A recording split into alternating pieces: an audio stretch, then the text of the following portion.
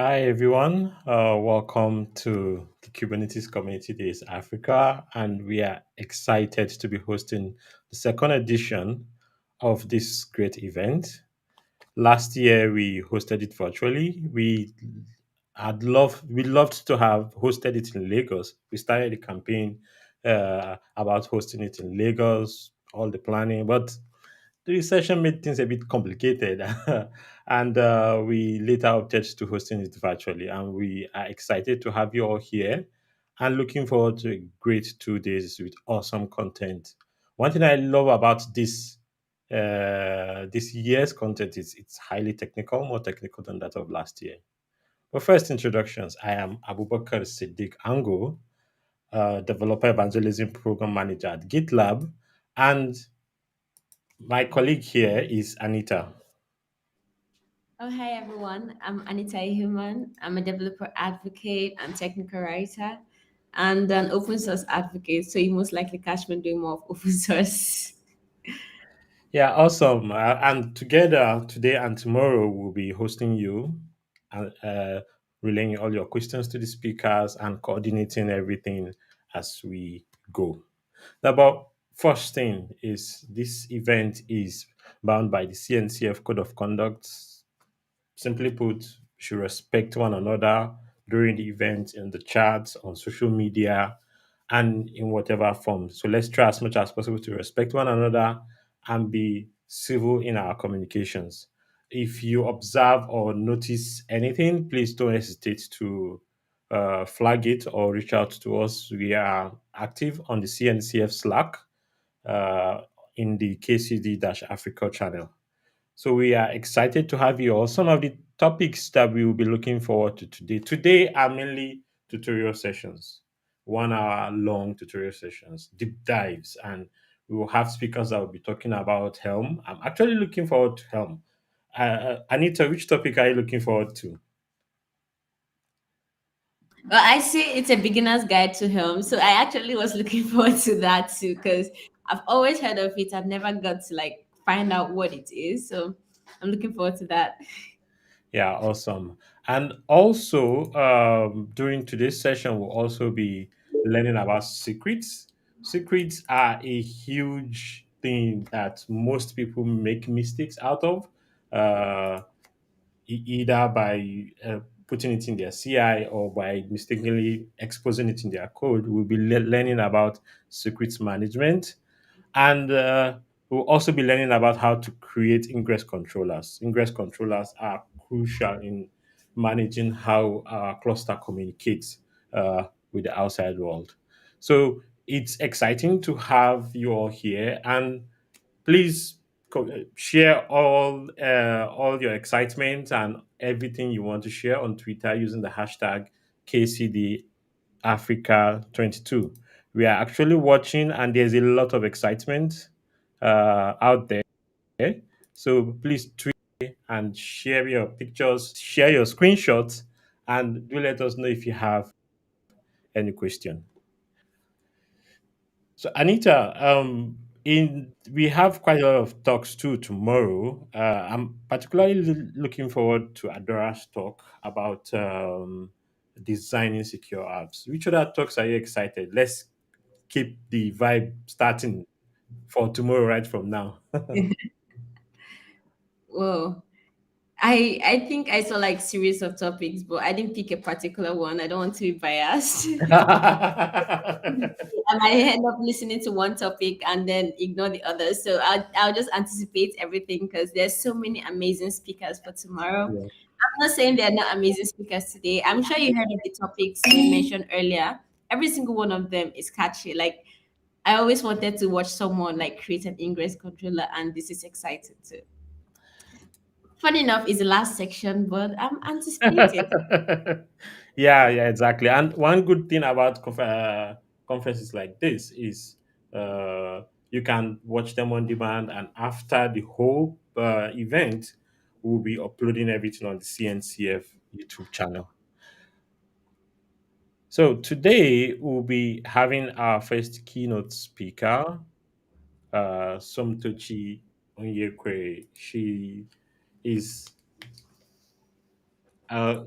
She works with WeaveWorks as a developer experience engineer and also contributes to the Kubernetes project. Hi, Somtochi.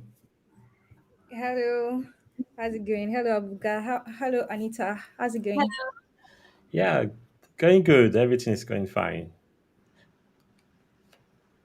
So yeah, I think Somtochi, you can take it away from here. Okay.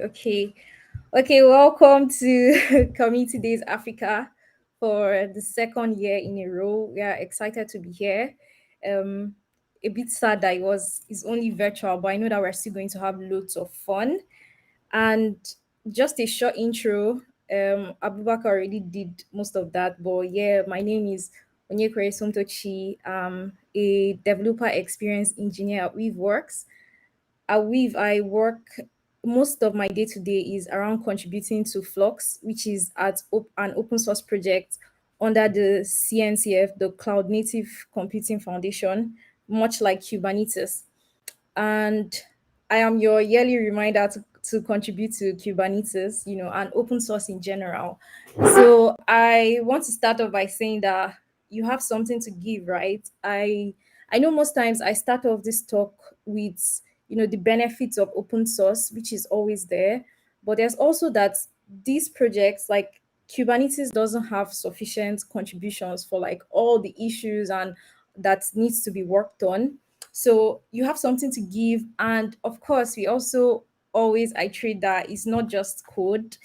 It could be docs. Kubernetes has a website, it's very it has a lot of articles. There's a lot of issues open on the GitHub repo. So if you're a technical writer, that's what you're into. There's a group, a special interest groups, which is what we call sort of focus groups in Kubernetes around docs. You can definitely join in and get started from there.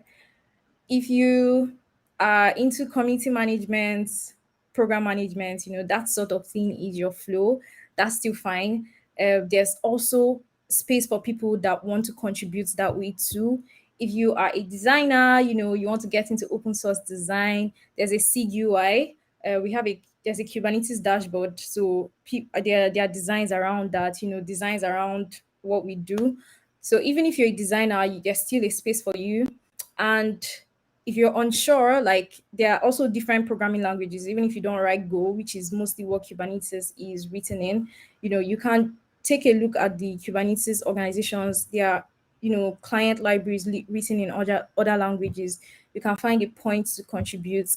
And I also wanted to zoom in and say, just get started. Like I was looking through my contributions to Kubernetes yesterday as I was trying to prepare the talk, and I saw that the sweater I'm wearing is a Kubernetes swag I got from contributing to the Kubernetes community repo, and I basically just updated a Zoom link. So you don't have to start with like this massive pull request. You could literally the Kubernetes repositories has a lot of good first issues, right? There are a lot of issues that are, low hanging fruits that they are trying to tag, make it easy for you to identify. So if you go on almost any repo, you probably find a good first issue that you could get started with that is not too complex. And if you just want to, you could just try out the Kubernetes community repo. There's actually like pretty easy tasks to pick up there. Like I literally just updated a stale Zoom link, and that was it. Like I was like, oh, my PR is merged. So, but of course, we don't just want you to, make these small contributions and go away. These contributions are sort of supposed to be a stepping stone for you to make more quality contributions. It's just to get you started, give you that small ginger, like, oh, we can do this, you get. So we understand that sometimes contributing to Kubernetes, a large project like Kubernetes, there are so many new moving parts, there are different repos, there's so many people, it can be challenging, it can be daunting, it can be like, oh my god, where am I going to get started with? Like even when I'm contributing to like any new project at all, it is like that. You just, like we said, pick a low hungry food, try. And of course you should know what Kubernetes is. You should at least have used Kubernetes, you can play around with it with a local kind cluster, Kubernetes running in Docker. So you could play around with it, have an idea of it. Also join the Slack channels, try and join some meetings, try and understand what's going on. Feel free, ask questions. Like so far, the Kubernetes community has been like really welcoming. They are really open to and nice to new contributors. There's a whole SIG around special interest groups. So there's a whole SIG around contributor experience, trying to make the experience better for people who are just coming into the community. So surely, like, you're definitely welcome. So of course, we when you start contributing, like, is network effects, right? Like the Kubernetes community grew massively because this person starts contributing and it's like, okay, you can start contributing, it's like MMM, but a much positive way. But what I'm trying to say is that you could literally be here like next year encouraging people to contribute too, because you got started. Like, yeah, so the main takeaway is to get started, right? And then build up from there. We don't just want you to maybe just join the Slack channel and not do anything, and or just make a docs contribution. Like, in as much as we encourage with the small contributions, we want you to keep up with it. We want you to build up from there. There's actually a part for contributors in Kubernetes. You join, you can be a contributor. From there, if you've made a couple of PRs, you become a member. You can become a SIG lead, you can become a reviewer, like you review PRs and you can approve. There's a step. The more you contribute, the more roles that you can be given within the community. So of course, there are companies, Google, Microsoft, large companies that are around Kubernetes. You get to work with those engineers, right? It doesn't matter where you're from. You get that world class experience that we're always talking about. You know, you learn in the open. There's obviously a value in that. There's, let's say you were just working on just your little project, push it to just your GitHub repo. Like, that's great. We obviously love side projects, but you don't get that much eyes on it, right? When you make a pull request to a repository as large as Kubernetes, you have people who are going to take a look at what you've done and say, okay, this is good, but maybe you should change it to this. You could they comment on your pull request and you make changes and you learn like that. And also, there are job opportunities around Kubernetes, and it's obviously a plus if you have contributed before. So this is very similar to the talk I did last year, but I also want to add on something that we recognize our role as people who are already in the community in encouraging people to contribute, right? We like last year, I feel like what we didn't do so well, I was reflecting on it, was that we didn't have like a follow-up plan for people who were going to get into, Africans particularly, who were going to get into contributing to Kubernetes. We sort of just made a talk, and this around contributing, brought people to share their experience contributing to, Kubernetes and open source in general. But there was little follow up, and that's part of what we're going to do better this year. We are trying to get a Slack channel, particularly for African devs, on the Kubernetes Slack. So, as soon as you join, you already have like a place where you probably know one or two familiar places and it's easier to ask for help. Like, I got a couple of DMs from people like, oh, what do I do?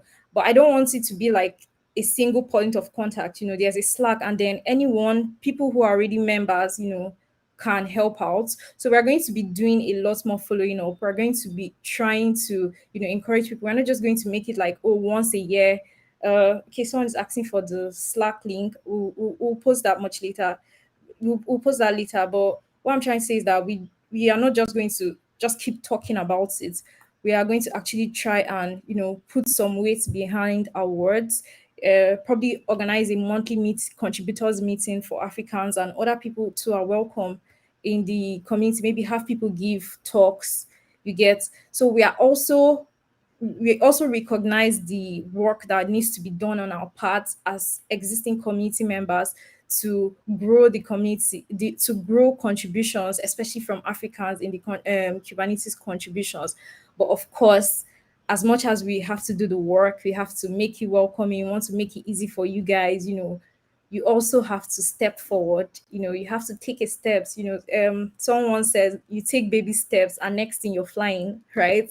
So yeah, you have to take that step. You know, join the Slack. Please join the Slack channel. Once the join the Kubernetes Slack. If we have a particular Slack for Africans, if that gets created, we are following it up. We would, you know, we will alert you guys. So basically, we want to be able to track people who are coming in from this conference or any other, conference community efforts that we're having.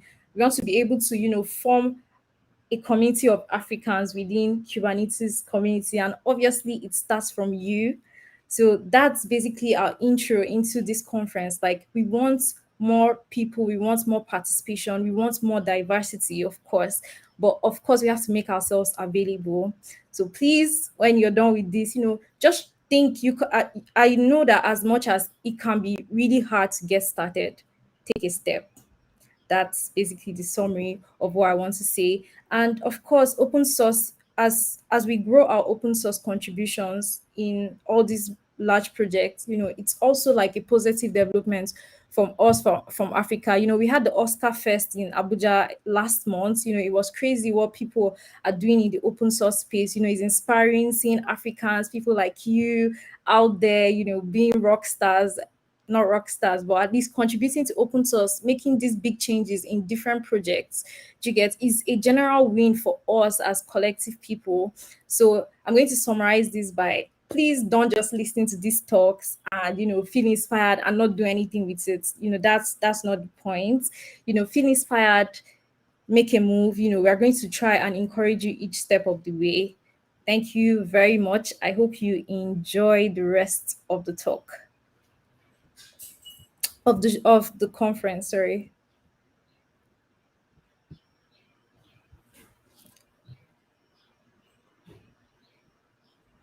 I think you're muted. Okay. His audio seems to be out. Yeah.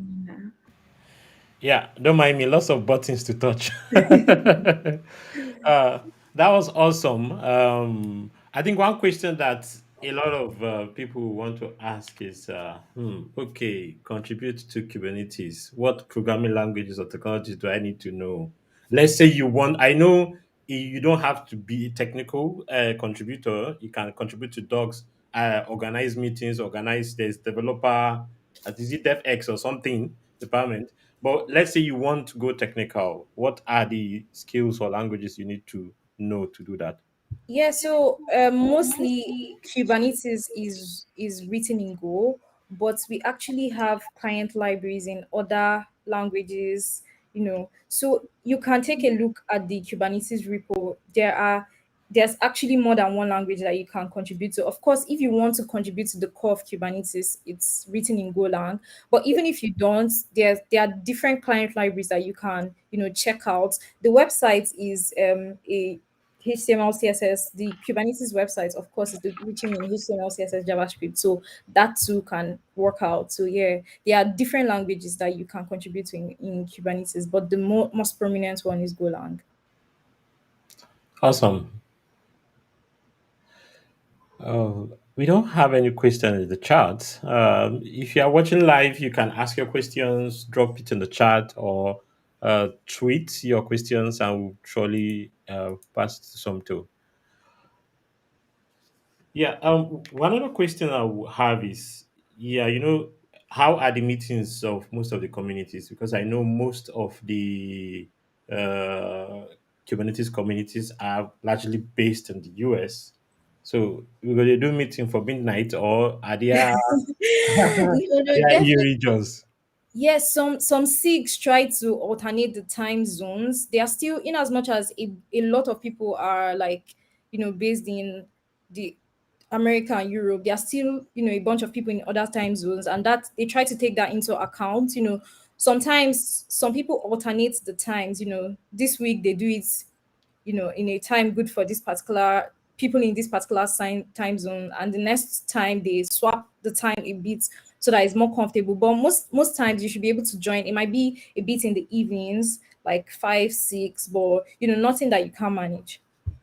Yeah, awesome. I think we also have a contribution from Sayam Patek. He said Golang, but not limited to it. I guess he's referring Yes, to the yes. language in the cloud Kubernetes. Yeah, Rust that's also right. has a presence. Java, etc. are also there. Thank you very much, Okay, Sayam. I see a question. Can I contribute using Terraform? Terraform is sort of an infrastructure as code as a service tool used for spinning off infrastructure. I haven't seen any repository with just Terraform. Terraform is basically like you're trying to build infrastructure. So yeah, no, I'm not sure you can contribute through Terraform through using Terraform. You can probably make some docs around spinning up Kubernetes clusters using Terraform. Yeah, but I haven't really looked it into it, but I don't think so. But you can definitely build up from there, right? If you're using Terraform already, that means you have some knowledge about infrastructure, and using it up. Are there any meetups or communities in Southern Africa? It seems like most of this stuff happens. Okay, yeah, Kubernetes Community Days Africa is for the whole of Africa. I know the in-person meetup was supposed to happen in Lagos, but it actually covers the whole of Africa. And of course, if you feel like there's no community where you are, you can always reach out and try to get one started. It's always it starts with one person, right? So yeah, I think I'm over time. So thank you. Yeah, and we are actually looking forward to hosting in multiple countries. Maybe we try Lagos again next time, or we try Cape Town, Accra, etc. We'll be going all over the continent. At least we'll get to know our brothers and sisters that are all over the continent.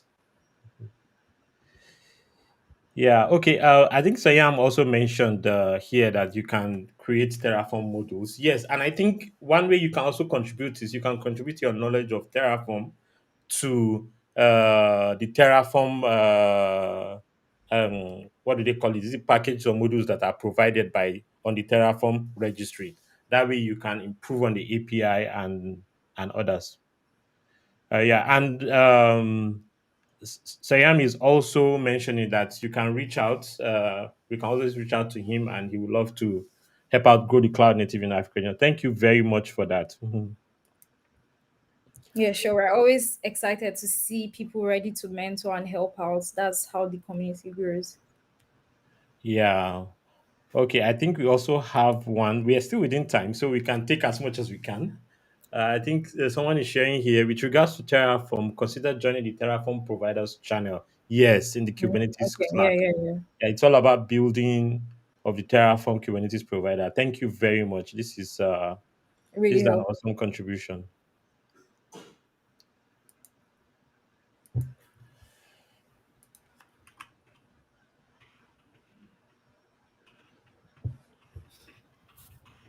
Okay, awesome. I think we can let some to go. Thank you very much for joining. All right. And Thank you for having me. yeah, so while we wait for the next speaker to get prepared and join us, we can um, collaborate more with some of the questions being asked by the community. I think Nuruddin just asked, are there training sessions for beginners? Yeah, I think most of the content we tried to put out today were largely geared towards hands-on sessions so that people will be able to learn more about those topics instead of just within 25 minutes to 30 minutes. And I know there are other plans. A member of the community, Laria, is working on a project about teaching people Kubernetes.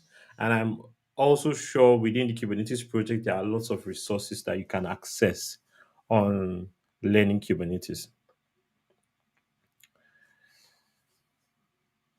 It's awesome. Um, keep the conversation going. We love the conversation that is happening on Twitter. I think there are a couple of check the KCD Africa 22 hashtag. You'll be able to see a lot of conversations happening and resources being shared on Twitter.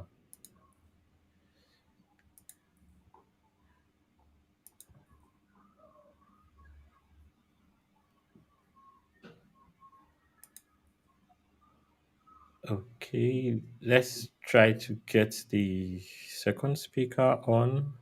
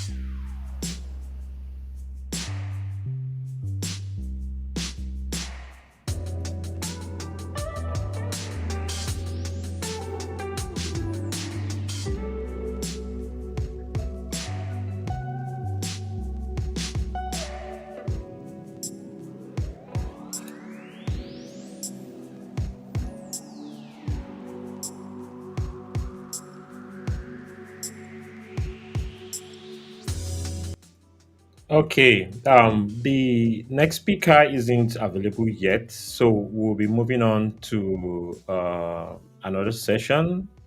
It's recorded, so thankfully it's recorded, so we'll be able to swap the sessions and kickstart with that.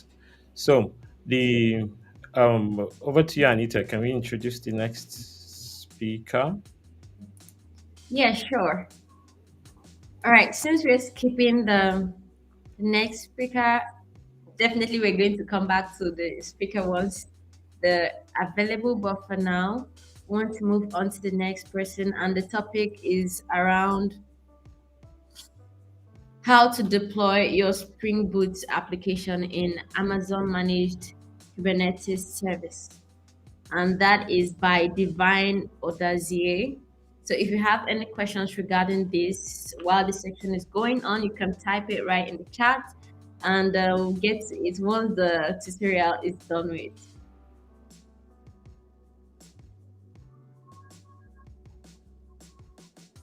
In this session will be first you create a Spring Boot application, then you Dockerize.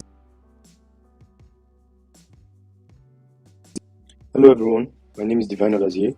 I'm a developer advocate and technical writer, and also an AWS community builder for containers. So today you learn how to deploy your Spring Boot application in Amazon Managed Kubernetes Service, also known as EKS. The steps you follow in this particular session will be first you create a Spring Boot application, then you Dockerize the Spring Boot application. After Dockerizing the Spring Boot application, in order to understand how Kubernetes works before we move on to EKS, we'll deploy the Spring Dockerized image locally on Minikube, which is a one-node Kubernetes cluster. Then, in order to use the application on EKS, we'll push the Dockerized image to Amazon Elastic Container Registry. Then next, we'll create a Kubernetes cluster on EKS. And after that, we'll deploy the application from the Elastic Container Registry to the Kubernetes cluster. And finally, we'll enable access to the application via an external IP address EKS will provide. Before to properly follow through, you need to have Docker installed on your machine. An IDE. For this, I'll be using the IntelliJ IDE, and you need to have some understanding of Kubernetes, as we'll not go in depth to some aspects of this of this session. Then you need to have Minikube installed on your machine. I'll cover how you can install Minikube in this slide. Then you need to have an AWS account. Then also create a user with admin access on AWS IAM. AWS, you also need to have AWS CLI installed on your machine and kubectl in order to communicate with the Kubernetes cluster you create locally and also on Amazon EKS. So before we start, let's overview some of the major tools we'll use in this session. So first, we use Spring Boot. Spring Boot is a Java-based framework for building Spring-powered applications, production-grade applications and services with absolutely minimal force. And how you can do that is because Spring Boot has abstracted so much configuration that ideally you do with Spring. And also the opinionated approach makes you do stuff in a specific way. And it gives you production-ready features like metrics, health checks, external configuration, and has an embedded Tomcat server and abstracts the need for XML configuration that normally you do in Spring. With Spring Boot's flexible packaging options, packaging into jar files, WAR files, packaging an application into a container image, you can deploy your application on basically anywhere, right? You can deploy on cloud platforms, virtual machines, real machines, and in this session, as the title says, we'll package into a container image and deploy on AWS ECR, then AWS EKS, Amazon Managed Kubernetes Service. The next, Minikube. Basically, in a production cluster, there will be multiple master and worker nodes, right, across several physical and virtual machines, and doing that require a lot of system resources, CPU resources, storage resources, which is not possible when working with Kubernetes on your local machine. So Minikube abstracts all that and gives you all the master and node processes on one single cluster. So that's why I said earlier, a one node Kubernetes cluster on your machine, on your Mac OS, your Linux, and your Windows machine.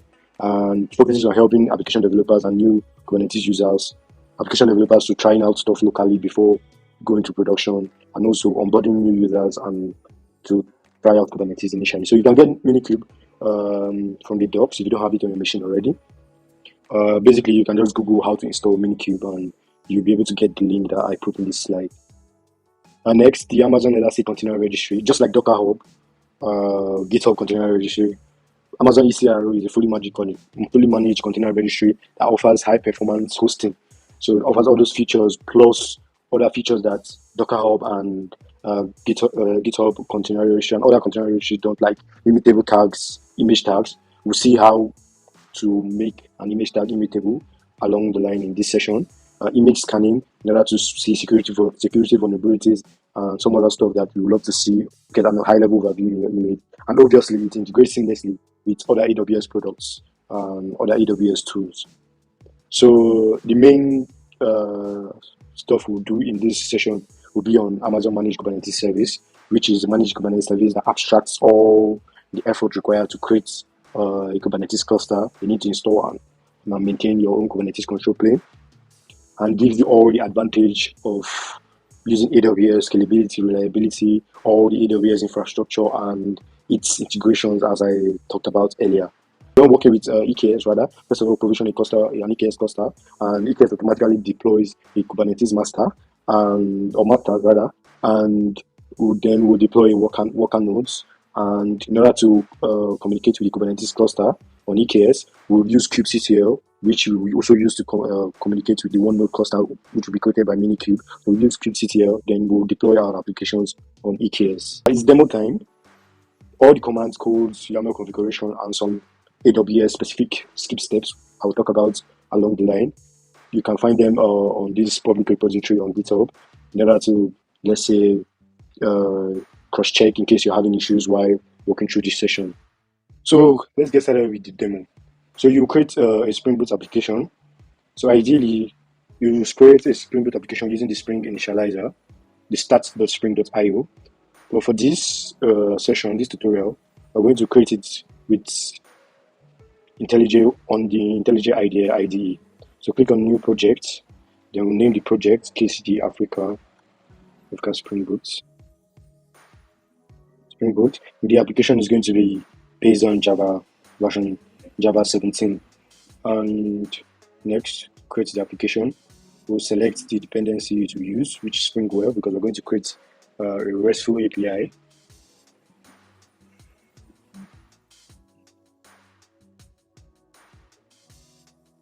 Just wait for some time.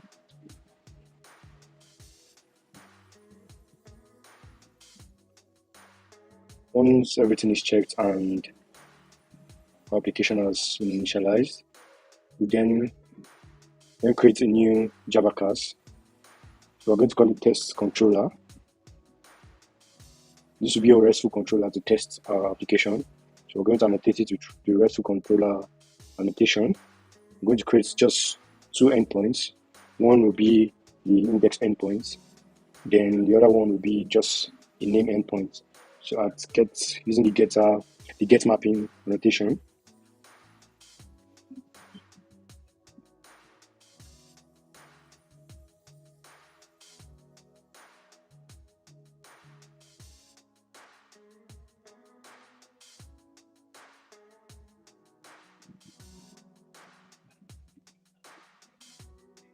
then we'll return h1 h1 header hello world, which is what most programming demos use.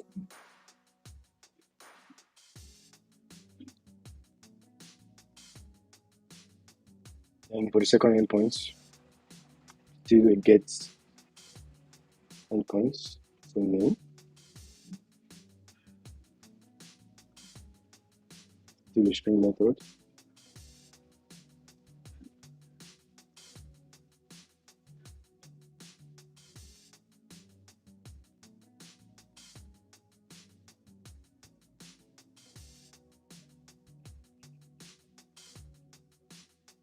So I'm just telling this to print out my name is defined other day.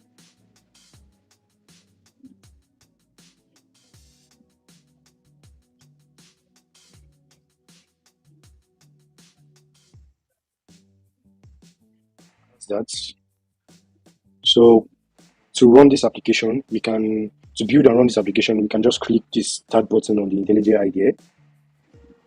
IDE, or on the terminal using Maven wrapper. So this command nvan install,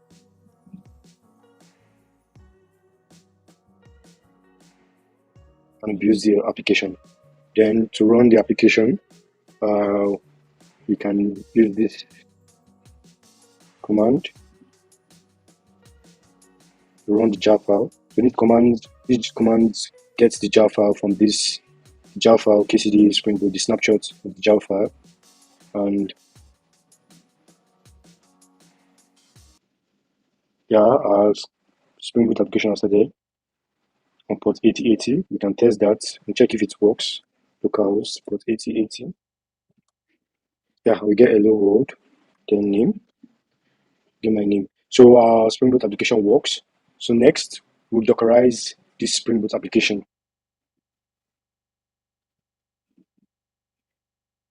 And just terminate this, Control+C. Let me use the terminal on my machine.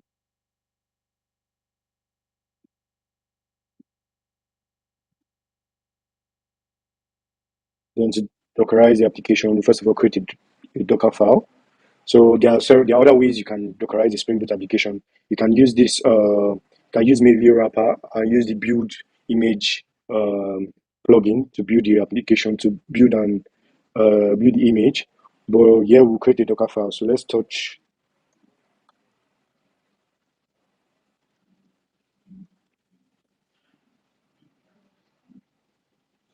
Then we can use the VI editor, or let's just write the Docker file IntelliJ. So from the application, as I said earlier, uses OpenJDK 17. So from the base image, from where the Spring Boot, our application image will be built, then copy. I'm going to copy targets. Then I'm going to copy the jar file into the container. So here I'm just copying the path, the file name, to the file name. Then we're going to write the entry point. So basically, this is where our application starts. After when it's run,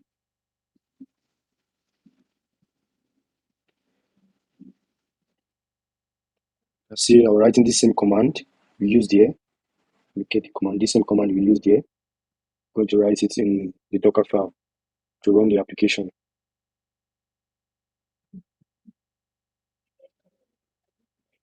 And expose the port 8080. When that is done, you can now build the image. So you can now build the image using Docker.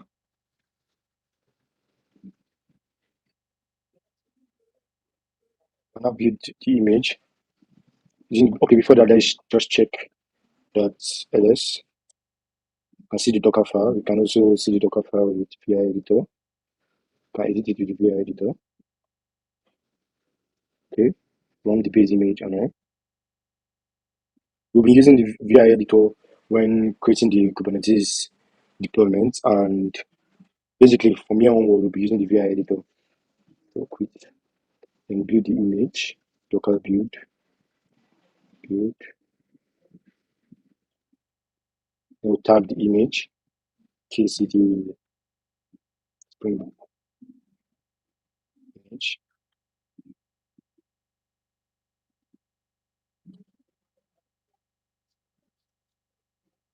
Okay.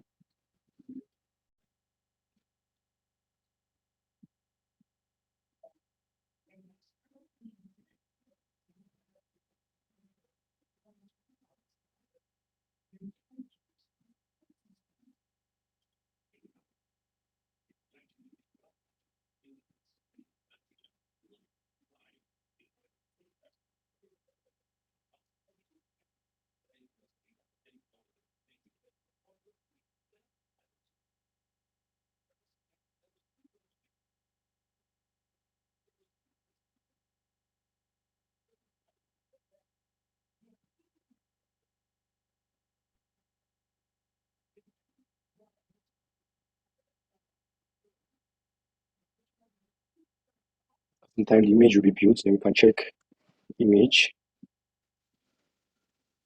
You can see Spring Boot image. Then to test the image runs, we can run. I'm going to tell Docker the ports we want our image to run, and taking from the ports the image we expose from the application. Then the image name, KCD. And okay,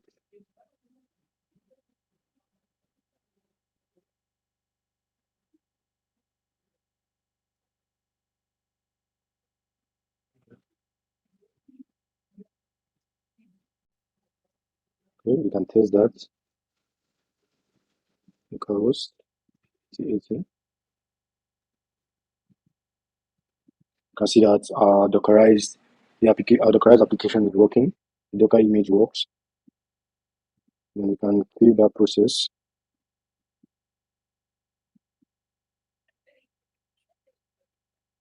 Next, we'll deploy this particular image onto Minikube. In order to use Minikube, we have to make sure Minikube is up and running. So basically, Minikube starts.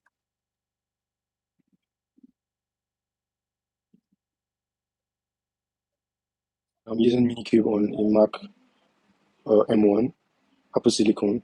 So I don't think you get the same outputs on Linux and on Windows. So for us to deploy that particular image, right, ideally, we have to deploy the image onto a container registry. So maybe Docker Hub, as we see in this demo, we're going to be using Amazon ECR.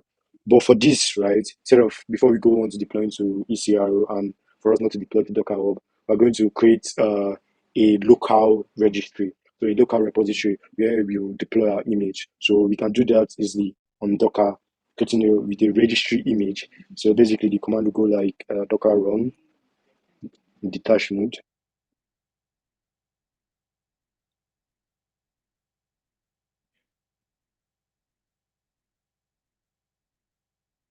It tells you start always. for registry to restart always. Name, registry image.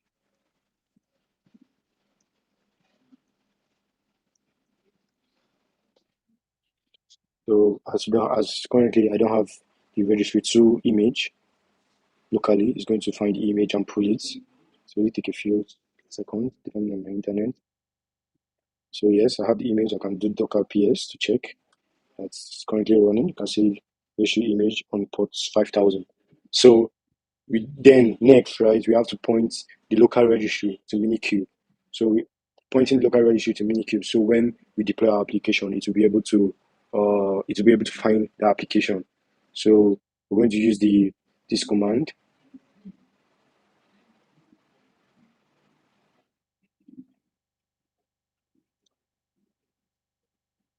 Now after pointing Minikube to the local registry you created, you then need to check if the point works. You'll notice that now you're seeing all the images in Minikube are no longer images on this particular session. You're showing images in Minikube and not images on your normal Docker environment. So if you check here on the terminal of the Spring Boot application images, you see different, it's not the same as this, right? So because of this, you need to rebuild the image. So you can do that with Docker build targets KCD Spring Boot image T and build the image. So I've already done that, like you can see here above. So next you need to tag this image that has been built. You need to tag this image that has been built to point to be able to push the image to the local registry. You need to tag it with the to explain this better. So when you want to push images to Docker, right, to Docker Hub rather, you push images, you target the images. Let's say this is the image, you target KCD Spring Boot image. You target with your username. So this is my username of my Docker account.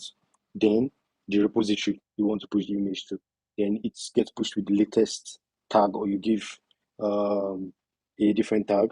So now, but for this local registry, using the tag, in order to, we'll have to tag the registry with localhost 5000. So if you remember, registry is on port 5000. So this is where the registry is, 5000. Then the tag of the registry. So if you remember, I said for Docker Hub is the username and the username of your Docker account, Docker Hub account, then the repository name. But for this, we'll use the port name, localhost 5000, which is the port the registry is currently listing on, then the repository name, and which will give it the latest tag. So the repository name we'll use for this, we can use the same repository name. We'll see in when we are using Amazon ECR, we'll see how we do that using when we tag. You see when we tag the image with a copy with the repository URI. So when we get to that, you better understand what I'm saying. So tag the image, then the image has been tagged, then you can view it with Docker images. Then you can see, then we can now push this particular image in the repository with the latest tag. Docker push.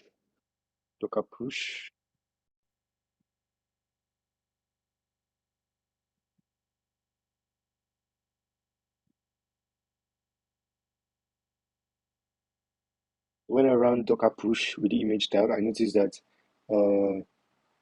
it refused to connect, and this was because, if you notice, I explained we pointed Minikube to the local registry, so it kind of deleted the image. This didn't happen before, so I had to recreate the image, and it's currently running. So let's try to push it again. Okay, it's pushing now.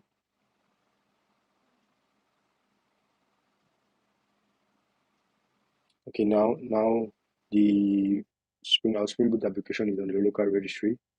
Next, we need to create a deployment, a Kubernetes deployment. So to do that, we'll create a deployment via the command line, the terminal, without having to create a YAML file. We'll use the dry run client flag, which will create the entire YAML manifest template. So let's see how to do that. kubectl, create deployment, and give it a name, KCD Africa demo. Then the image will be localhost.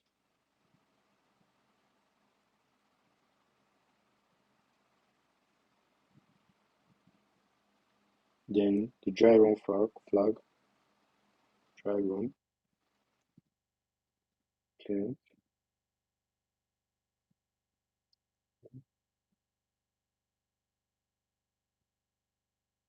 And name the file deployments.yaml. So now we've created our deployment file. We also want to put the service in the same file. So to do that, echo write the YAML configuration to divide the file into two.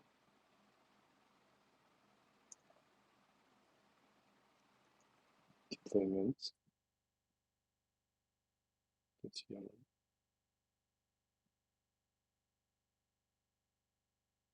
Then we create the service, same way we created the deployment. Keeps it here. So I'll drop copy the command.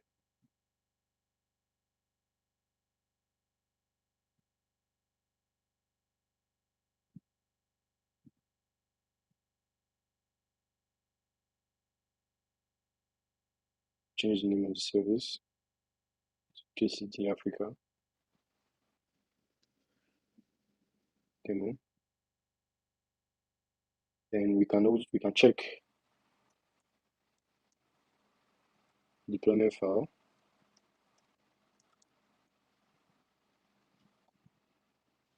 See that the service was created with target port 8080 and deployment was created with the Docker image in our local registry. So now we can apply this deployment, and to do that, kubectl apply deployment YAML.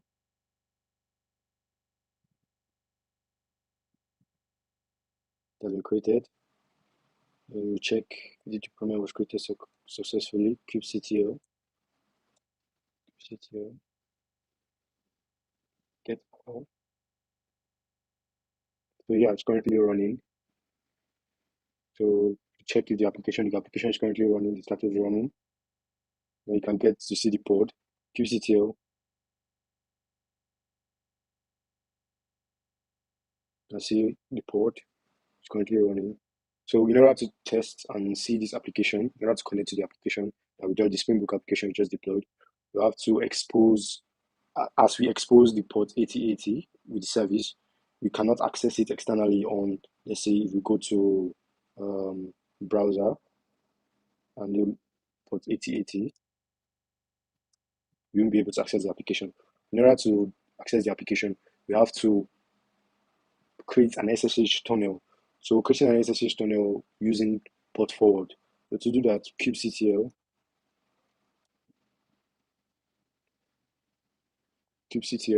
port forward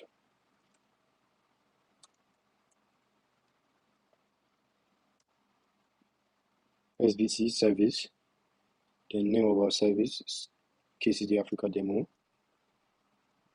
then the ports our service is currently listening to, and the port we want to listen to on our local machine. Then if you open the browser, you're able to see the application has been successfully deployed on Kubernetes and Minikube. Next, we'll deploy the application. We'll push the image that we created to Amazon Elastic Container Registry, which we'll now use to deploy the application on Amazon EKS. Before you can push your container image to Amazon ECR, you need to make sure that you have AWS CLI installed on your terminal. So if you write the command AWS CLI, if you don't get any response similar to this, then you have to install AWS CLI.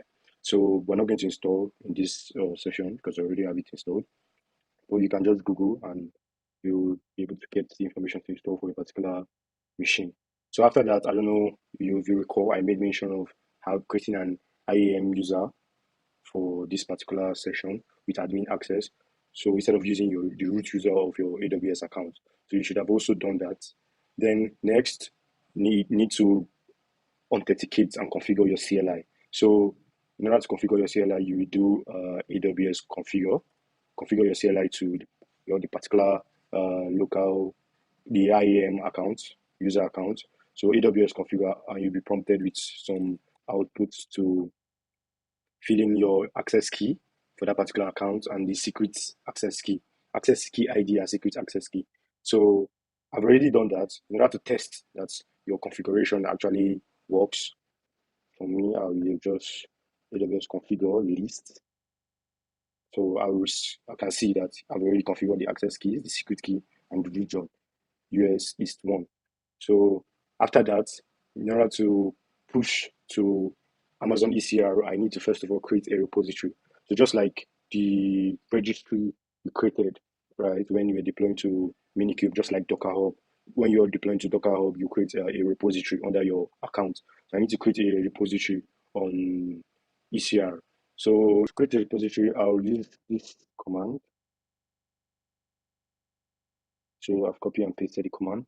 So to explain the command, so yes, use the AWS CLI and ECR and create repository and the flags repository name. So this I copied this command. So let me edit the repository name. So KCD Africa, got demo repository, demo repo. Then you remember when I talked about the relevant security features that AWS offers that some other container registry don't offer, like image tag immutability. So yeah, we're telling ECR to make the image tag immutable. So when we create the image under our repository and when we push the image to the repository, that particular version of the image, the tag, if it's latest, it will be unchangeable. That's what immutable means. If it's a test, whatever we name it as, we'll get to see that. And also image scanning configuration, scan on push. So this now tells ECR to scan, like I made mention of this about the security features of ECR, to scan the image for any security vulnerabilities. So click enter to create the repository. Then you should receive a JSON. Once you run the command, you should receive a JSON output of JSON objects like response of the repository ID, name, the repository URI, and it is created. So in order to check that this repository was actually created, you can just go to your AWS account, ECR account, you log in. So I already have a demo repository, so I refresh. Once I refresh, I can see KCD Africa demo repository has been created. The repository URI. Then if you check in the repository, you see there's no image. So next, we're going to push our image to this particular repository. Before you can push the image to this particular to the repository, to this repository, first of all, need to log in to the repository. So we'll do that by, okay, first I'll copy the repository URI. Okay. Then get the temporal token and pass it through the ECR API to login.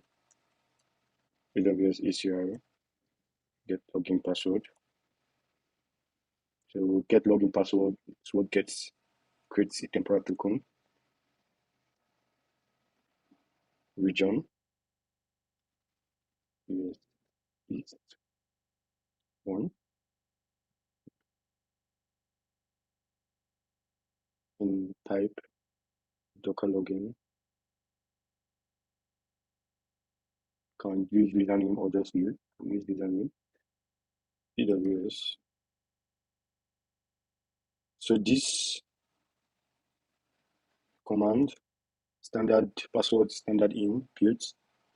This flag rather is what gets the the value or the password that is generated by the ECR API, the login password, to the particular region where your repository is. Then we now add the repository URI that we copied. So yes, then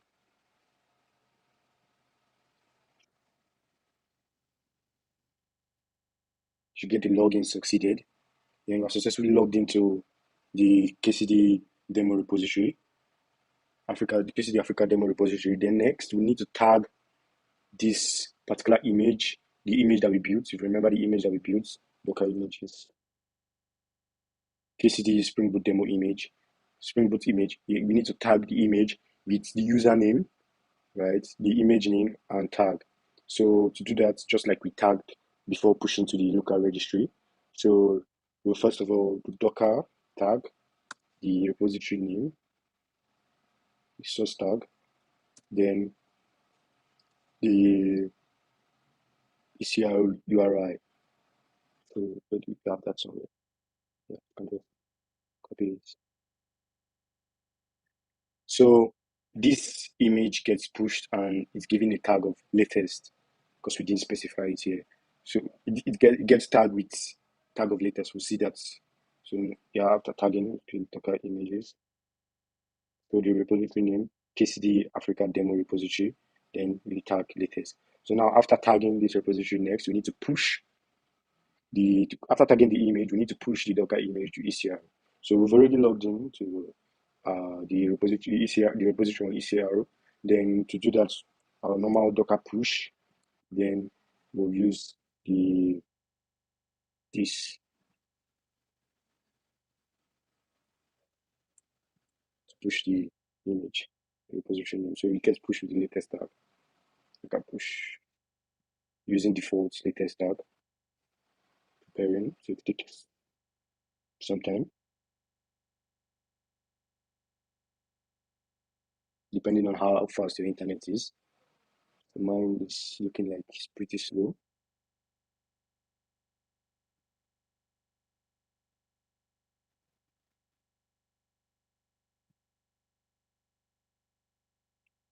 So that really took some time. It's a good thing I'm recording this session. Yeah, so my image has been pushed to the demo repository. Go to the Africa demo repository so I can check. Now see the image. You can see all the details of the image. Next, you then work with EKS to deploy the application.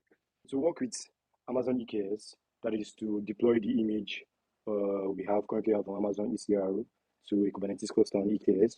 We need the Amazon EKS CLI tool. So I currently have the CLI tool installed. So let me show you that with the command EKS CTL version.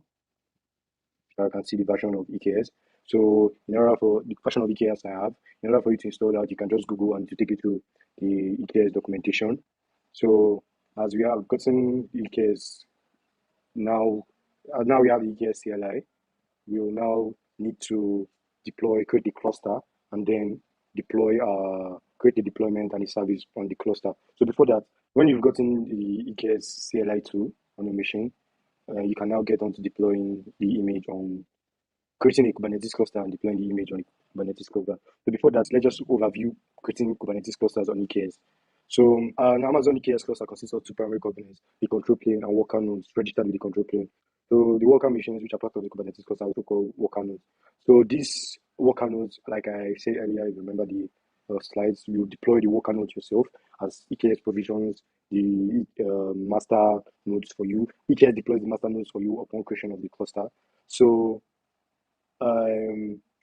next, before we can do that, there are some other considerations that are, let's say, somewhat peculiar to Amazon EKS. So what you need to consider when using Amazon EKS. So we have VP, Virtual Private Cloud consideration, security group consideration. So to launch and configure an EKS cluster, you need to specify subnets for VPC subnets, Virtual Private Cloud subnets required for the cluster to be hosted in. And now, right, you can create a private subnet, you can create a public subnet. In this particular section, we'll create a private subnet, and we'll use a private subnet, and yeah, this is to maintain high availability, and we are required to put at least 2 availability zones. We'll see how to do that. Also, some security considerations. when the worker nodes are deployed, right?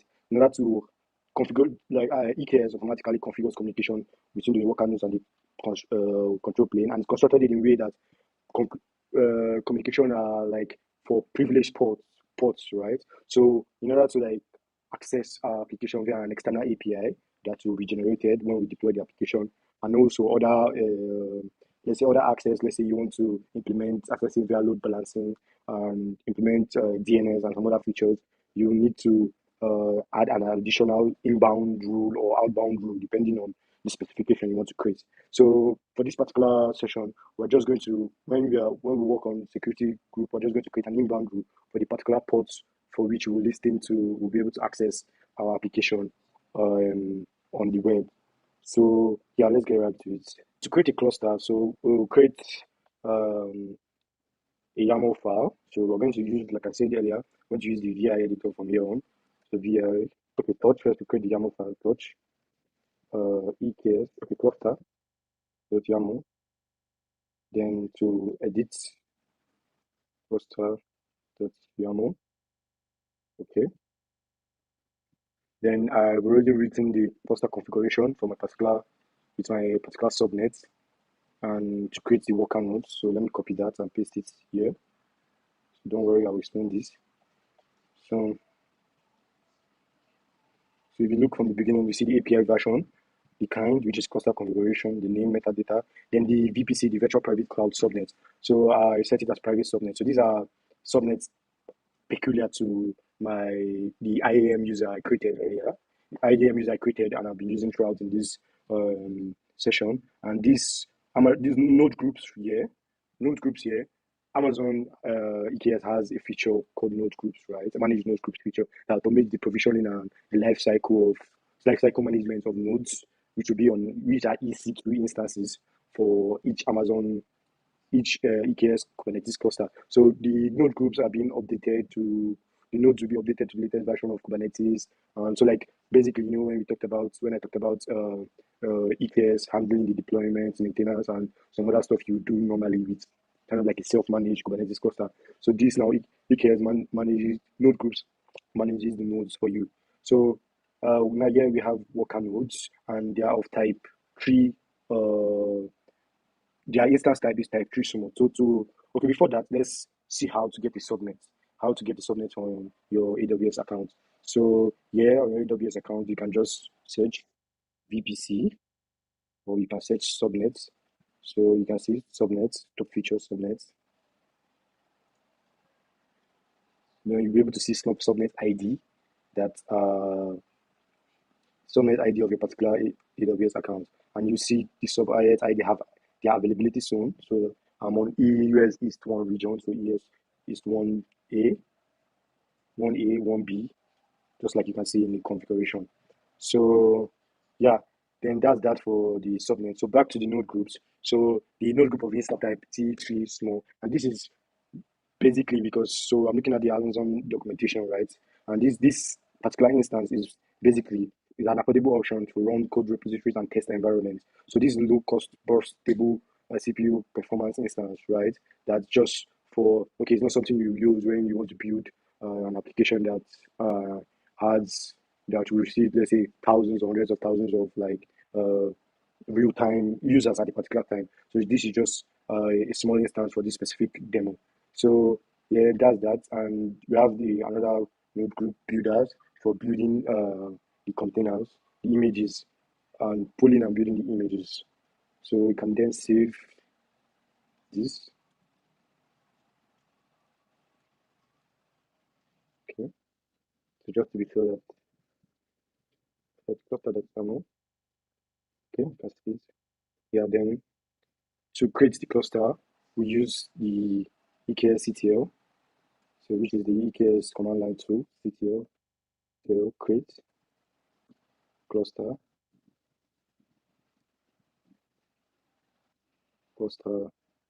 YAML. So it's currently creating using the version, creating a cluster in a particular region. So this will take some time. To create and deploy the worker nodes. So I'll see you when it's done. So that really took a while. So we can see that the cluster has been created in the KCD Africa cluster has been created in the UE1 region and is ready. And also on the AWS console, EKS, you can see that the cluster is ready. So if you click on it, see nothing as there's no resource yet. Okay, not okay. There are resources here, the ideal Kubernetes resources, and the nodes have been deployed. You can see them here. Nodes with the T3 instance, T3 small instance. Then also, right? So if you remember at this step, say when working with, let me make this bigger. When working with EKS, connect to EKS, right? So we'll skip that step because EKS, the EKS CLI tool has already done that for us. So when you look through here, you see saved kube config configuration as, so it has saved it in my kube configuration file. So, and all the resources have been created. So I don't need now, if I use kubectl and let's say run kubectl get service, as you see, taking a while, I would see the cluster IP, right? So this is the Kubernetes cluster, the service, the default service in the Kubernetes cluster on EKS. So next, you can also run kubectl to get like a wider view of pod, kubectl, and get pods, or namespaces, namespaces, is wide. Okay, so we can see all the nodes and kube system and all the defaults running, all are currently running. So our cluster is fine. Then next, we need to create the deployment. After the cluster has been created, it's time for us to create the deployment to deploy our image. So as we did for the cluster YAML file, I'll create a new file, EKS deployment. I don't know why I'm always making mistake with spelling of touch. So EKS touch EKS deployment .yaml. Okay, then open the file in VS editor, EKS deployment. Okay, then so I've already written down the configuration, the YAML configuration. I'll just copy it and explain. So yeah, the of kind deployment, the API version. So the name KCD Africa demo deployment, KCD Africa demo deployment. It will create two replica sets, right? Two replicas. So when we create this deployment, when we apply this deployment, it will create two pods and the name and the container. This is the name of the container. And if you see here, I left a placeholder for image URI. So we'll get the URI of this specific image we deployed on the latest specific image tag we deployed on EKS. So if you have like, if you deployed newer versions of your image, right, you can change the image tag. So let's get the ECR image URLs. Let's see on this. So we have the, yeah, you can see the image. We can see here, copy image URI. So image URI has been copied. You come. So I'm using the VI editor here because I've been using the VI editor mostly because it's what you use as a DevOps engineer. But you can use Nano to create an editor file. You can also use the text editor, depends on what you like. So yeah, so this is the URI. So this is our demo, the demo repository on the ECRO, the demo repository we created, and this is the image tag. So it gets the latest image, this particular image. I need to build to create the deployment on this with this image. Then I think that's be that. Then we'll save this file. Okay. Then okay, to make sure that it was saved, EKS deployment.yaml. So we can see. And also I forgot to mention the port is listening to. So the container port is listening. Remember when we created the container, we exposed port 8080. So it will be listening on port 8080. So yeah, when the image is running, it's the running image is the container. So yeah, then you need to apply this deployment. So kubectl, apply, case deployment, case deployment, the name of the file, Okay. The deployment of YAML. Okay. The deployment has been created successfully. Then we can check with kubectl get deployments. Yeah, the deployment has been created. I made mention of the replica, so 2 pods have been created and they're currently running. Then next, we need to expose our deployment to other members, right? Other members in the cluster with the node pod service. So to create the service, use kubectl. Okay, we first create the file to touch. Making the mistake and touch again. Touch EKS service dot YAML. Then via editor to edit it all. Okay, service. Okay. Then like other files we created already have the configuration, demo configuration. So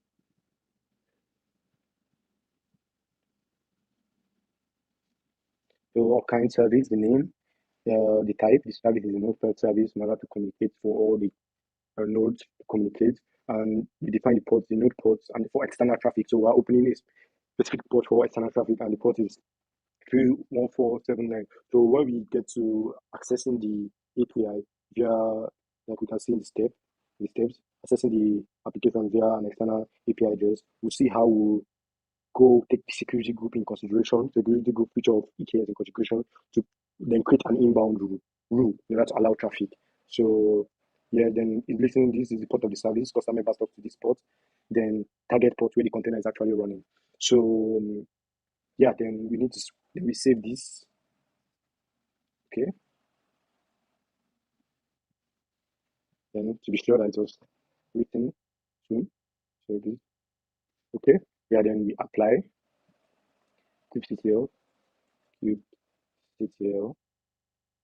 apply feks service dot YAML. Yeah, service dot YAML. Then yeah, the service has been created. And let's hope that everything works fine. And let's get wide view of the pod using kubectl get pods all wide. So the pods are running.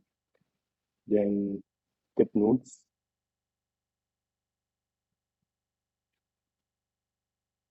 So currently all nodes are ready. And now we can talk. We can access our application via one of these IP addresses, these external IP addresses. So to do that, can note the IP address down. So to do that, we need to create a rule, an inbound rule in the security group. Let's create an inbound rule in the security group. So let's set security group. So here we're looking for the security group that is specific. Oh, we already have it here. So I've already created the security group.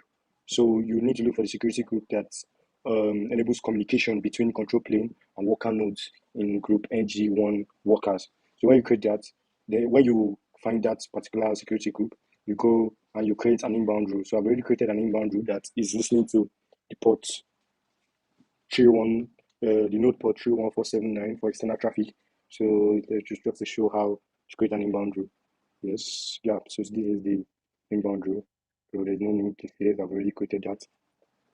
So now you can actually access your application from anywhere, from any browser with the IP address. Sorry about that. The IP address, so you can access the application. Let's copy this IP address and ports 31479. Oh, I added it as a Google search. Port 31479. Oh, sorry, I wrote 315.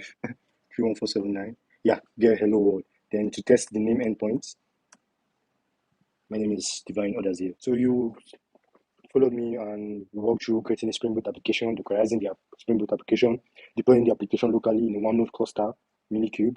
Also, we pushed the Dockerized image of the application to Amazon Elastic Container Registry, created the Kubernetes cluster on EKS, and deployed the application on the Kubernetes cluster. And finally, using the EKS feature, we're able to access the application with an external IP address. So that's that. Thank you for listening to this session and for following along. You can follow me on Twitter. This is my at Twitter, Divine Odazie, underscore Odazie. And Divine Odazie is also my name on LinkedIn. I hope you enjoyed this session. And all this was recorded. I don't know if you noticed. So I'll be live in case you have any question, and I'll be live to answer all your questions regarding this particular session. Thank you, and I hope now you know how to deploy your Spring Boot application in Amazon Managed Kubernetes service. Yeah, do enjoy the rest of the KCD Africa 2022.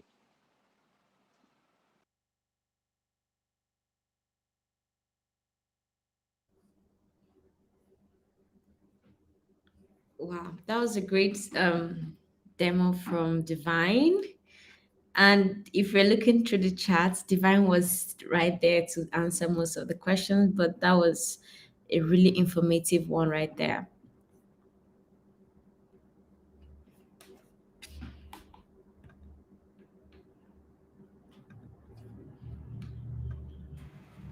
Awesome. Let's okay. While we wait for, let's wait for Divine to join the backstage. Back, I think he was in the backstage before he dropped off, so he could answer some other questions live.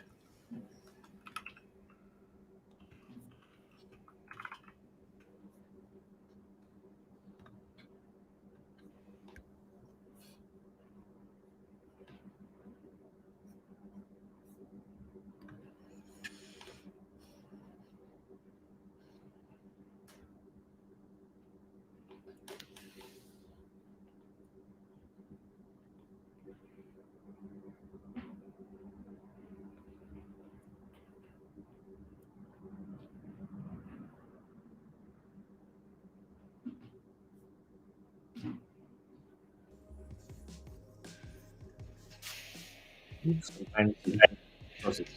Let's try to get the speaker back on.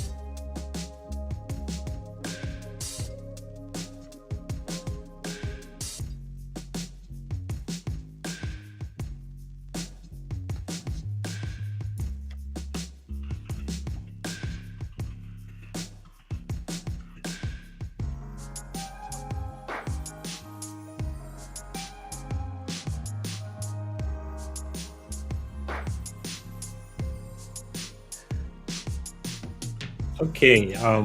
I think there was a question earlier about introducing ourselves. I think with tutorial sessions, it can be long before we come back online, and most of the introductions might have been missed. So, um, I am Abubakar Siddiq Ango, Developer Evangelism Program Manager at GitLab. Basically, I do program management for DevRel.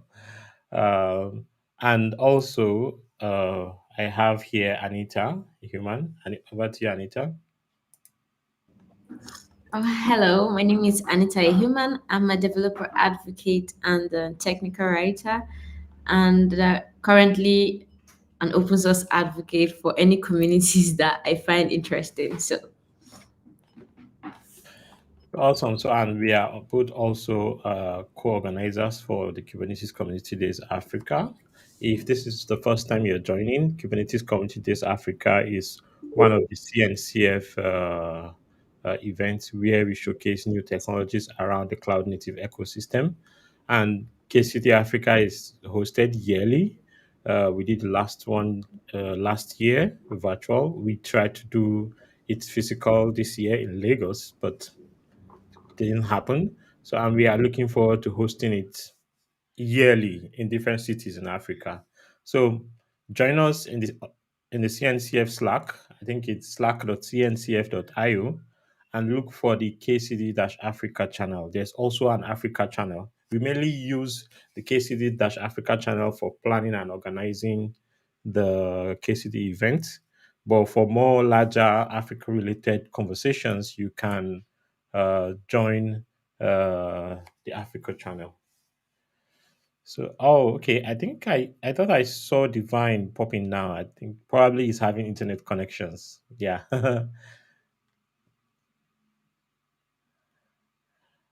Okay. So we still have some time within Divine's slot. So let's give him a few minutes while he joins. Oh, I think he's here. So let's put him on. Can you guys hear me? Yes, we can hear you clearly. Sorry. Welcome. Yeah, no, no worries. Internet happens to everyone. It's like Yeah. if it doesn't happen, we have to do a special sacrifice to the gods for maintaining the internet. Demo gods. Yeah. Oh, okay. Yeah, welcome. Yeah. So do I need to introduce myself? Yeah, if you can give us more introductions or any more context around the talk that you might have remembered after after the record or based Yeah. on your Yeah. conversations with people in chat. Okay, so like it's something I figured out, right, or noticed, right, that was new to me. So regarding the M1 chipset, so initially when I built the Docker image and it was on the ARM 64 architecture, when I pushed the image to ECRO, when after applying the deployment, like was stuck for like 5 hours trying to resolve because the image was not like building, it was not running. So like I noticed that like I then remembered, wow, I'm using the M1 chipset and my nodes are based on AMD 64. So I had to like set up a the VM with Colima, which is a container runtime for Lima Linux on Mac OS. And then after I did that, I had to then build the image on the VM to be on AMD 64 before pushing it to ECR. And then, so like it was just the M1 chip has just been like making my life a lot harder as doing DevOps stuff. So yeah, I think that's what I did. I kind of covered it, but I had to like remove it in order to make the the talk a little bit to meet the time slots. Yeah.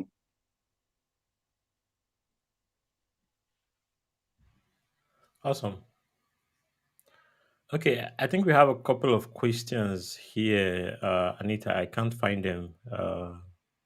Can you?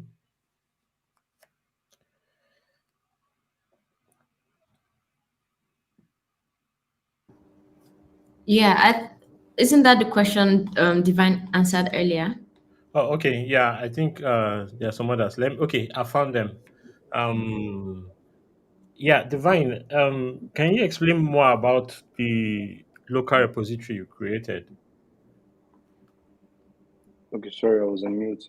Okay, so the local repository I created is just like it's not something you do in a production environment, right? It's just for testing purpose. So it's just instead of like the demo, I had to focus on ECR Amazon instead of pushing to um, Docker Hub. So in order to just make things faster, I use the repository registry image. The registry image, an image on Docker Hub, and I use the image to create a local repository for that particular session. So and pushed the my Docker image into the repository in order to use it on Minikube. So yeah. That's awesome. Um, okay, we have a question in the chat here. It says, "Why do you use?" Okay, did you not use? Okay, why did you not use Kubernetes? Okay, I think he asked the question and corrected it. Why did you not use Kubernetes? Yes. Kind of confused. I used Kubernetes. I created a Kubernetes cluster So I don't know if I can see his question. Okay, it's in the YouTube chat. Emmanuel Oswal Lale, sorry if I didn't pronounce your name correctly. If you can ask again or rephrase the question.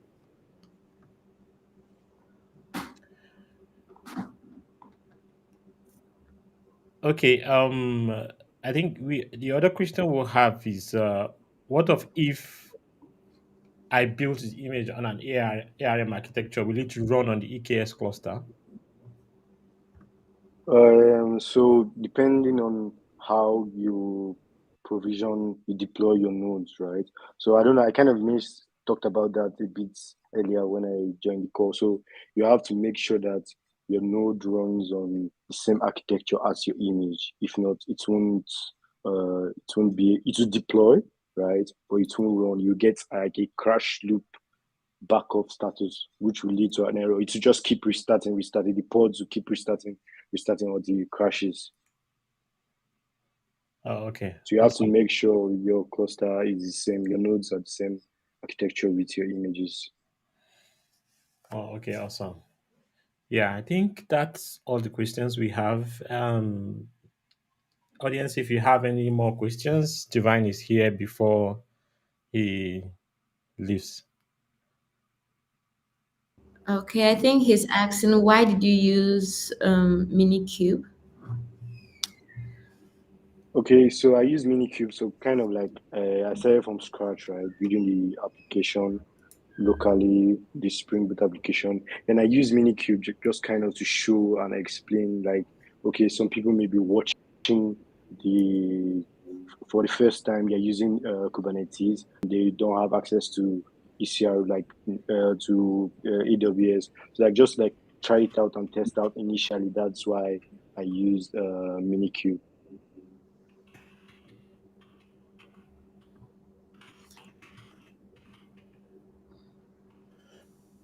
Okay, Okay. well, Emmanuel, I hope that answers your question. Although Emmanuel says he understands you now because of Lima. Okay, yeah, I think he's talking about the ARM issue, the architecture issue. Great.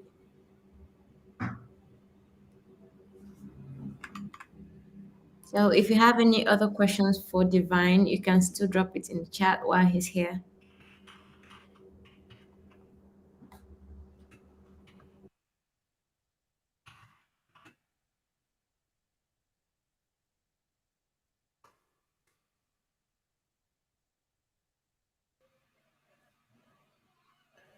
Okay, I think we don't have any more questions. Thank you very much, Divine. And we look forward to seeing more of your contributions in the KCD ecosystem.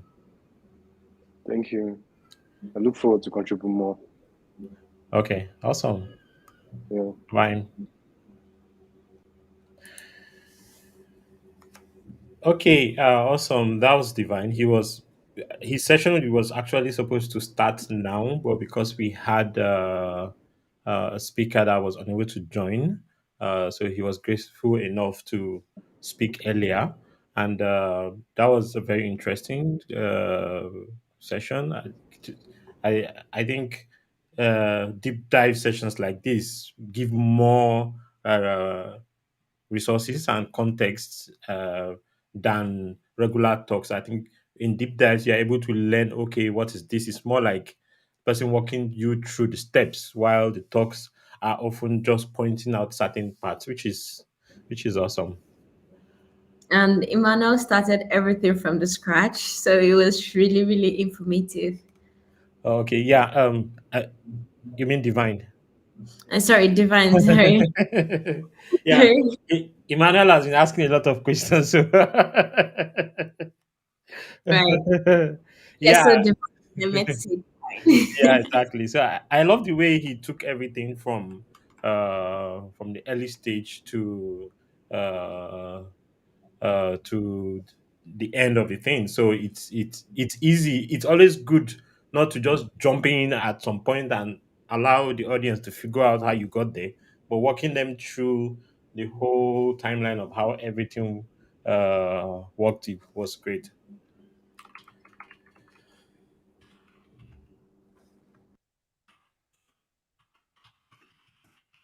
Oh, please give us a few minutes while we get the next speaker ready to hop on. Thank you. In the meantime, we'll play some music.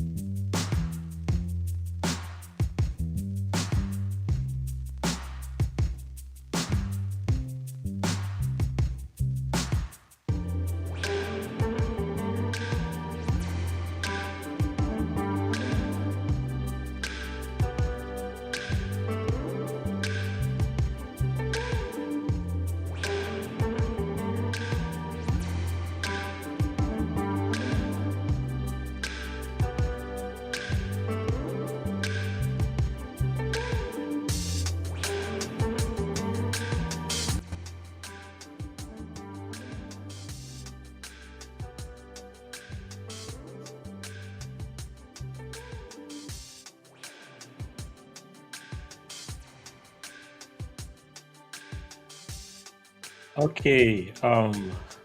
We are unable to get our initial speaker that we were trying to get to speak. So, Tochi has been patient enough to talk to us about GitOps, especially Flux.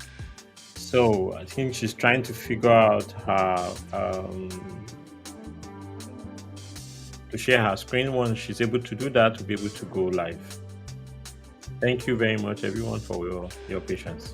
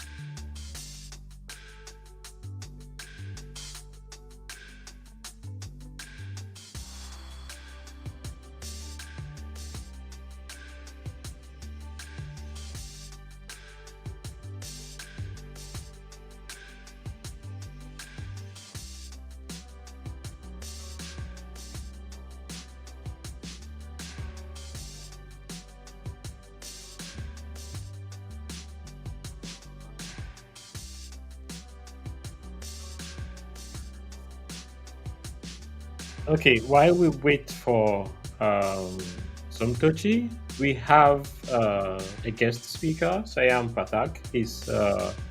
He'll be talking to us about GitOps using Argo CD. Minute. We have Yeah, he'll be talking to us about Argo CD, GitOps using Argo CD. He's the director of technical evangelism at Civo. Sayam, can you hear me? Welcome. Yes, I can hear you. Can you hear me well? Yes, and thank you very much for Awesome. joining. Yeah, glad to be here on KCD Africa. It's a fantastic event that you people are doing.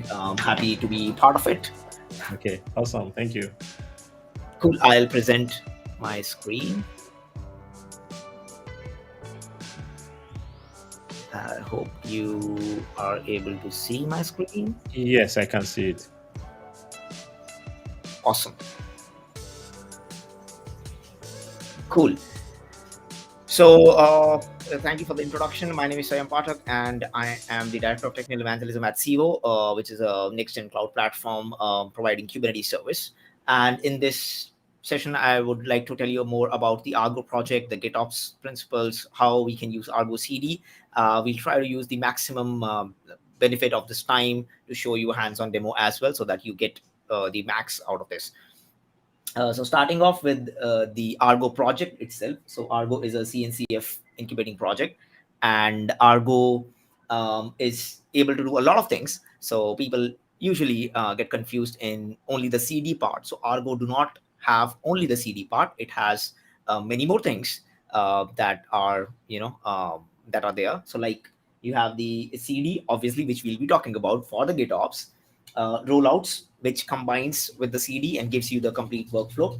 Then you have specific workflow for running the machine learning pipelines, where you can create the workflows, and the events that trigger on certain actions.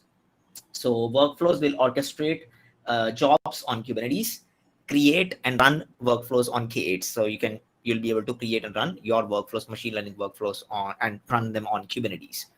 Again, the use cases mainly involve around the machine learning, batch processing, CI pipelines, and each step in the workflow. So workflow, you can say, as a pipeline is there. There are multiple steps. Each step will be running as a container. Argo events. Argo events are like event-based dependency manager for Kubernetes. Variety of event sources can be there, like webhook, S3. You have a PubSub, Slack. So all these are there, which can trigger the K8s objects. And it is cloud events compliant, another CNCF project. Rollouts, it's advanced capabilities. So when you are talking about Argo CD and you combine the rollouts with it, it provides you with advanced capabilities like blue, green, canary. Let's say you want a different version of your applications for your customer, but only weighted traffic, like only 30% of your customers, of your people who are using a website should be able to see the new version. You can do the weighted traffic splitting, canary deployments, automated rollback, custom metric queries. All those stuff can be done using the rollouts. So let's move on to the Argo CD. Before Argo CD, I would like to tell you about the GitOps stuff which is there. So GitOps is basically, these are the principles that lets you have everything defined in your Git repository. So you have the true GitOps. I'll tell you, like I recently created a video on my YouTube channel about the true GitOps way. And how I call it and how I define true GitOps is where I am able to define my infrastructure as well in Git. So we are moving towards the era where people are managing their infrastructure and application using Git itself. We can do that, and we can do that using Argo CD itself. So you have your the Kubernetes nodes which are there, and this is GitHub repositories. So you can have Git repository, and you can have infrastructure repository or a folder in that, and you can have your app folder in that. Your infrastructure folder will be having your infrastructure templates, and the best way that I feel that is it's done is we use something which is called crossplane. So crossplane is infrastructure as a code stuff that can be used, that can be installed on the main cluster. So how you will be achieving the true GitOps way, let me just show you once. So you have your Git repositories, and this is your K8 cluster, your Kubernetes cluster. In your Kubernetes cluster, you will be installing Argo CD, and you will be installing Crossplane. So Argo CD and Crossplane are over here. Now in Crossplane, obviously you will be having some providers that you have installed that will be provisioning your Kubernetes cluster or your resources on that particular cloud vendor. Each cloud vendor have their own Crossplane provider. So you have installed a Crossplane provider, you have installed Argo CD. Argo CD is monitoring your Git repository. So this is your Git, and it is monitoring your infra folder and your app folder. So as soon as you deploy a file which Crossplane understands, it will deploy, and Crossplane controller will take that changes and will actually spin up your infrastructure. And you can use something called application set, which is another cool CRD custom resource from Argo CD. And you can create application set. You can connect this cluster to Argo server, and as soon as this is connected, your application will be deployed. I know it sounds complex, and we haven't yet understood the Argo CD, but I just wanted to tell you that you can have your infra, and your applications in GitHub repositories, and you can achieve the true GitOps way from Argo CD, from tools like Argo CD that helps you do that, monitoring the repository, lives within Kubernetes cluster. So let's continue our journey with Argo CD. So where we were. Yeah. So the problem it solves is very clear. I told you, you have Git, you can build, you can push. Now this comes under the CI pipeline. This is there. But what about the deployment? You cannot use the same CI pipelines to deploy to Kubernetes. If you deploy to Kubernetes, how will you get the status of that? Whether that application is deployed, how do you deploy the revisions for that applications? How do you manage those applications? When something goes wrong, does it notify you? So all those things are not part of the CI stuff which is there. So for deployment, it is GitOps is needed, and GitOps is needed. You cannot do with regular pipelines with kubectl apply. You need custom scripts, which you need k8s access, kubeconfig files, and also what about the monitoring? You have to write another custom scripts for that. So we cannot do all these for sure. That's why there are solutions, and one of the most popular solutions out there is Argo CD. Now Argo CD is built for Kubernetes and GitOps approach.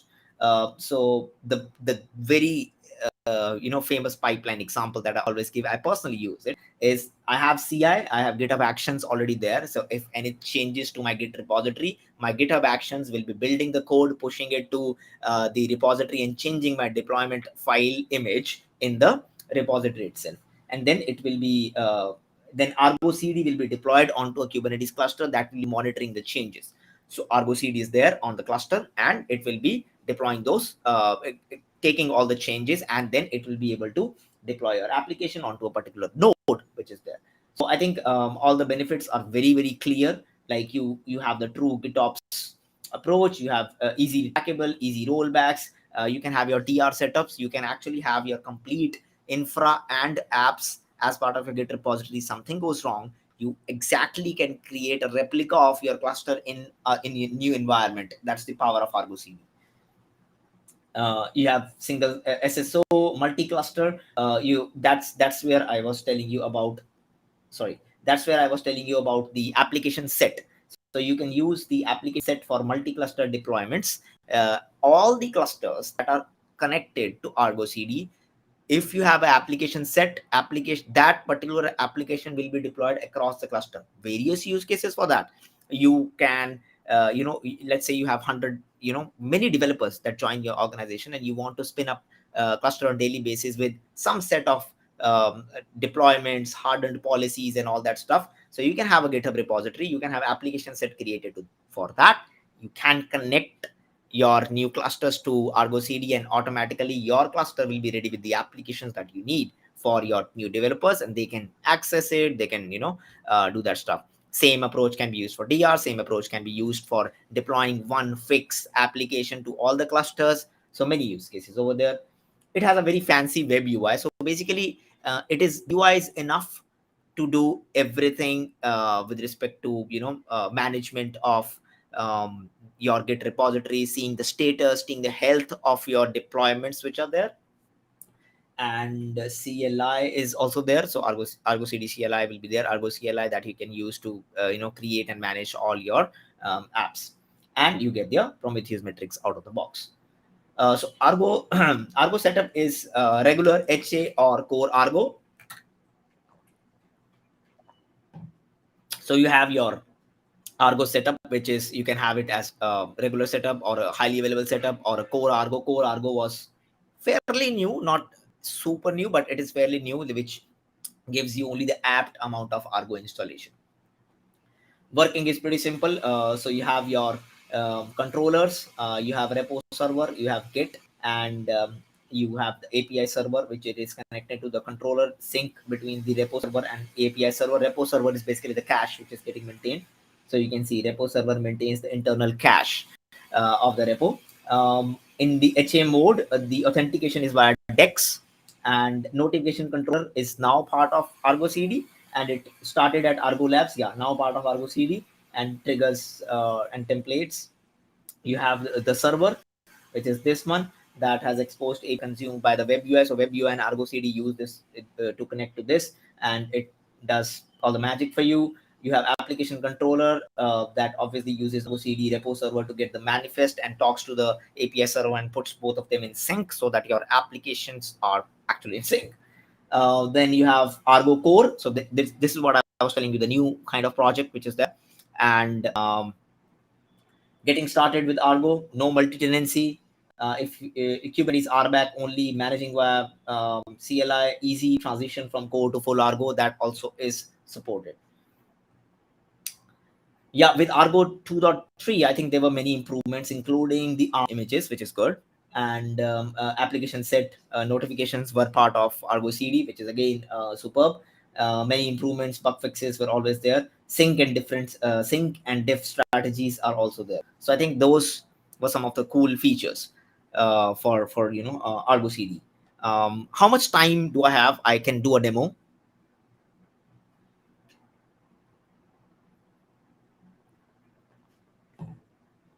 I cannot hear you. Yeah, I think you still have like 15 minutes. Okay, awesome. Yeah. So let's move to the actual action, which is there. Let me see if you are seeing the right screen. Yeah. So this is actually the Civo, the dashboard, which is there from where I'll be provisioning a Kubernetes cluster right in front of you. Everything is there. So let's create a live cluster demo. Okay, KCD. Forgot. And leave everything as it is, except that from CI/CD, we'll be installing Argo CD. So let's create this particular cluster. Oh, I haven't chosen the size yet. Nothing fancy that I have done. Till the time it is getting created, let me show you the GitHub repository that I'll be using to deploy the application. I hope I have some application. Maybe I can use this, and I can use the deploy folder for that. Yep. This can be done. Cool. So I'll watch the deploy folder of this repository. So this repository is nothing. There's a deploy folder. In this, there is a hello.yaml file that is just deploying a particular YAML file. Actually, if you want to see the source code also, it's pretty simple. It's a Flask application. So a Flask application that is listening on port 8080. And it as soon as anything is deployed, so that was the actual flow that I was talking about. GitHub Actions will run. So this will be, checking out Docker push, building the image, pushing it to my repository, and changing the deploy hello.yaml file with the image tag. So every time any change is there, it will change this particular tag, which is over here.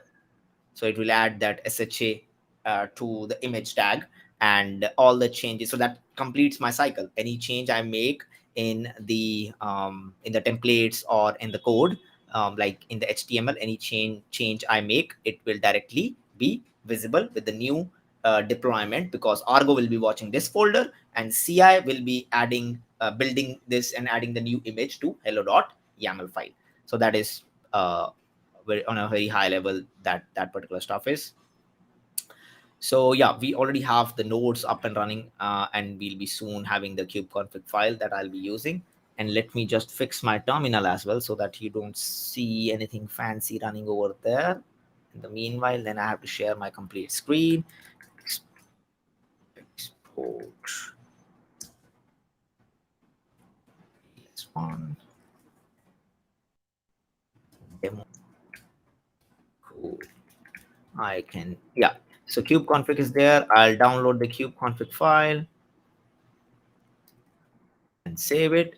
And now I need to reshare my screen because I have to show you the terminal window. I hope you are able to see the terminal window now. Yep. Okay, so now we export the kubeconfig. kubectl get nodes. Oops.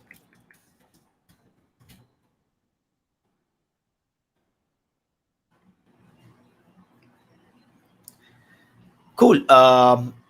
So KCD Africa cluster is up and running in front of you. That's nice. kubectl get pods -a. Let me see if Argo CD is getting installed on that. Yep, Argo CD, you can see notification decks, repo server, application controller server.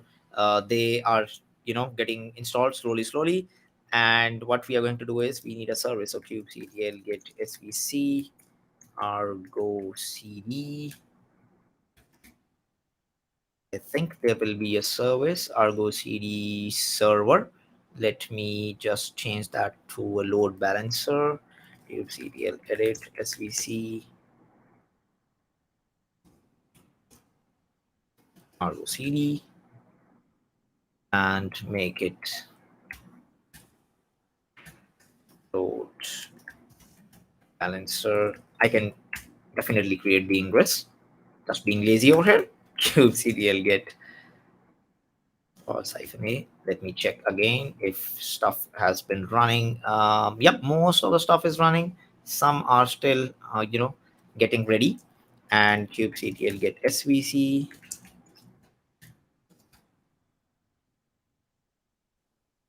Let's try it out.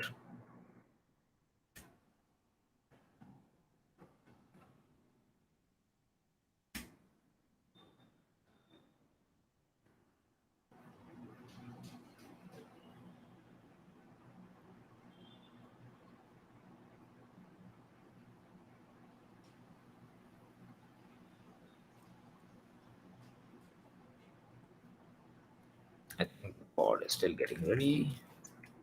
Argo CD. Yeah, so all the pods are running and you can see what all the pods are. So you have repo server, and we saw that in the diagram, the application controller, the Argo CD server itself, the core one, the DEX for authentication. You have the application controller, notification controller. So all the components are over here. I'm just trying to connect to the particular server.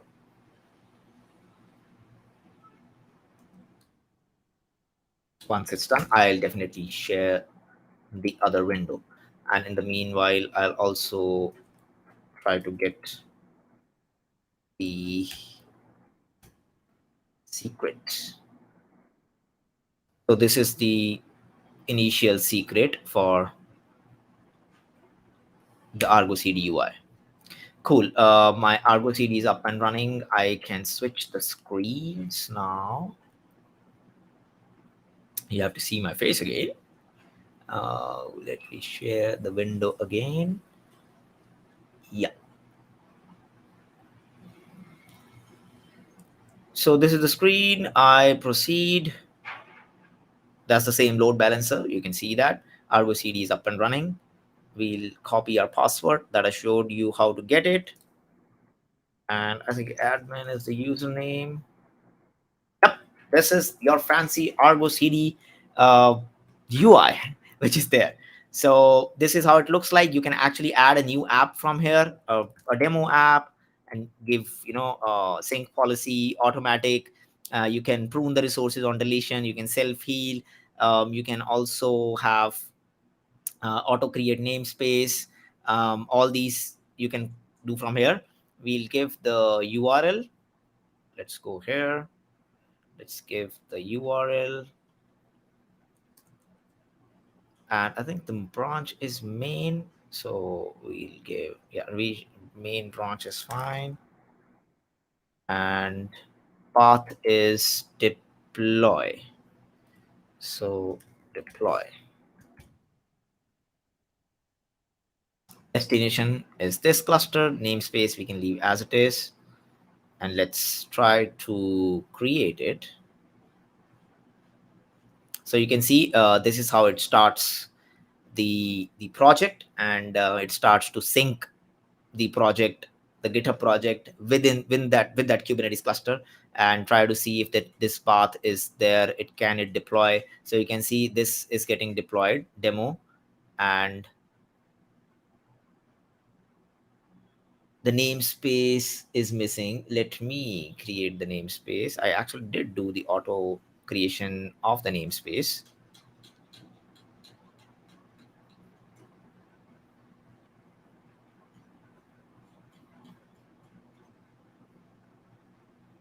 Let me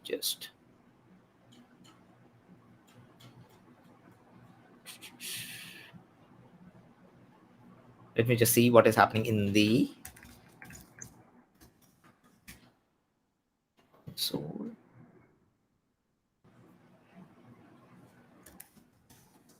I do see that the app is not here. Okay, let's try it.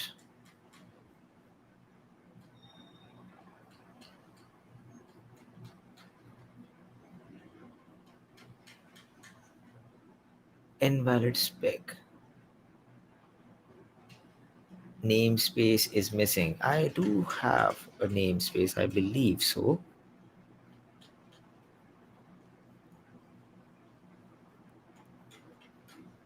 Interesting.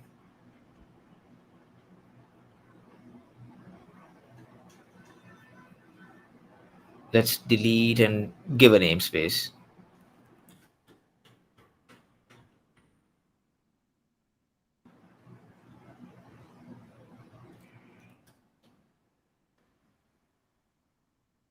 And I'll create a live app.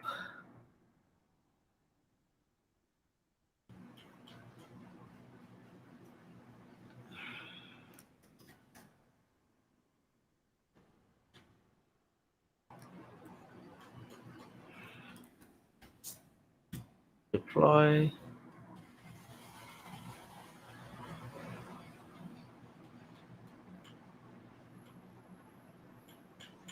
This one is showing green. Good signal. Cool. Yep, everything is deployed, and kubectl get pods. Let me check in my terminal as well. Yes, I can show you that it is running. Yep, we can actually see everything is running. So we'll do a kubectl get svc so that we can go to that particular IP. So this is the node port. The service is node port. This is the cluster IP, and we can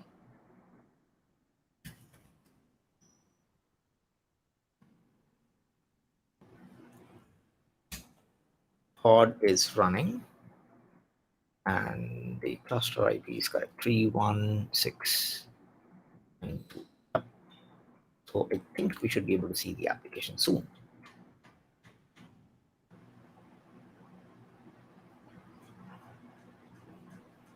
So you can see what all stuff it created. It created a service, it created a deployment, and we can even go to that deployment. We can see it is synced. We can see what all stuff got deployed over here, which application got deployed. So this was the image that is deployed, and this is the service node port, service type node port, which is 31692, and the endpoint.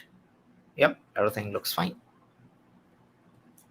Let me just see. Oops.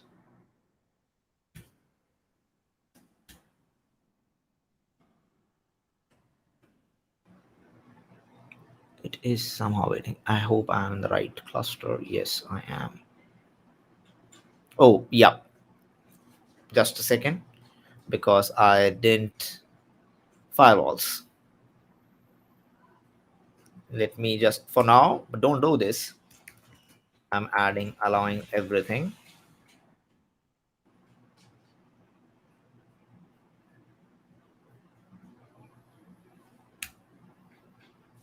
Yep. So yeah, this is KCD Chennai, but we can definitely change this to KCD Africa. So if like I can show you the true GitOps stuff which is there. So this is KCD. Welcome to KCD Africa and KCD Africa. And let's commit this. So as soon as I commit the changes, what it will do is it will trigger a pipeline over here, and we can see this is the GitHub actions. I just hope my credentials are working fine in this particular repository, because I keep on changing them. So if it's not, then we'll skip the credentials part and uploading it. The only part which will be deploy the Docker image. So if it can deploy the Docker image and push to my repository, then we can see the change. Else it won't work as it is.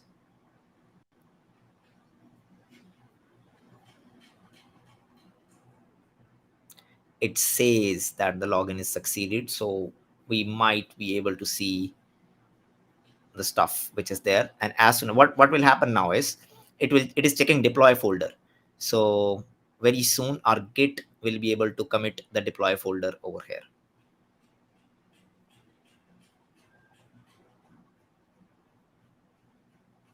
Let's see the details, till which step it is there. It is push and deploy to the local repo. Yeah, now the push is happening to the local repo, and it is completed. Perfect. So this is completed. Our deploy folder got changed. Now let's go back here. Let's see when it will get synced. I think 30 seconds is the sync. Let's refresh. Yep, something is getting changed. So you can see it is getting changed. I can check in the terminal myself. You won't be able to see in the terminal, but yes, there is a new container which is getting created in the terminal. You have to believe me.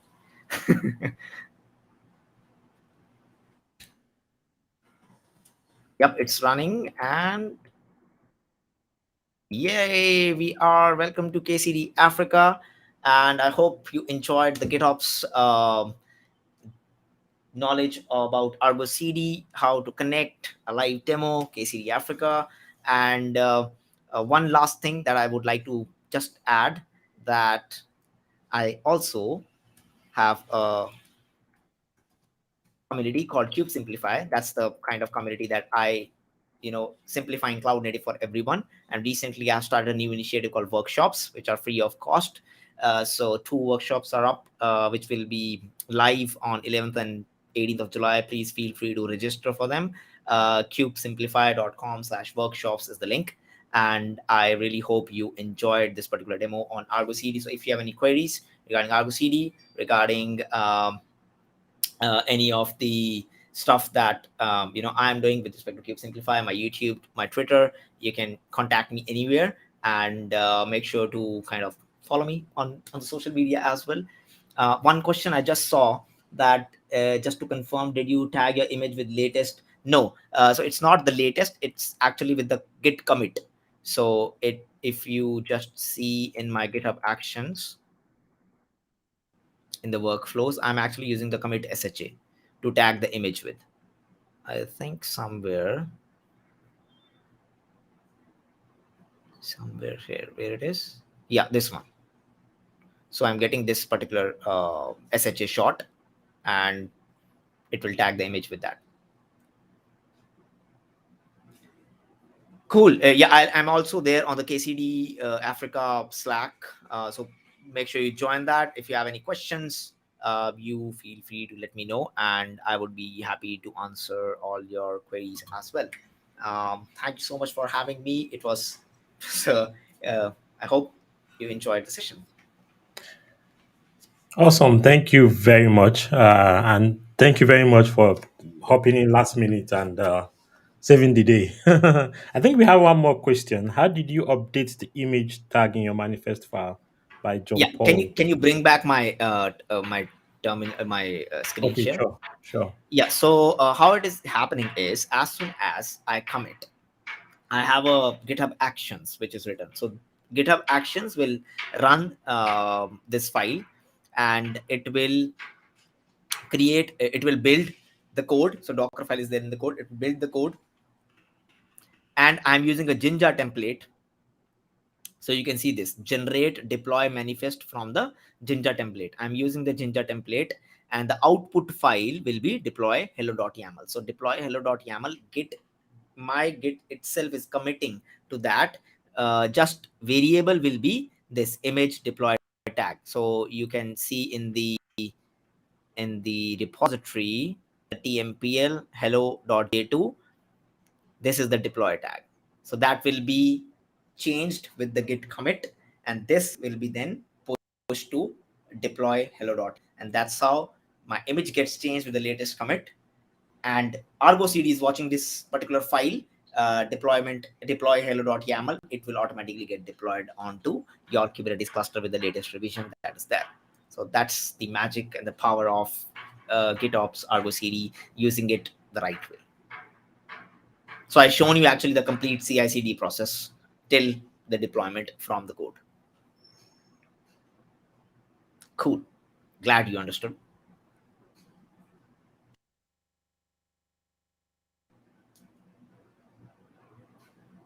I'm not able to hear you. Sorry, I muted myself. Uh, Once again, thank you very much, and we look forward to more collaborations with you. For sure, for sure. Thank you so much for having me. Awesome. Yeah, I think the next one we'll be having is I think it's all about GitOps. I think GitOps is coming to save the day. We'll be having Somtochi Onyekwe coming back on and talking to us about GitOps using Flux.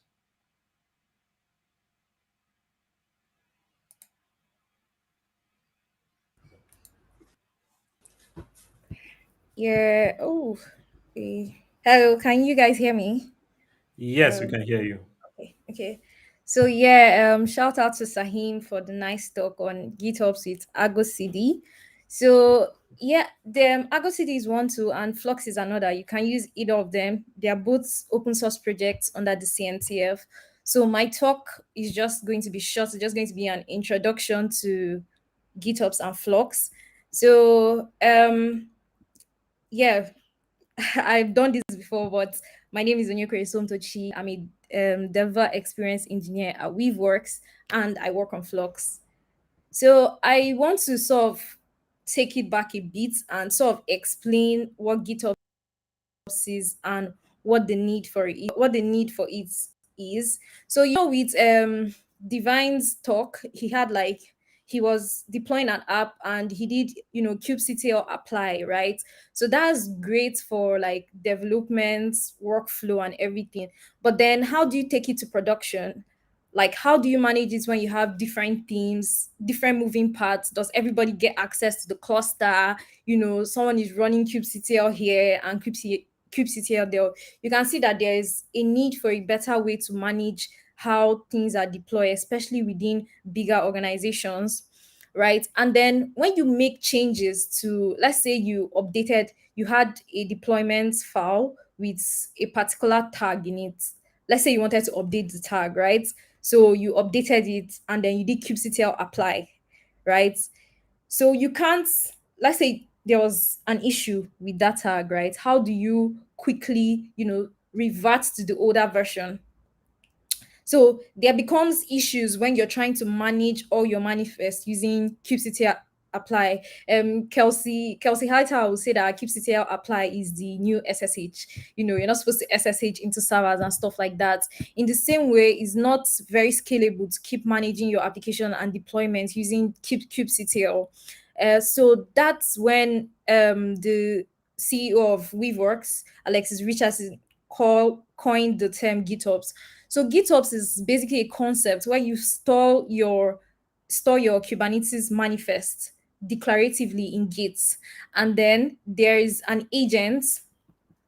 Let me see, do I have a slide for that? Okay, so GitOps, these are like the GitOps principle, right? Your system is managed declaratively, and when we say declaratively, it means that you define what you want, and then something else works. That's you're defining a state that you want a cluster, your cluster to be in, right? And you store it in Git. Git has, of course, we use Git. We know that Git has like versioning, you can tag commits, and then each commit is easily revertable, right? You have a log of changes, of each change that has been made to your manifest. So that's where we come about security. Before someone makes a change, the person has to make a pull request. You can get eyes on it. If something breaks, you sort of can look at your commit log and know, okay, this is what we've been doing. This is how the deployments have been progressing. And then if you push it to Git, there has to be something that pulls your changes from Git, and then applies your changes on the cluster, which now spins up your application. It applies the deployment YAML, it applies the services and all of that on the cluster, and then spins it up, and then you can continue to access it. Then lastly, we talk about continuous reconciliation, right? It's not a one-shot operation. You don't just push your files to Git and then they get applied once. So there's a continuous loop, just like in Kubernetes. There's a reconciliation loop where it's constantly being checked. Does the state of the cluster match what is on Git at a defined interval? Like if someone comes into the cluster and like touches something, like maybe your pod deletes a deployment, right? On the next run of the loop, the agent is supposed to, it could be Flux, it could be Argo CD, is supposed to realize that, okay, the deployment is missing. It's not in the cluster, but it has been defined in Git. So it would apply it. Or in a case where the deployment is deleted from Git, it will delete it in the cluster. So it's basically the Git serves as a source of truth for it.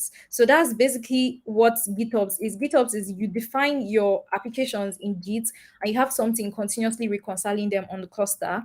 So, it comes with many benefits. So we talk about security. You have an audit log of each change to your manifest. Any malicious changes would be reverted on the next run of the reconciliation loop. Then developers, it's just like if you require everyone to deploy their applications using kubectl, that means the person has to be onboarded to Kubernetes, right? It means that the person needs to know, okay, cube this, cube that, deployments this. But if you just need that Git, if you just make it easier, and everybody already uses Git, right? So it's easier to onboard people, and also because there's changes are easily revertible, right? If you revert your change in Git, that change gets applied on the cluster. So you know that you can easily undo mistake, right? So it enhances productivity that way, and is also increasingly reliable, right? Just imagine, a really bad day where your cluster is destroyed, right? You can easily get back up to speed with all your applications because you have all those manifests stored somewhere, right? You can basically install Flux and point it to your repo and say, okay, this is the state I want this cluster to be in. So you can see that it helps with things like disaster recovery. So if you lose, if let's say your application is deleted by mistake or even the whole cluster, if you are actually using GitOps to manage things, right, you can easily reconcile and get back your cluster. So benefits of Flux. Flux is split into 6 Kubernetes controllers. For those who are just knowing who are just hearing about controllers for the first time, that's basically the part of Kubernetes, right? When you create a deployment, a deployment creates pods. So when you create the deployment, I mean when you apply the manifest on the cluster, there is a kube controller manager on the kube control plane that is watching for such manifest. When it notices there's a controller that is running on the cluster that is constantly watching the deployments, right, and reconciling them to the pods. So if you define a deployment that is supposed to have two pods, right, the controller is watching the number of pods, and it's like on a loop it will count the number of pods. If it sees, oh, there's one more pod than it should be, let's say there's an extra third pod associated with the same deployment, it will delete it.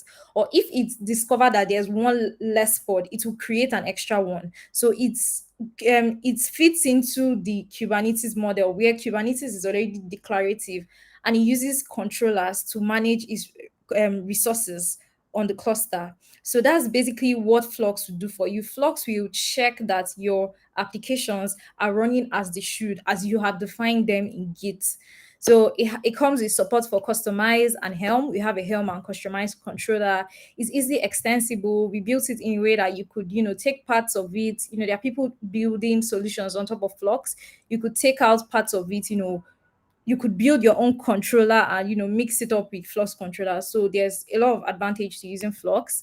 So just in summary, Flux develops GitOps for both apps and infrastructure. With control plane, you can spin up, you can have a manager, right? You can have a cluster that creates other cluster. Basically, it's still the same concepts of controllers and custom resource definitions, right? You create a controller that understands a new resource. So when the controller you can tell something like crossplane. Crossplane has a cluster resource. You can tell, and when you apply it on the cluster, Crossplane will create clusters for you and make sure that it matches what you've defined. So it can provide GitOps for both your apps and infrastructure. You push to Git, as simple as that, and then Flux will do the rest for you. Flux works with your existing tools like Customize and Helm. It works with all Kubernetes tooling. It does multi-tenancy. We also have a notification controller that notifies you of changes, right? If you, let's say you make a deployment, it sends you a message on Slack or GitHub. It could be a GitHub status notification, like, oh, your deployment succeeded or it failed. These are trust flux, and there's a lovely community for you to work with. So yeah, I've been through sort of this. So it's basically going over what GitOps is again. It's an operating model for cloud native applications such as Kubernetes, and utilizes version controlled system as the single source of truth. So it also enables continued delivery. So your apps can be, continuously delivered through automated deployments, and you can manage your applications and infrastructure declaratively. So yeah, this is an overview of Flux. Flux is a set of controllers. So the way Flux is built right now, it's sort of breaks out different functionalities into different controllers. So the source controller pulls in your Git repository, like the files you've stored in Git. The customized controller connects to the source controller and applies the manifest. Is what has like customized, using customized to apply the manifest in cluster. We have Helm controller for Helm, also connects to the source controller. The notification controller, like we just said, is for alerting you, giving you some notifications on what's going on. And then the image reflector automation controller is used for watching, let's say in your CI, in your continuous integration, you build an image, right, and push it to the image registry. Now Flux watches the image registry. When you can tell Flux like, oh, I want for this production cluster, I want to update for every major version, right? 1 point this or 1 point that. You can tell Flux like, I want you to watch with the image reflector controller. I want you to watch the image registry and like notice when there's a new version, right? So you've pushed, let's say you've pushed a new version of your app, your CI has built it and pushed it to the image repository. Now, what Flux does is that it would update your manifest. That is the image automation controller. It will update your manifest in Git with the new image tag, and Flux will and the Flux, the source controller will still will pull the new manifest and apply to your cluster. So basically, it takes that's the CD part, right? Continuous delivery. It watches your image registry. If you saw in Sign's demo, he had a GitHub action that's sort of tagged that updated the YAML. If anyone remember what he demoed. So in Flux's case, once there's a push to Git, it will pull it and update the YAML itself for you and then deploy it on the cluster. So there's also under the Flux CD project, we also have Flagger, which is used for progressive delivery, deploying apps with canaries, feature flags, A/B rollouts, and also it can manage any Kubernetes resource. So yeah, its Flux enables application deployments CD, and with the help of Flagger, Flux and Flagger they work well together. You can also have progressive delivery, and all of this happens automatically, right? Progressive delivery, just to expand on it a bit, is when you're deploying you're deploying a new version of your app, right? But you don't want to push all the traffic. You don't want to switch over immediately. What if there's a problem? So in progressive delivery, gradually shift the traffic in a particular way. If you notice there's an issue, you can quickly revert, right? Because you notice it on time and the other one is still running. You can easily revert. You can do this gradual process of moving from one version of the app to the other. So Flux can push back to Git for you, which is what we talked about with the image registry, right? When it notices a new tag for the image, right, it could do the pushing to Git for you. It would update your manifest for you. So it works with your tools. So the source of your manifest, you can use GitHub, GitLab, Bitbucket. You could use your own self-hosted Git servers. For people who are working in like more constrained environments. All major container registries to ECR, ACR, GCR. All the major providers. So it basically can plug in into whatever like setting you're already using. And become this valuable part of your deployment process. So it's we've said before, it works with customized Helm. Customizer Helm are two CLIs that people use in helping them deploy Kubernetes manifest. So it also works with each of them. It uses RBAC, which is role-based control to control access.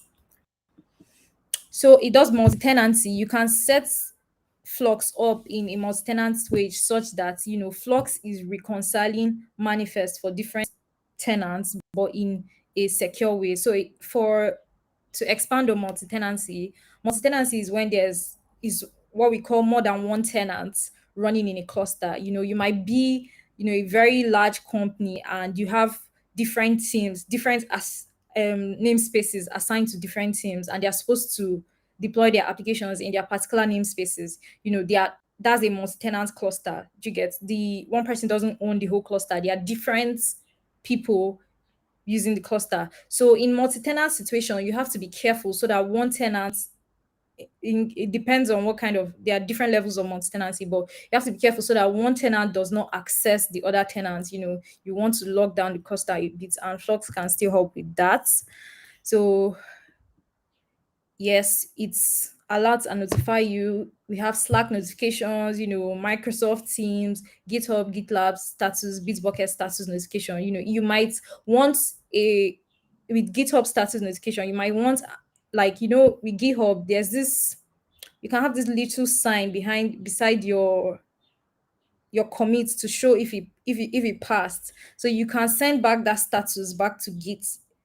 If your deployment passes, you can send a notification to GitHub or GitLab, whatever Git provider you're using, and it will show that, it might show a green tick and say, this, so that this commit was deployed successfully. Or if there was an issue, it would alert that, okay, there's an issue. You probably now see a red cross instead. So yeah, people trust Flux. Flux is a CNCF incubating project, and it was one of the only two projects alongside Help categorized as adopt in CNCF CICD radar. So you can check that up later. Of course, we are a lobbying community that is very, we are like, I've enjoyed so much working with Flux. We are very welcoming, very open. We have contributors from everywhere. So we're also an open source project. We're also open to new contributors coming around. We have, since you can see my screen, we have good first issues. This is the Flux CD repo. We have good first issues if you're looking to contribute. So you could always take a look at the Flux repos. This is not the only repo. We have a different repository for each of the controllers. Most of it is written in Go. So yeah. So we're also looking for contributors. If you like what we're doing, you like the sound of it, you can come around, just attend our meetings, figure out what we're up about, and if you feel like contributing, you can. So this slide is basically going over what I've said before. The source controller fetches your files in Git. The customized controller applies the manifest. You can see that there's a particular controller assigned for each step that Flux is supposed to do. So Helm is for Helm charts. Notification controller is for the notification dispatch. The image reflector controller is for pulling the metadata, that's the tags from Git, and then the from an image registry, and then the image automation controller is for sort of posting back to Git, updating the Git, the YAMLs in Git. So yeah, all of these controllers work together to give you a nice outcome. If you like pancakes, yeah, it's basically like all these ingredients mix up to form something really helpful. So yeah, we work with other tools, and all these reasons I love Flux and other people too like Job of we hear like stories back from people like, oh, like this has made using Kubernetes so much easier for me. I've been able to run multi-tenancy. We have this, if you have an application, right? Let's say you have an application that depends on a database, you can define it in Flux so that Flux knows that, okay, it doesn't deploy the application till the database is ready, right? So you can sort of have a dependency workflow, like, right? You can say, okay, don't deploy this app depends on this, and Flux knows not to create the application until the other one is ready. So we integrate with Helm, we give notifications and alerts, and Flux manages itself declaratively. Like you can install Flux with the Bootstrap, and Flux will, the Bootstrap accepts a GitHub repository. So right from the start, like Flux manages itself with GitHubs, so which I think is kind of awesome. So we also have the Flux CLI to make dealing with Flux easier for users. So you can get started. You can look at our repo. We have a getting started guide. You can browse the docs. You can join Flux CNCF Slack. There are users there. People, ask questions if you're having any issues. You can sign up for we are mailing on our mailing list. Join our meetings, and also discuss with us on GitHub. Uh, Thank you. I don't know. I'm not seeing the chat. Is there any way to stop sharing my screen for a bit? Are there questions? Okay. No questions yet. I think you're No muted. questions yet, but it was a very interesting session. And uh, how Somto's Twitter handle is Somto Chiama. So if you have any question, you can reach out to her on Twitter, or you can join in on the CNCF Slack and start a conversation there about Flux. Thank you very much, Right. You're Somtochi. welcome. Very interesting section. Okay, I think we have our next speaker available. Hi Ritik, everyone. right? The Yeah, it's pronunciation is Ritik. Ritik. Oh, okay. Yeah. Awesome.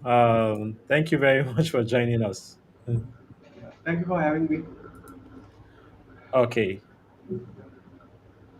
So Yeah, Ritik, we've been looking forward to your section. So good thing you're here.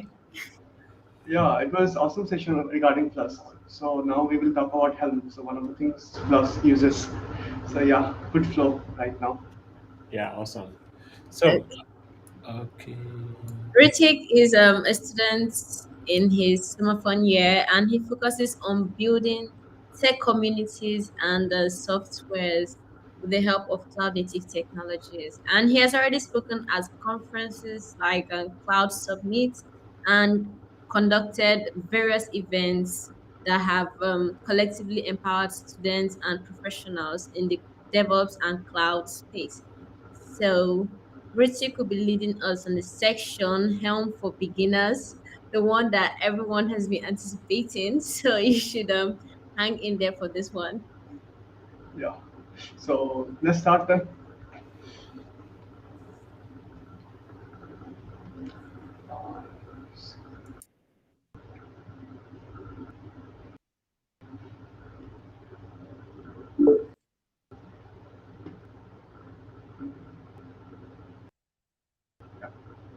I hope my slides are visible.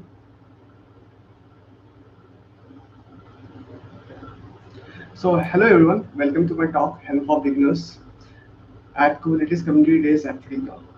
So today we have a very awesome agenda in which we will talk about understanding Helm, why we are using it, what is it, and how we can use it.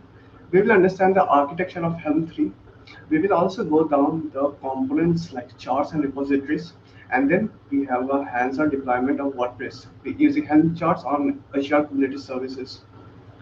So a bit about me. I'm an engineer at IDO. It's a German firm, and I'm from India. I'm in my sophomore year, and I'm also a Gold Microsoft Learn Student Ambassador. Those are my socials. You can connect with me over there. And then the biggest question: what is Helm? So Helm is a CNCF graduate project which had a version 1 release on 2016. Right now we are on a version 3 release which has been released in 2019, and it is very powerful. You can think about Helm as a package manager for Kubernetes. Like you have APT or for Ubuntu or Yum for Red Hat. So those package managers helps you to install some packages which you don't know how it's packed and how everything is architected, but you need to use that. So Helm is kind of something similar. In Helm, you package your Kubernetes objects as manifest into a package of charts, which we will look into further. So the biggest question is, why should you care? Like, why should you care about Helm? So the first problem is like manual deployment is tiring. Suppose you want to deploy a small Kubernetes chart, like a small Kubernetes application with one pod and one service. It's quite simple.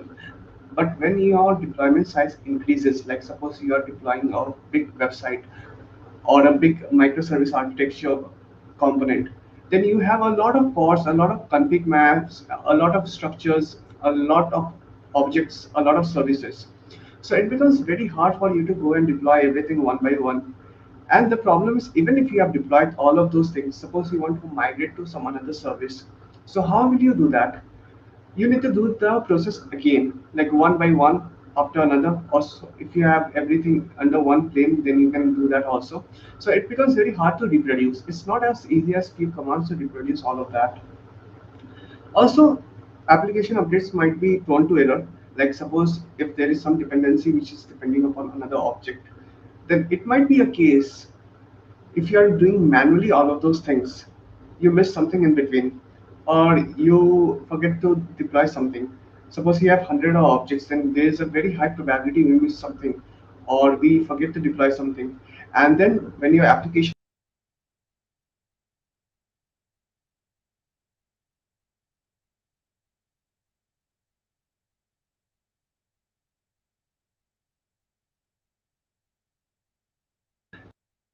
does help us. First of all, Helm provides us a very easy way to deploy complex application with many YAML. So Helm packages all of the YAMLs together, and then it helps you to deploy a package with simple commands. You don't need to manage all of the manifests which you have. You can create a chart and it becomes very easy to manifest. Secondly, suppose you want to update a specific value. Suppose you want to serve your users using a load balancer instead of a cluster IP. Then there might be a case where some services you are exposing using a load balancer and some you aren't. Then it becomes very hard to for you to go through all of the manifests, finding which services are being used as a cluster IP and which are being used as a load balancer. So how easy it would be if you have one specific file in which you can change specific values so that it is reflected across your cluster and across your objects. So Helm gives you that. It helps you to update specific values. Next, it also helps you to share your template across organizations and internet. Suppose you have a big organization and you have a website for every internal team. So either you can deploy using one chart or you can send all of the manifest files one after one. So it will be hard with the manifest file, but if you send one chart, one package where people can edit specific values, then it becomes very easy. Suppose I am having Ritik's block and you are having ABCDEF's block. Then you can change one specific value and the templating engine will change all the website according to that. Secondly, learning curve is easy. With Helm, a lot of things are abstracted away. You don't need to know config maps, everything together. You just need to focus on certain things which your administrator has provided for you and you can update that. Suppose you are changing the name of the block. You don't need to change everything about that. You just need to change the values. You don't need to understand how everything is working internally because we have a layer of abstraction over there. So the learning curve is very easy because you have abstraction which you can use and you don't need to deploy everything manually and you don't need to understand the order in which you need to deploy. So you can deploy config map before everything and all those things can cause some errors. But with Helm, it takes control of everything. So in manual deployment, you can forget deploying a database before the pod. So it might cause error. Then with Helm, the dependencies are managed and you can automate everything so that you can take rest and do the things easier way without causing errors. And one of the biggest advantage of Helm is to roll back changes. Suppose you have a deployment which you have posted something new updates and there are some errors. So you can roll back changes very easily. You don't need to find the manifest and roll back changes one after one when you have a couple of manifests. But with Helm, a simple command can do the magic for you. So those are the benefits of Helm. So let's understand a bit about the architecture. So for the architecture, you can see this is a normal Kubernetes cluster. For here, you can have a local cluster or a cloud cluster. Anything works. There is a cloud agnostic nature of Kubernetes will help you to provide commands as much as you like without any issues. And this is your Helm CLI. So Helm CLI will give instructions to your kubecontroller regarding what to deploy. And it will be authenticated using kubeconfig file. So it has all your credentials so that Helm CLI can access your kubeconfig. And then this is your repository. So in your repository, people can upload charts, or this can be a public repository as Bitnami also, where there are a lot of available charts in there already. So that will be helpful for you to pull. For example, if you want to deploy WordPress, you can pull a chart which has been made by experts who know their work, and you can just pull in that thing and deploy that to your cluster. So it provides you a very easy manner. You don't need to architect everything. And then using the Helm CLI, you can edit the values. Like when you download the chart, it comes as a zip format. Then you can unarchive that, and then you can edit the values as well as your liking. So to understand the components of charts, so this is your charts.yaml. So it has a couple of instructions, like it has a API version, it has the name of the chart, it has description so that people can find it, and keywords, which is helpful for to find it. And also it contains the name of the maintainer, email, URL, and also icon, so that it's visually appealing, and the home URL of the repository. So in the short, chars.yaml contains the details about the chart itself. But this is not all that Helm contains. Now it has deployment files. So in the deployment.yaml, you have all the details about your deployment, we are using a very specific deployment to avoid complexity. So for example, in replicas, we have replica count, but we have a values.yaml which you are responsible for to edit. So if you change the replica count to 2, then when templating, it will become 2 here. The values will be replaced. And suppose you need to change the image repository, suppose you are deploying any another image instead of nginx, then you can just change it here and you don't need to go across the deployment file to find the image which you are using. So it becomes very easy for you. And when every values are replaced, then it's easy for you to go and create a Helm template. So Helm template will replace the image or replica the values. So as we were using values.replica count, then the number 1 will be replaced over here. So after the templating has finished, you will see 1 over here. And then when you are using values.image.repository, so we have a image class and repository as child, then nginx will be replaced over as image. So as you see, this is a perfect deployment file which you can run, and this comes from here while you are templated. This looks simple, but for bigger repositories, this values.yaml becomes quite big, which manages a lot more details, which you will see in a couple of minutes. And then when you can use Helm's install, then it will help you to install the charts. So there are a couple of popular commands like Helm's chart, Helm search, Helm pull, Helm list, which we will go through. And this is a Helm CLI, which will help you to access your cluster and deploy resources over there. It will also help you to pull the resources from your repository. And what is Helm repository? So Helm repository is like, so you can think it as like Play Store in which all your charts are there. Your charts like your WordPress chart, your MongoDB chart, your like Redis chart, all are there, which you can use to deploy some project inside your Kubernetes cluster.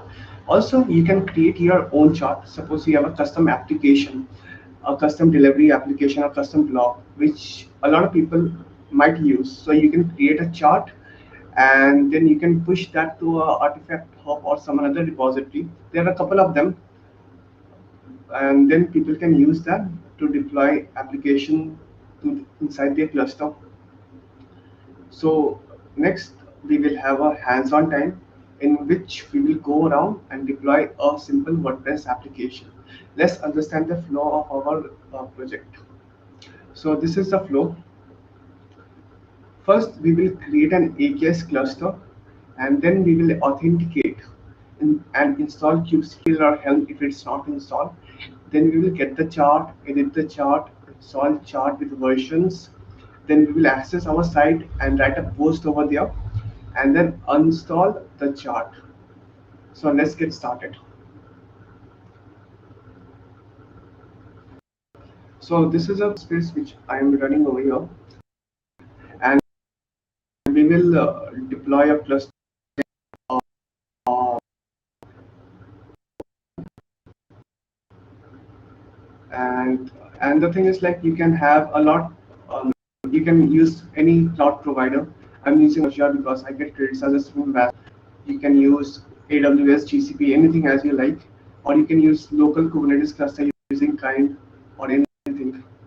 So in Azure, you need to have a resource group in which you create clusters. So let's create a simple resource group as of now. So so yes.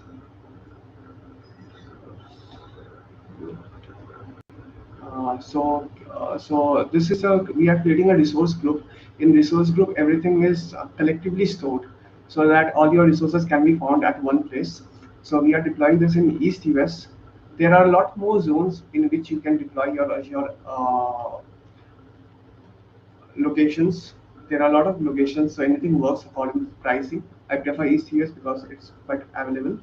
And this is the name of your resource group. So for this tutorial, we are using KCD because it's the awesome KCD. So let's create this. So it has been created. We can see again. One second. So we have a new resource group called KCD, and now we will deploy a AKS service in it. So there are two ways. Either you can use the Azure portal, or either you can use terminal. So as we are using terminal, just use terminal only. So the only things changing over here will be this will be AKS, which stands for Azure Kubernetes Service, and then I think there will be a name over here. So I think, yeah. So this we missed this flag. So you can always use the help to understand what you are missing. You don't need to remember everything. Okay. Resource group.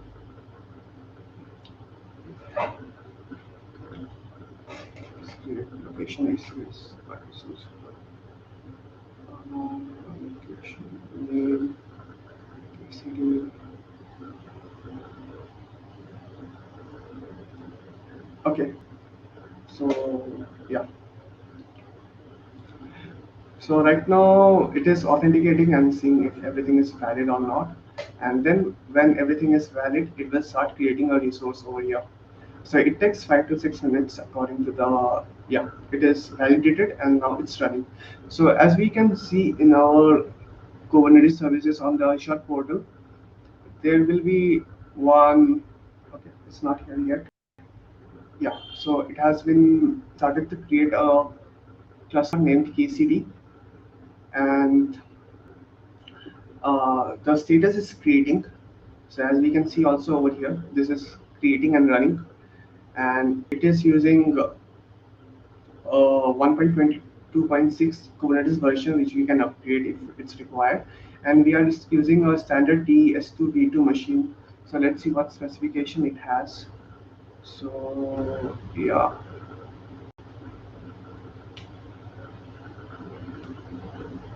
Yeah, so it has around 7 gigabits of RAM and 14 gigabits of memory.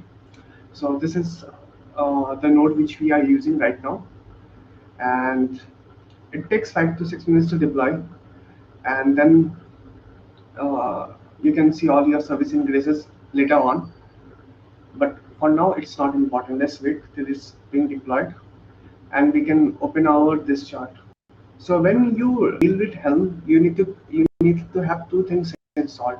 First is kubectl, which we already have installed. But if you don't have kubectl installed on your local machine or your cloud spaces, code spaces, you can always search kubectl and go and install tools Kubernetes. And then you have instance. So if you want to install on Linux, you can just click over here, and then you can install according to the instructions. A lot of minutes, and it is quite fast. You can also using the binary. You can install that according to your wish, and there are very good documentation detailing everything how to do those. And then we need Helm. So I have also Helm installed on this machine, which you can see using Helm version.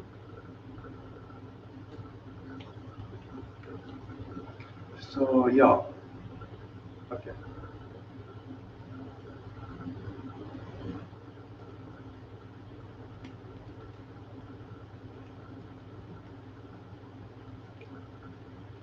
So okay, so let me.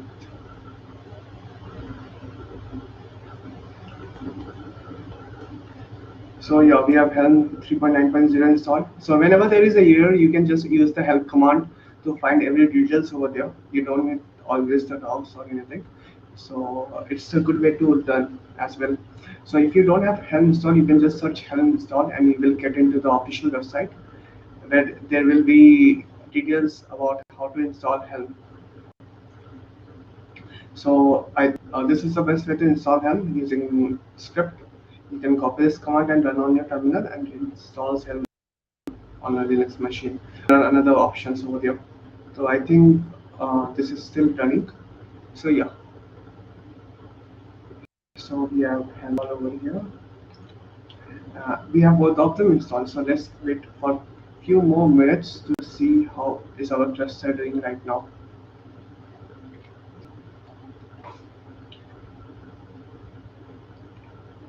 So to see how many nodes we are creating, so the default is uh, you can see over there how many nodes are being created.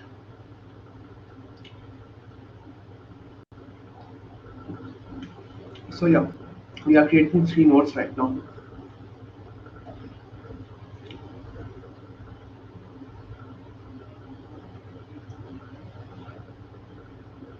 Yeah, so our this thing has been created right now. So this has a lot more details than we need, and right now, as you have remembered, we need the kubeconfig file. So for example, yeah, so we need the kubeconfig file for authentication for both the kubectl and the helm. So how to get that? It is not that complicated. We can use az aks get credentials, name of the resource group, and the name of this thing.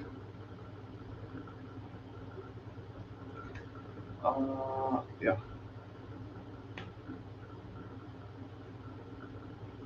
Okay. So sometimes there are a couple of ones which you can delete using this command, and then you can run, or you can set context even. I prefer to delete everything at once. And to see the credentials, you can either using copy that, or if you want to see the nodes which has been created, you can use kubectl get nodes, which will get the nodes. So yeah, so we have 3 nodes created, and each one is running for 2 minutes 44 seconds right now. And we want to get the kubeconfig over here so that we can play with Helm here. You can also use Helm in the terminal also, but then it becomes hard to deal with big files which we will have the values.yaml with Vim. So I prefer to pull everything into the code space. So how to pull that Kubernetes cluster? Because right now, if you use kubectl get nodes, we won't get anything because there is no server here. So we need the kubeconfig file. So how can we see the kubeconfig file? So this is the location for the dynamic location for the kubeconfig file. So if you open this, this is the file which you have. So if you give the file to anyone, they can access your Kubernetes cluster. So make sure you don't share this file with anyone. And let's copy this. Yeah, and now we can always go to kube directory, config file which we can remove, and create a new kube config file and paste the configuration over here, and then close them. And now if you run kubectl get nodes, you can see the same things are being shown here. So you have successfully authenticated your kubectl here right now. And then let's deal with Helm. So let's go back to the home directory as of now. Yeah. So as you remember, there is a repository in which a lot of charts are there. So you can find Helm repository using Helm repo list, and if there is none of them, you can always add a new repository. So the command for that is helm repo add bitnami.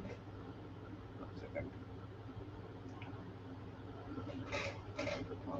Yeah. Okay.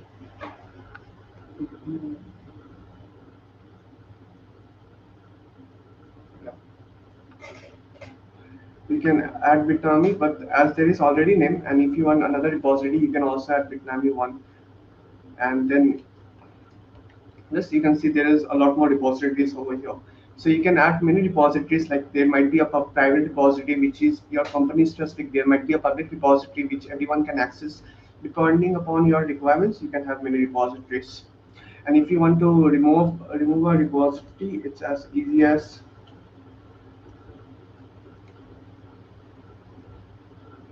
okay, so the command is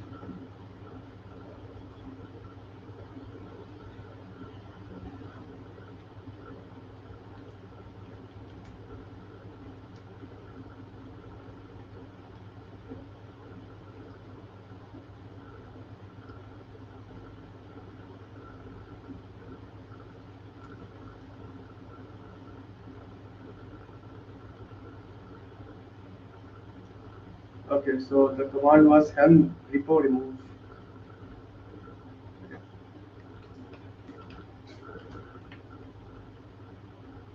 Yeah, so now if you do helm repo list, you will see only the bitnami is there.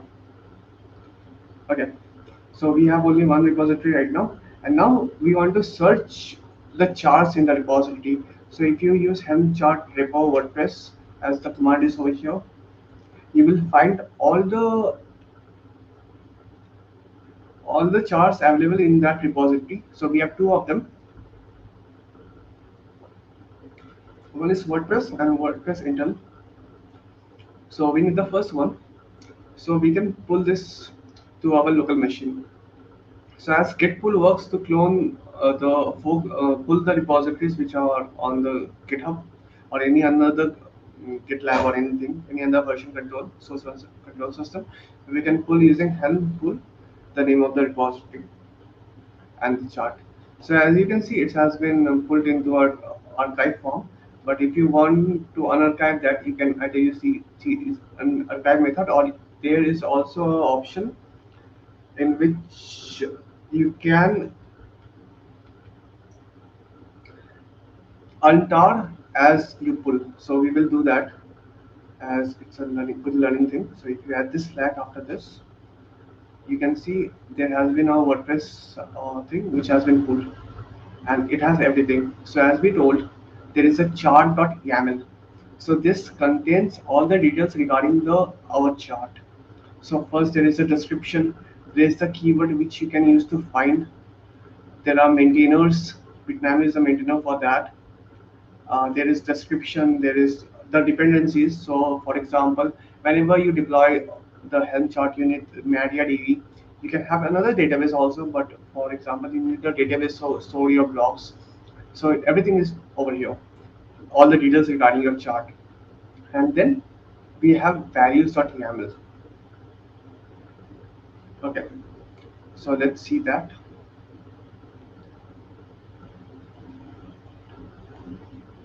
So this is the values.yaml. This contains all the values which you can edit without going into the complexity. For example, there are a lot of things like extra deploy and all those things, which is quite advanced, and we won't go over there. We will start with the basic and most simple ones. So first one is WordPress username. So you can add any username as you want. So suppose I add Pratik, and the password and the existence secret according to your WordPress email and all those things. Or email ID, you can add your name also. So these are the configuration which will go and being deployed over the Kubernetes blog.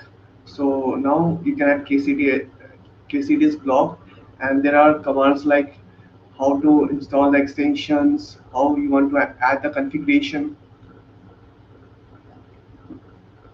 and there are more options like database settings, and which are advanced and which will help you to do the things. And if you want more details about what is what, then there is a readme over here which contains all the details. So let's open it in a preview mode so that all the renderings can be seen. So as we see, yeah,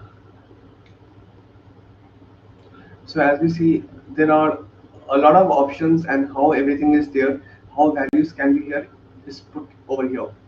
So like traffic exposure, persistence parameter, other parameters, name, matrix name, and all those things are here, which will help you to configure your WordPress. So right now, as we were doing the configurations, let's get into that. So if you are using more than one replica, so to distribute traffic, you can add more replica counts over here. But make sure then your replica section has recreate instead of rolling updates, because you need to have many to many mounts. So you need to change that, and all the instructions are given over here. You have a lot more instruction like affinity, which namespace you are going to put this thing, but we won't change that. And where are those values being pushed? So suppose if you have the deployment YAML, and let's open the values over YAML over here. So as we have changed the name, okay, yeah. So as we see WordPress username, so you see there is a values.wordpress username. So it means that we are using the values from this file, values.yaml, and getting the WordPress username at the time of creation. So it will use the value from here to get the thing. And this, oh, 1 second. So I have electric shutdown. Uh,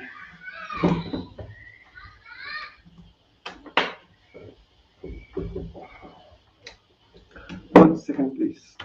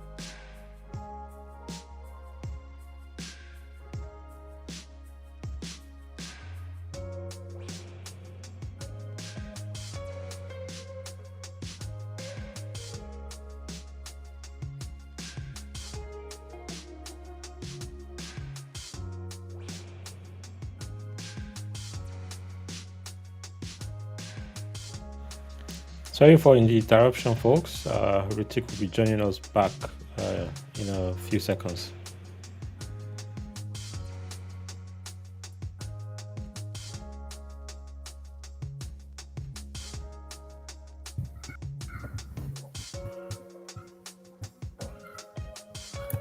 Yeah.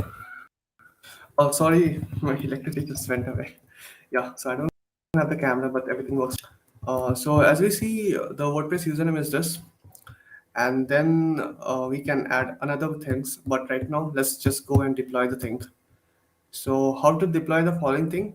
You need to add versioning over here, and as specified, we can say helm install the name of the version. So we can name KCD1 and where the repository is. So as the repository is in the WordPress site, we can use this and we can click enter. So right now, as we see, there are a lot of details over here. Let's zoom this. Yeah. So the last deployed time, the status deployed, and all the things in which how can we access the cluster and everything. So let's kubectl get nodes and deployments. So to understand what's happening right now, to use kubectl get pods, we see container is being created, and as we have persistent volume claims, we can see here there will be storages being created right now. So we have a PVC over here which has been created just now 38 seconds ago, and we have a persistent volume also which has been created 40 seconds ago. So here are where our data will be left. So if you use kubectl get pods watch, we see it's running. We need the containers to run, so we need to wait for 1, 2, 3, 4 a few more seconds. So we see MariaDB is running right now, and we need to wait for our WordPress to run.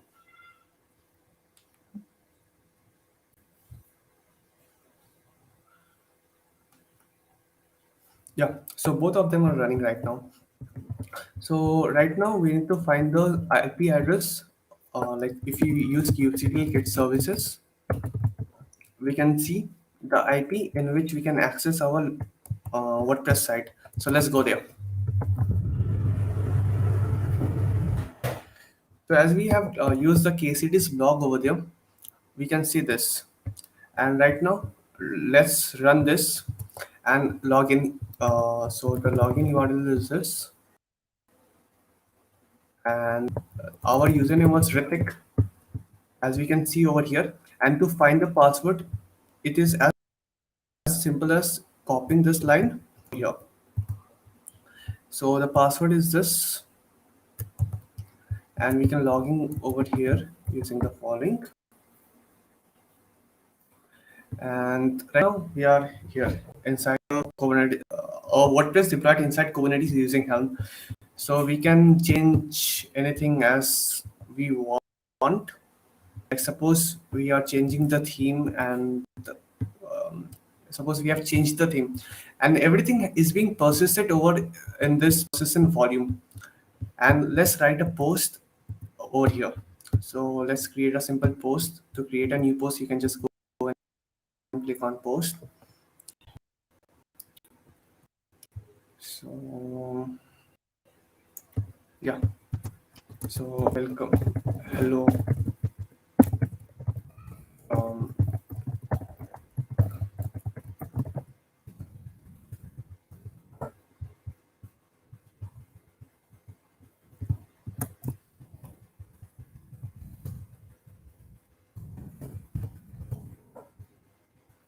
and we can publish this right now. So this URL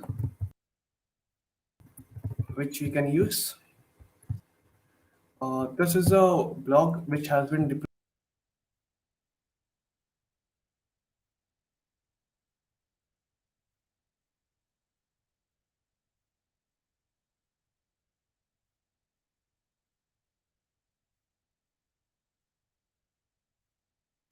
and then yeah, and to see Helm, yeah. So there are a few more commands. Like if you want to update new changes, you can also use Helm upgrade when you change values over here, so that you can have a new website and you have new details over here. And suppose you want to see how many changes has been made, so you can go and select Helm history and the name of the deployment. So the name of the deployment over here was KCD1. So you can use KCD1 and you can see it has been deployed. You can also use different deployment releases name over here to have multiple instances of same application.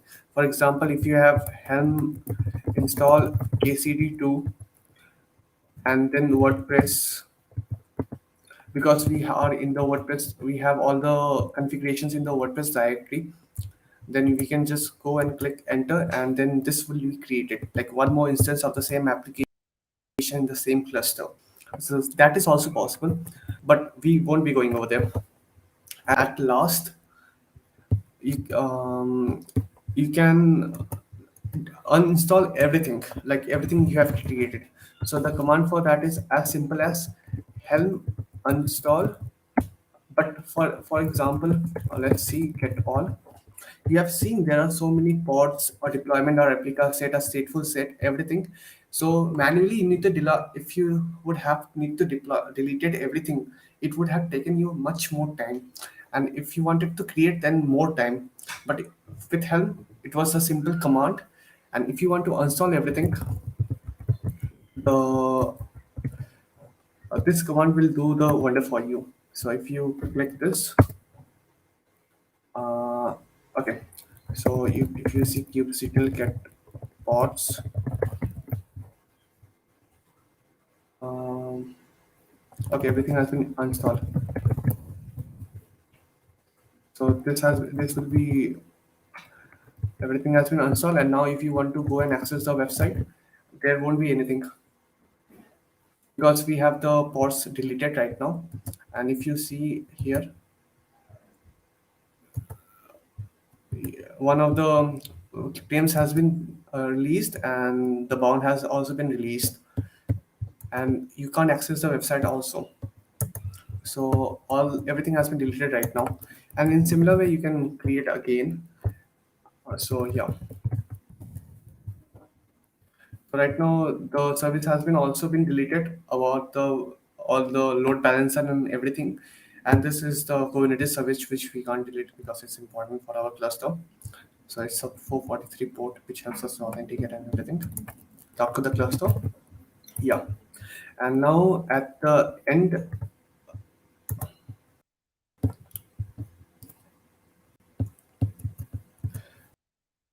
okay. If you want to delete all of your Kubernetes group on Azure, it is as simple as az group delete.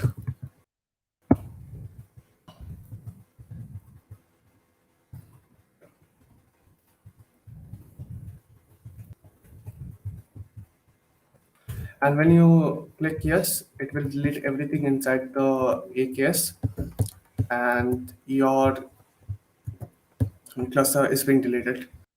So I'm right now open for questions if there are any. So feel free to ask any questions right now. And for more information, you can always go to the Helm docs, and you can find regarding more tutorials. And there is an awesome Slack channel inside the CNCF ecosystem in the Kubernetes platform where you can go and ask questions. So if you have any questions for me, feel free to ask them.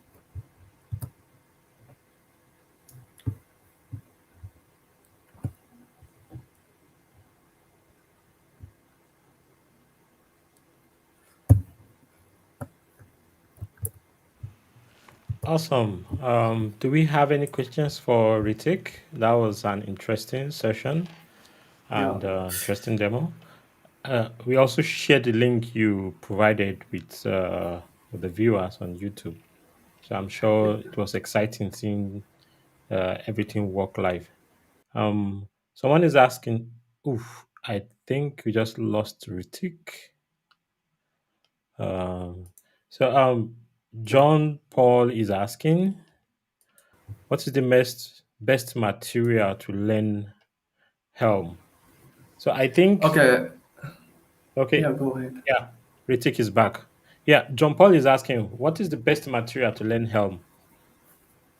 Okay, so for me, I have gone through a Code Cloud course previously and gone through the documentations. So the documentations are very good. If you follow through the documentation, it will help you.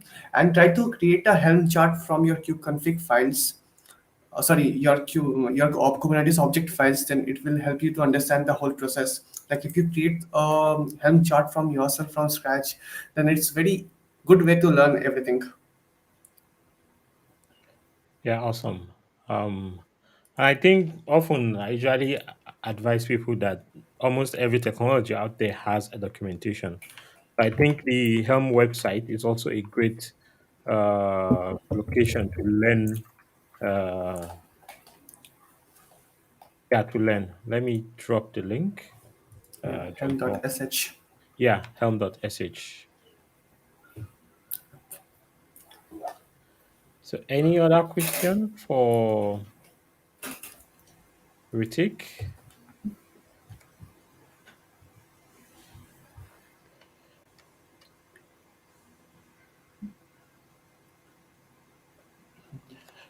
Ritik, to write Helm charts, Okay.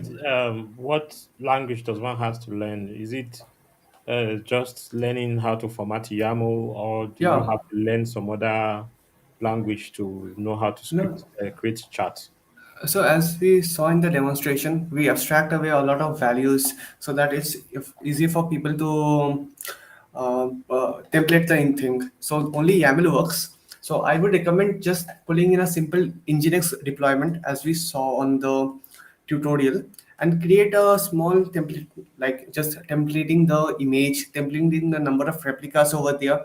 It will be a very good start. I learned using that only, like just from scratch.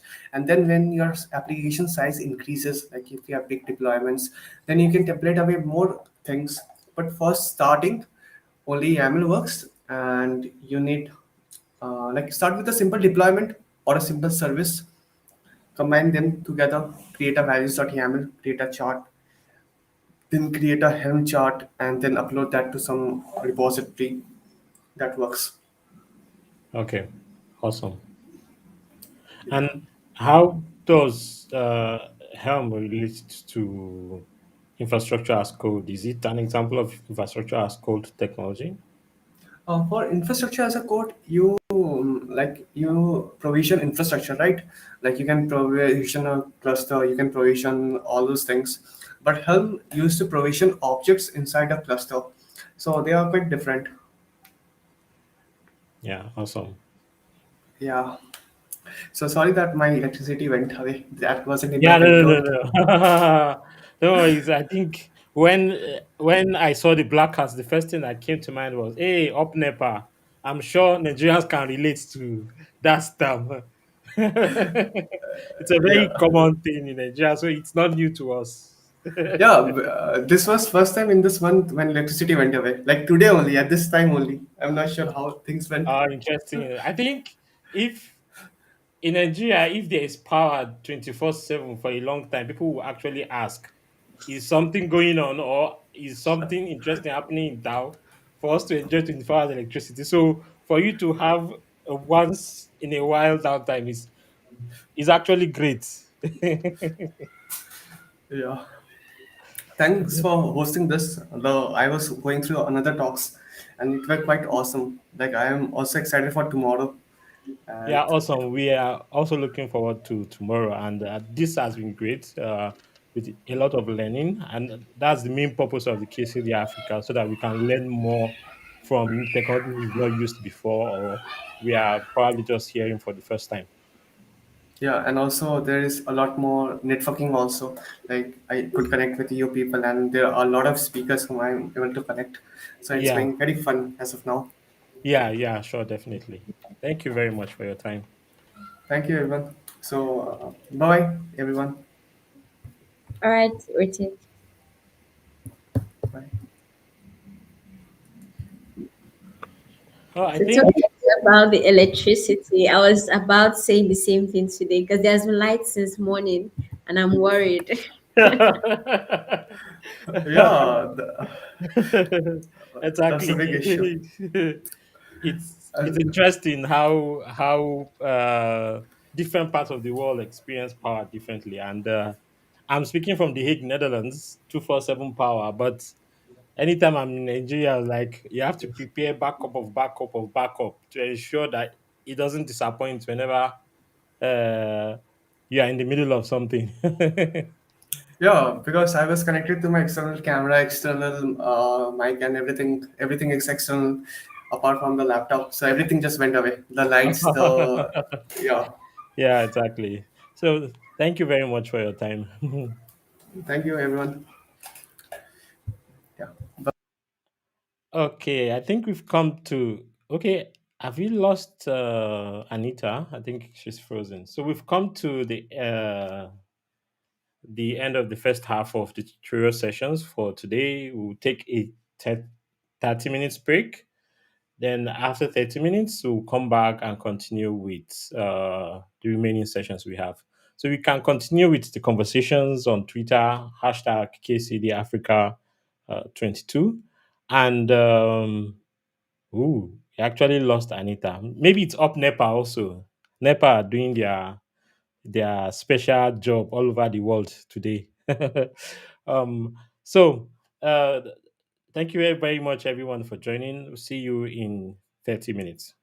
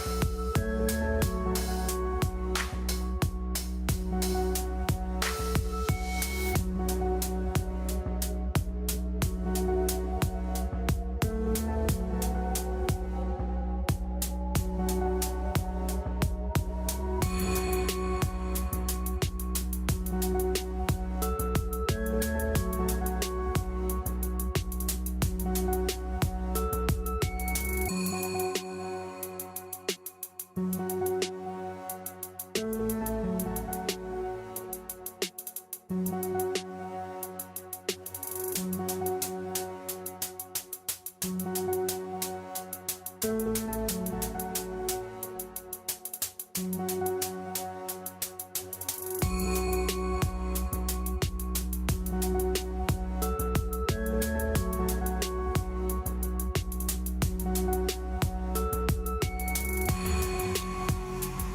everyone, we are coming back. Thank you very much for sticking with us. I was actually enjoying the music. So let me turn it down and we'll go into the next session. The next session is about secrets.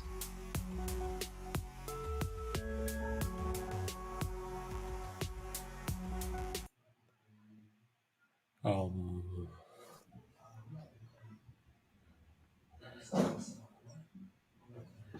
okay, let me get some things in order.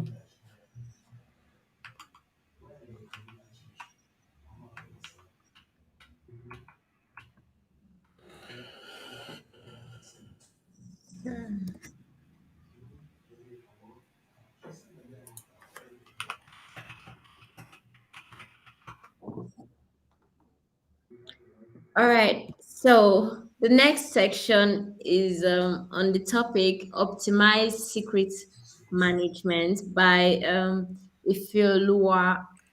Oh, please don't kill me after I pronounce your name. But yes, if your Lua is going to be taking that, I don't want to mutter the second name. He is fondly called Ife DevOps, so that's what I'm going to be calling him throughout the section.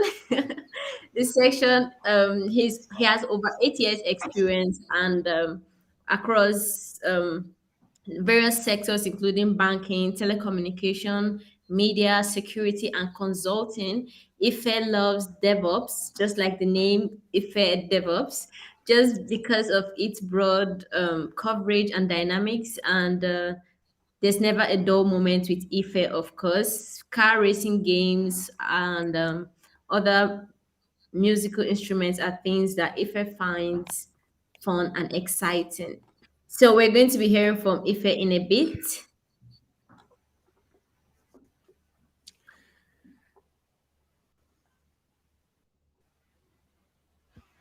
Ife, can you hear us? It seems as if you're muted. Oh, Yeah, okay, I can awesome. hear We can you. hear you now. Can you hear me? Yeah. Oh, great. It's a pleasure to be here. Thank you so much. So, welcome everyone. I'm sure you had a nice break. Um, so, I may just choose to dive right in. Secrets.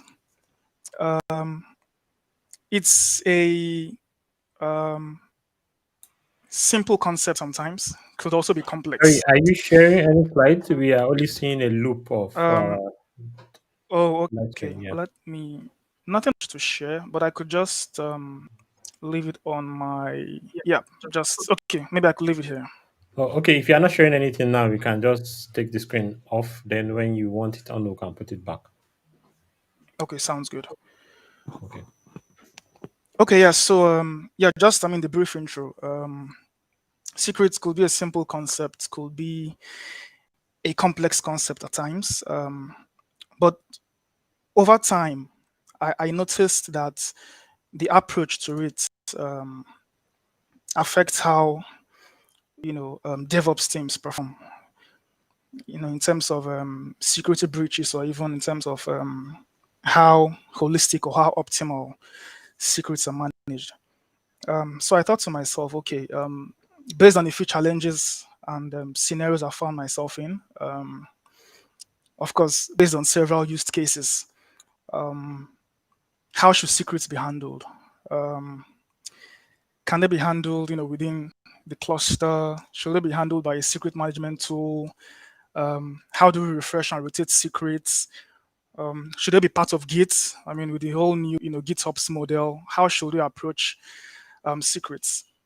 So based on the challenges I've faced and how to efficiently manage secrets, I encountered some solutions. Came up with a stack in how to make this seamless and easy to manage. This is not going to be the conventional techie breakdown, but I'll just try to make it as simple as possible enough to relate to it. Okay, so I'm going to just demo something simple using some tools that make up this tech stack, just to ensure that we can optimally manage secrets. I mean, at the end of the day, the takeaway from this is whatever stack we choose, whatever backend management tools we choose, it's something we can relate to. It's something we can easily manage, and most importantly, something that meets the needs of the team and the organization in terms of managing those sensitive artifacts in our environment. Okay, so I'm going to share my screen now.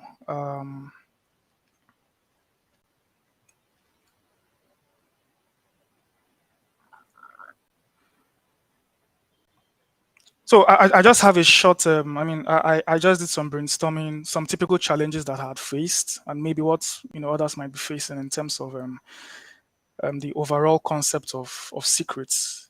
How to manage the entire secrets life cycle from when they are created to how they are rotated to how they are even injected into the clusters, the environment, to how they are deleted.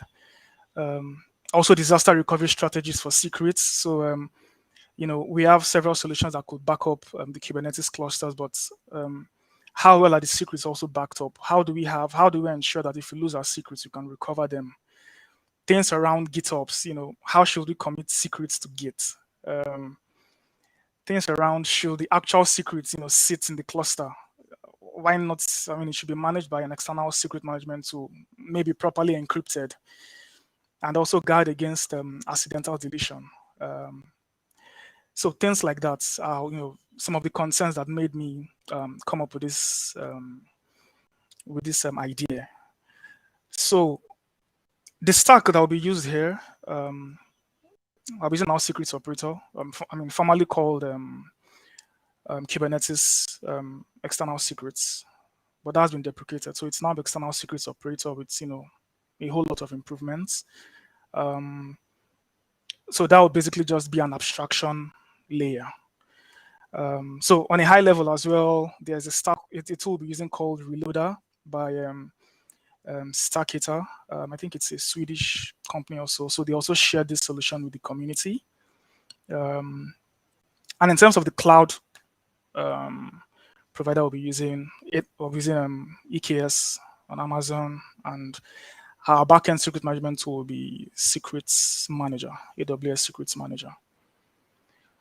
So some of these terms or tools might be new, but some of us might resonate with some of them, but nothing to get worried or get scared of. I'll just deploy this in a very simple fashion, and then maybe we can run through questions, observations, concerns.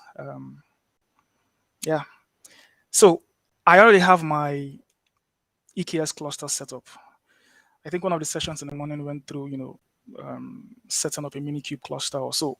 Any of that works as well if you have, connection set up to your secret management tool. But before now, I have my EKS cluster set up already. As part of the prerequisite, so the first thing I would like to have will be to set up Reloader. The charts are available in the GitHub repository. So I could probably share this later. So I'll just be installing, adding the Reloader's Helm chart to my local repo, Helm repo, just do some updates and install Reloader. So I'll just grab this and paste here. So it's grabbing the latest charts and we'll install. Now, down the line, we'll still come to that, but maybe I should just mention this now. Setting up Reloader is pretty easy. It involves just adding an annotation. Most of the heavy lifting has been done in the setup. So once you install the charts in your cluster, once you add Reloader in your cluster, you are good to go. Okay, so Reloader is added. check to be sure. So I can just do a kubectl get all just to see that my reloader app is running.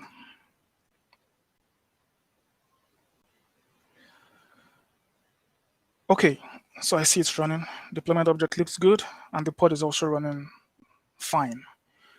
Now the next tool to install here will be, or to deploy will be external secrets operator. But one of the prerequisites or the requirements will be to set up or define your AWS credentials. Why do we need your AWS credentials? Because you need external secrets operator to be able to communicate with your secret management tool. In this case, I'm using AWS Secrets Manager, so that means I need AWS credentials. You could use Azure Key Vault or maybe GCP's Vault or even HashiCorp Vault. Any of those other systems can work behind the scenes with ESO. But in this case, I'm using AWS. And interestingly, I'm using IRSA. This is a concept I won't dive deep in. It's just IAM roles for service accounts. So rather than me defining access keys and secret keys, I have a role defined. To define the role, this is my policy here. I just need 4 permissions. I need to describe a secret, list secrets, and get secrets. I can just show you that in the console.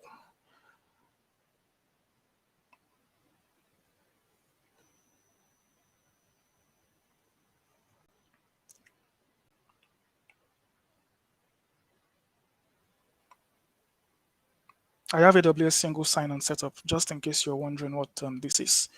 So this gives me, a more easy and streamlined access to my environment. Okay, so let's see what we have set up for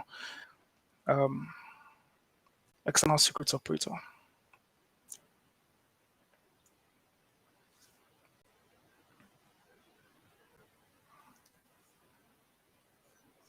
Okay, so I have a role called external secrets, and the permissions right here. Get resource, get secrets, describe secret, and list secrets. So, and it can only access my secret manager resource in AWS. This is all you need. Just a user, but in this case, I'm using a role with a permission that just needs access to AWS Secrets Manager. You can streamline your resource further, to further secrets, but we'll get to this part in a bit. So I have my role set up. I have my permission set up, and I think I'm good to go at this point to deploy external secrets operator. Straightforward as well. You can grab the Helm chart for external secrets in the Helm charts repository for external secrets. I have the repo added locally already. So it's optional for me to run this. I mean, it will probably say it already exists. Yep, already exists. So I will install external secrets. Now take note, I'm passing in my values file here. And this is simply the same, the default from the charts. And the only tweak here is I am adding my role. Like I said, I'm using IAM role for service accounts. So this enables me to grant a service account in Kubernetes to grant it permission to assume or work with an IAM role in AWS. So with this, my service account can access AWS as long as I have this annotation here. And that's all. The rest of the values file is the same. Just use the default. Yeah, except you have some other interesting levels of configuration. Okay, so I will install this. I'm doing this in a namespace, by the way. Before now, I created an external secrets namespace. But this can be in your default namespace. I mean, I recommend it to be in a separate namespace. It's good to always use a proper namespace strategy. So this will install the external secrets operator. Its CRDs as well are installed.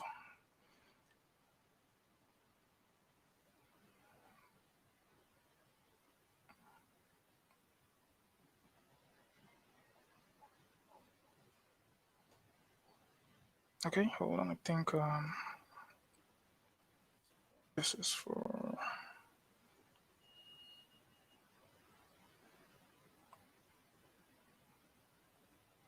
Okay, control already exists. Okay. So I think that is pretty sure I already installed this, but let me just be double sure.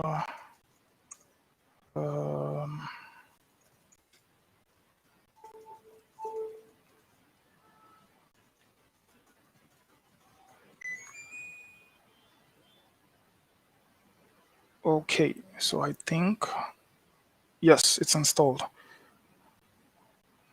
Great. So yep, external secrets installed successfully.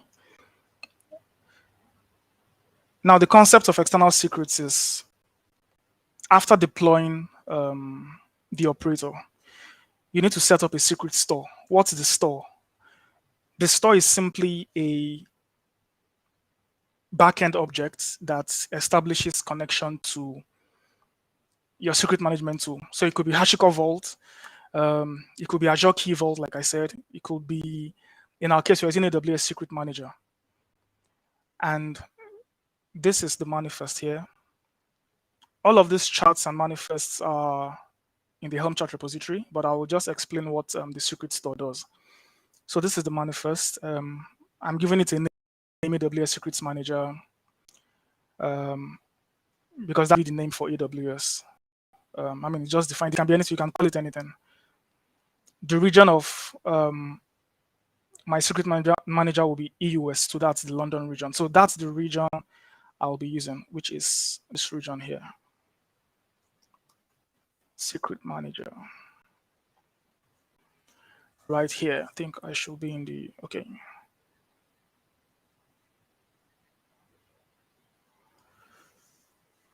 Okay, so let's go to the London region, EUS 2. That's where we should be. Okay, great. Next up, the service is secret manager. So in external secrets, when you say secrets manager, that means you're referring to AWS Secret Manager. I think if you're working with Azure Key Vault, it has to be maybe something like Azure, maybe KV. I can't recall, but you know, it's there. So depending on the backend tool, that will determine the kind of name that should be here. But of course, this can be any name because this is just a friendly name for you to identify it as one of your Kubernetes objects. So I'll deploy the cluster secret store now.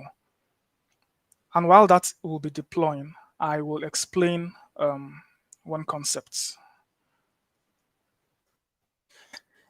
Now in external secrets, we have what we call the cluster secret store or secret store, and you have what we call cluster external secrets or external secrets. If you notice, it's just the word cluster that is different in both.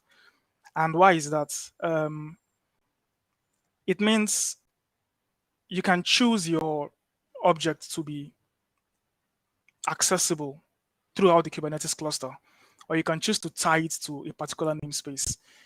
In this case, I would just like to have one secret store to serve all secrets in my cluster. So I'll go with the cluster secret store.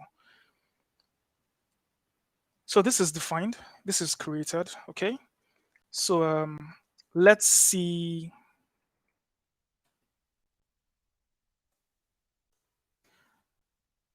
Let's be sure. Let's describe this object. Let's see what's happening now. We have our cluster store created, of course, with backend connectivity to AWS.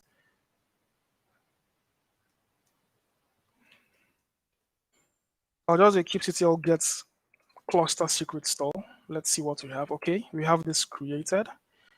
I think I'd like to describe this as well.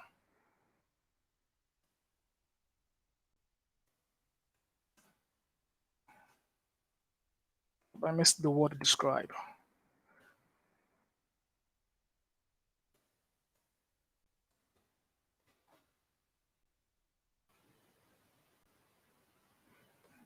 Okay, so when I see an event like this is just a way to validate that your external secret operator successfully, can successfully authenticate to AWS using the role or the credential you provided, maybe an access on a secret key stored somewhere, or your role. In this case, I'm using IRSA, like I said. So this is good. This is a good sign that we can interact with AWS, and we can also interact with the AWS Secrets Manager. Now we have reloader deployed. We have external secrets operator deployed. We have the store created and deployed as well, which connects to AWS. I think it's now. Let's get to the fun part where we start creating secrets. Now, like I explained the concepts of cluster external secret or external secret, I want to be able to create secrets from anywhere and map to any namespace. So that's why I'll opt for the cluster external secrets. Now, before I create my cluster external secrets, there will just be one prerequisite, and I'll explain that now. This is what the cluster external secret looks like. This is what the manifest looks like. I'll just run through this so that you can understand what each section means. Of course, the name is the name of your cluster external secret object. Now, the external secret name is the name it will use to create, or it will give you external secrets. What's the difference there? The external secret will be created in whichever namespace you define. So remember, you are managing a Kubernetes infrastructure. You're using the namespace strategy to properly isolate workloads in your environment. I mean, maybe you have a namespace for dev, or a namespace for staging, or you have a namespace for critical apps and less critical apps with several levels of isolation. At the same time, whichever secrets are consumed in the namespace has to be within that namespace. That's the whole idea of the virtual isolation, with regards to namespaces. So here I'm saying create an external secret and provision it to this namespace. In this case, I'm using the default namespace, but this can be any namespace. This can be maybe ABC app namespace. What does refresh time mean here? Refresh time simply says external secrets operator, make sure that this external secrets always exists in this namespace. And who is in charge of that? It's the cluster external secrets. So every 1 minute, the cluster external secrets checks to make sure the external secret is in the default namespace. But it gets even more interesting. I mean, there's another layer just to ensure 100% or maybe near 100% protection or availability of your secrets.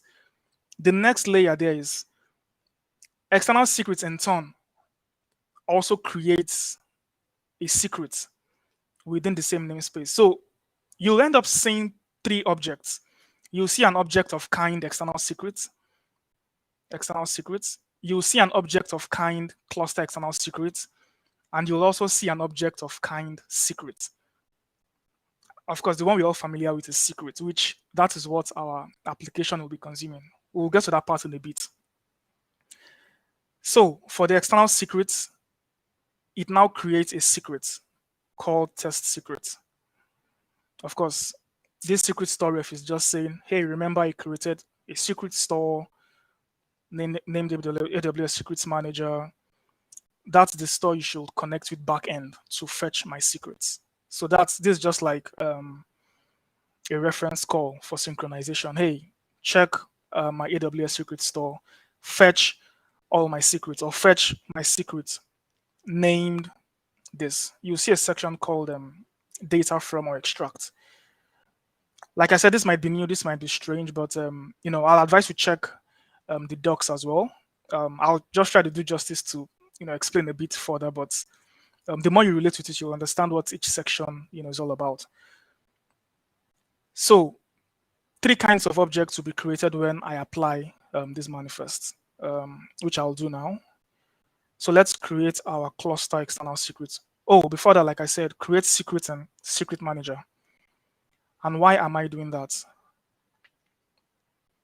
At the point when I'm telling it to fetch this secret, I need to make sure that I have a secret named this in AWS or in my secret management tool, any tool I'm using. So I'm going to show you that. So I have the secrets defined, and this is the name of the secret.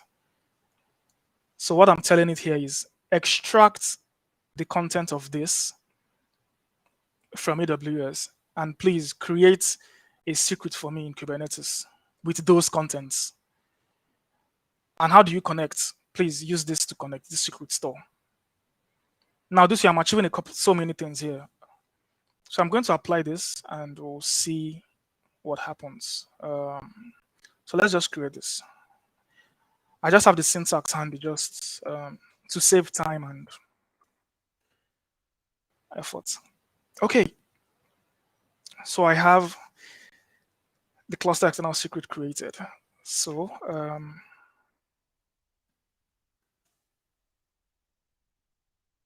let's see.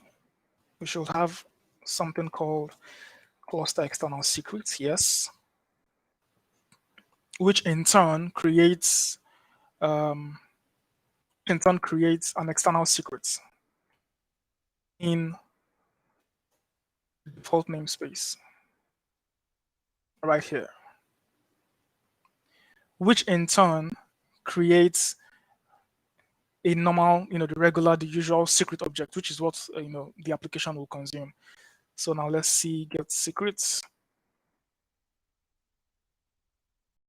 And here we have test secret. I mean, we're going to see something fun down the line. I could choose to delete these secrets. I mean, this is one of the pros of external secrets. Because of the synchronization, I can choose to delete this secret and it will create it. kubectl delete secrets, test secrets. So it will refresh every, I think, 1 minute or even immediately. Let's see. Yep, so you see, let me just clear this. Okay. Secret here, 50 seconds old, was deleted. And here it automatically recreated it. So let's say someone erroneously, deletes maybe just a typo and deleted the secret. You can be rest assured that that secret will be recreated. If you're not using an external secret management tool, and if you're not using external secret operator, there's no way to recall a secret. Unlike deployment objects or maybe stateful sets that have maybe things like revision history limits where you can, roll back objects, or depending on if you do upgrades, there's no way to roll back or recover, objects like config maps or even secrets once they're deleted, unless you have them saved somewhere, maybe locally or in a private repository to yourself. Okay, so we have created our external secrets. We've also indirectly created our secret. So I think we are ready to test this. Let's deploy a test application. I just have a busy box here, which I'll run, which I'll deploy. And I made 2 additions to the busy box. The first one is the annotation for reloader. And this will simply ensure if I update my secrets, I don't have to manually do a rolling restart. It automatically redeploys, restarts all the pods. Now, that will come in handy when you have lots of, it may not mean a lot if you just have 1 deployment object or 2 pods. But when you start dealing with hundreds of deployment objects or stateful sets, and you start managing large, huge, a huge number of microservices, and that's when this will come in very, very handy. So I have this annotation here that says, hey, just look out for all my mapped secrets and config maps. If you notice any of them is updated, automatically restart my pods. That's the first addition I have here. The final addition I have is, of course, I'm bringing in my secret. So I'm just saying, hey, fetch some environment variables from this secret.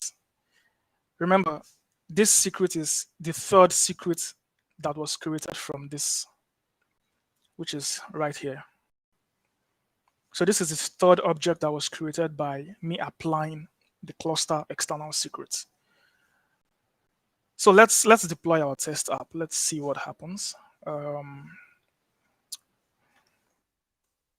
don't have a ready syntax for this, so I'll just run this. Yeah, let's apply. Okay, let me just clear this to have a clear screen. I'll get all now. Let's just see what's happening.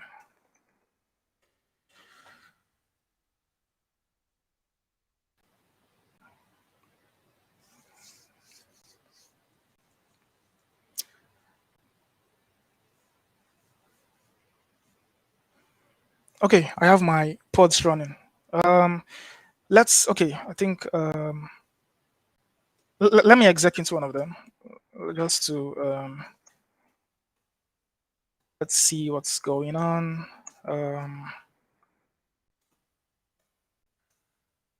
We just want to validate our environment variables. Okay, so I'll say print env. Okay, I think let me just sort this properly. Let's say okay. Oops. I just want to see what I need. Okay, so these are environment variables in the pod. Let's see, and they match what we created here. So what's the entire flow of this? I'll just run through it. External secrets operator connects to AWS through the cluster secret store. That's the first part. The second part is the cluster external secrets creates an external secret in your defined namespace.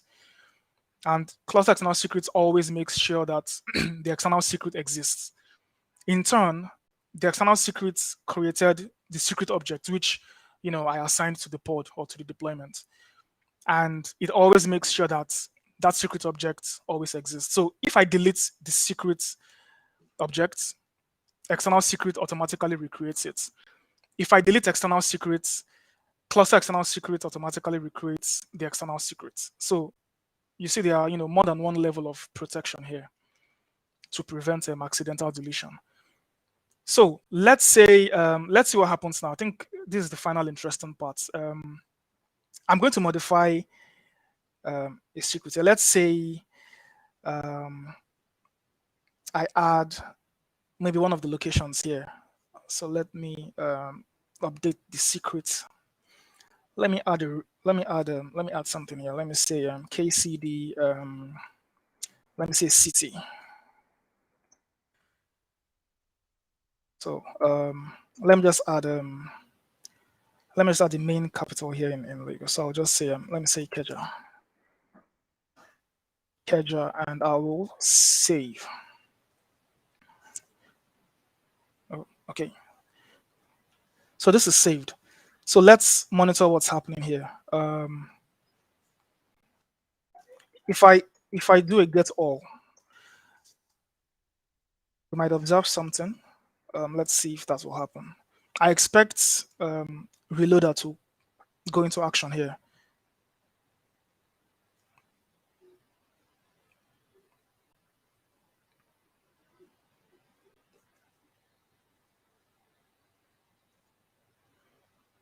Okay, so I think the refresh time is 1 minute. So just wait for a few more seconds and we should expect any deployment to kick in.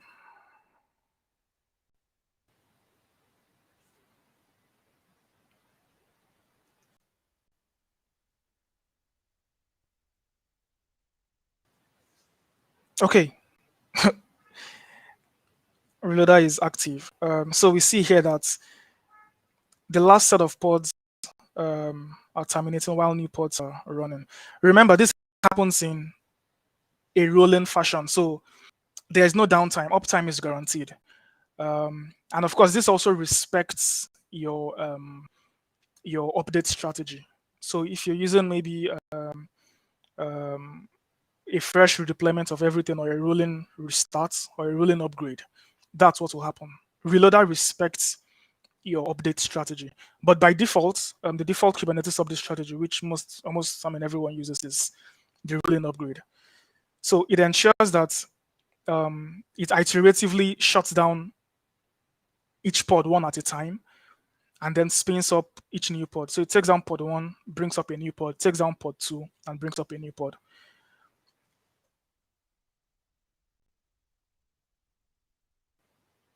Just to be sure that all our new pods are running. And to be double sure, I will just connecting to one of the new pods and be certain that we have our new environment variable.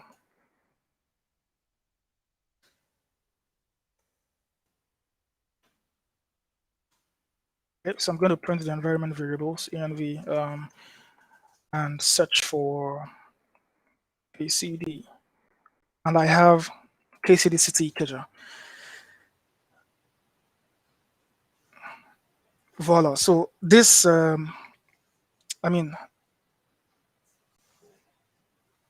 looks like a lot of heavy lifting has been done here, and this achieves the goal which we want to achieve. Now, the pros of this stack, I just did some brainstorming and I said, secrets can now be part of the GitOps model. You don't want to be committing actual secret manifest into Git, but with external secrets operator and with this entire stack, as a matter of fact, you can have your external secrets manifest in Git. In fact, depending on your GitOps strategy, in some cases, if you're using tools like Argo CD or Jenkins GX3, you can have some levels of integration where when you make a change, Argo CD automatically does, recognizes that new artifact. At the same time, if you're using GX3, you can, build a model that says automatically connect to AWS and create secrets. So that's the next layer. Maybe the next, maybe the next KCD. Who knows? Maybe that will be featured. But that's something also, that's possible. You can automatically create secrets from AWS without manually defining your secrets. So just have something in, just properly define your GitOps model, and that is very much possible. Automatic secrets rotation, the option is here. You can configure, imagine these are database credentials or any other form of credential. You can configure automatic rotation. DR strategy. Well, I think just to save costs, since it's just a test, but you can also set up replication. If I attempt to create a new secret, I think it's even here. You can choose to replicate secrets to other regions, so you're not scared of the fact that the region may go down or your cluster might be unreachable, or your cluster crashes and all of that. That automatically handles your disaster recovery strategy. Also, secret synchronization, like we saw, you delete a secret, you delete a secret object, it automatically gets recreated. You update a secret, it automatically gets, the pods gets redeployed in a rolling fashion. A couple of that. And the cons of the stack, nothing is perfect. There's always room for improvement. So to me, so far so good. I feel it's just one more layer of operational management, which happens just once, which is at the point of setup. Because the rest of the operations are basically, automated. So if I'm to deploy a new application, I just have to create my secret manifest, create my backend secrets in AWS, and redeploy. Whenever I update my secrets, Reloader automatically reloads. So I feel with this, I think optimizing secrets, should be more user-friendly. Shouldn't be that scared topic handled by only the maybe experts or the gurus in the Kubernetes community. I think everyone can relate with it. Everyone can just deploy a simple stack depending on maybe your cloud provider or your secret tool of choice, and you can achieve an optimal secret management lifecycle, without being an expert. So I think that's the end of my demo. I'm going to stop sharing.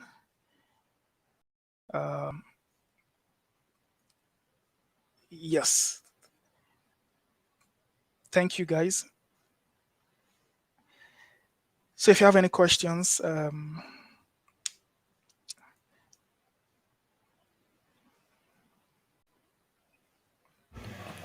Awesome. That was a great session. I've always looked forward to secrets and different other options around secrets management. I think one of the most popular ones is Vault, but I've never seen a demo of that of AWS.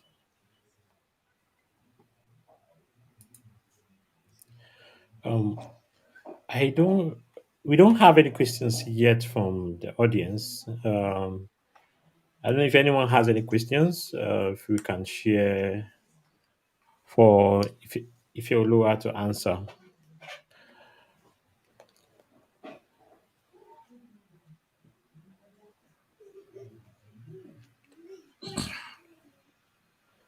Okay, someone is asking. So there is Kubernetes service that does this. Kubernetes service. I guess you're referring to the operator, external secrets operator. Before now, it was Kubernetes external secrets, but that has been deprecated and improved. So we now have the external secrets operator. So for now, we can say that is the Kubernetes controller or service that does that is the backbone of this entire stack, basically.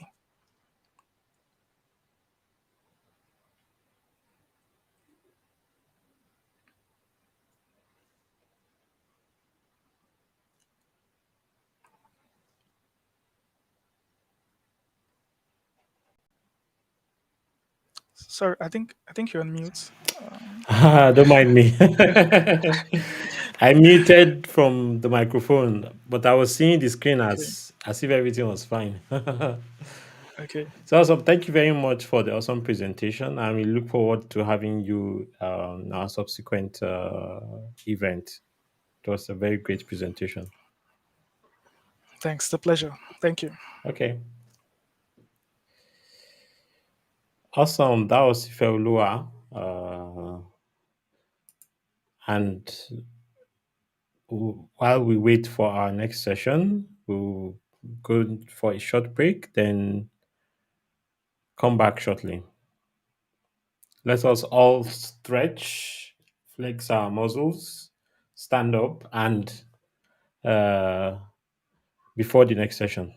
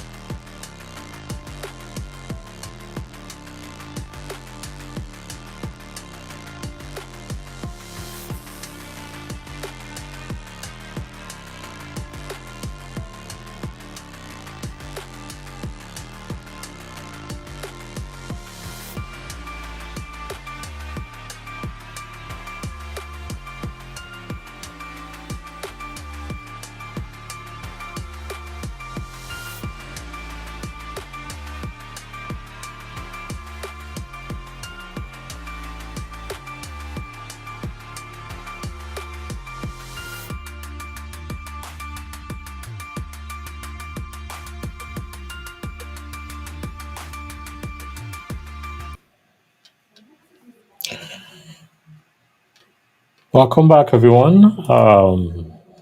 Thank you for sticking with us till this moment. We have two more sessions left, and next we'll be having Lady Joseph, and he'll be talking about transforming your Jupyter notebook to a reproducible machine learning pipeline using Kill. That sounds interesting. And yep, let's bring Olaide up.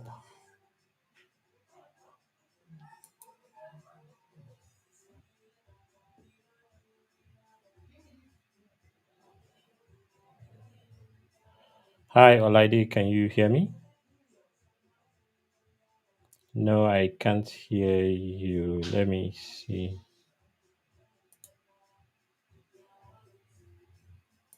Hello, can you hear me? Yes, I can hear you now. Okay, thank you. There seems to be some form of echo. Not sure where it's coming from. Can you mute the one with the camera? Yeah, it's not appearing. It's muted. Okay, I think it's better now. okay, thank you. So, welcome, Okay. ladies and Yeah. so So, welcome. sorry.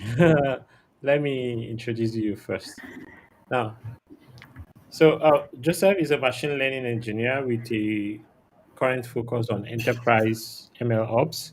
He currently works as an independent ML ops consultant for cloud native ML ops organizations. He has worked with ML ops organizations like Maven Code and Aricto. Outside of machine learning, Joseph comes from an energy background, oil and gas. That's the big boys. His interest in energy lies in the adoption of technology to foster the energy efficient operations. Finally, Joseph likes playing games and listening to dancehall music. That's interesting. Maybe we should talk more about the dancehall music after the session. Over to you, Joseph. Okay, thank you very much. Um, so I'll be going over transforming your Jupyter notebook to a reproducible machine learning pipeline using Kill, and I look forward to this session with you guys. So, my name is Joseph Olade, like the first host has said. I currently work as a contractor, MLOps consultant with Aricto. So Aricto is a cloud native MLOps company with products like Kill and the likes. So I'll be walking us through how the Kill platform can be used to create reproducible machine learning pipelines. So to start with, let me just go over what this session is for. And if you are here, this session is for like data scientists and DevOps with little or no experience with Qflow. And what this session is about. So we're going to cover, so depending on time, so the plan is to cover this a digit recognizer notebook and a telco churn notebook. So depending on time, the focus for now is on digit recognizer. So we're going to look out for Keyflow notebooks, specifically Jupyter Lab. Then we're going to look at the Kill Jupyter Lab extension with Keyflow pipelines. So what this session is not going to cover, so this session is an in-depth machine learning or Kubernetes course, and this session is a Python programming course. So about the notebook, we'll be converting to a reproducible machine learning pipeline. So it's the popular MIST or the digit recognizer notebook. It's on cargo for everyone. So I mean, everyone can have access to this.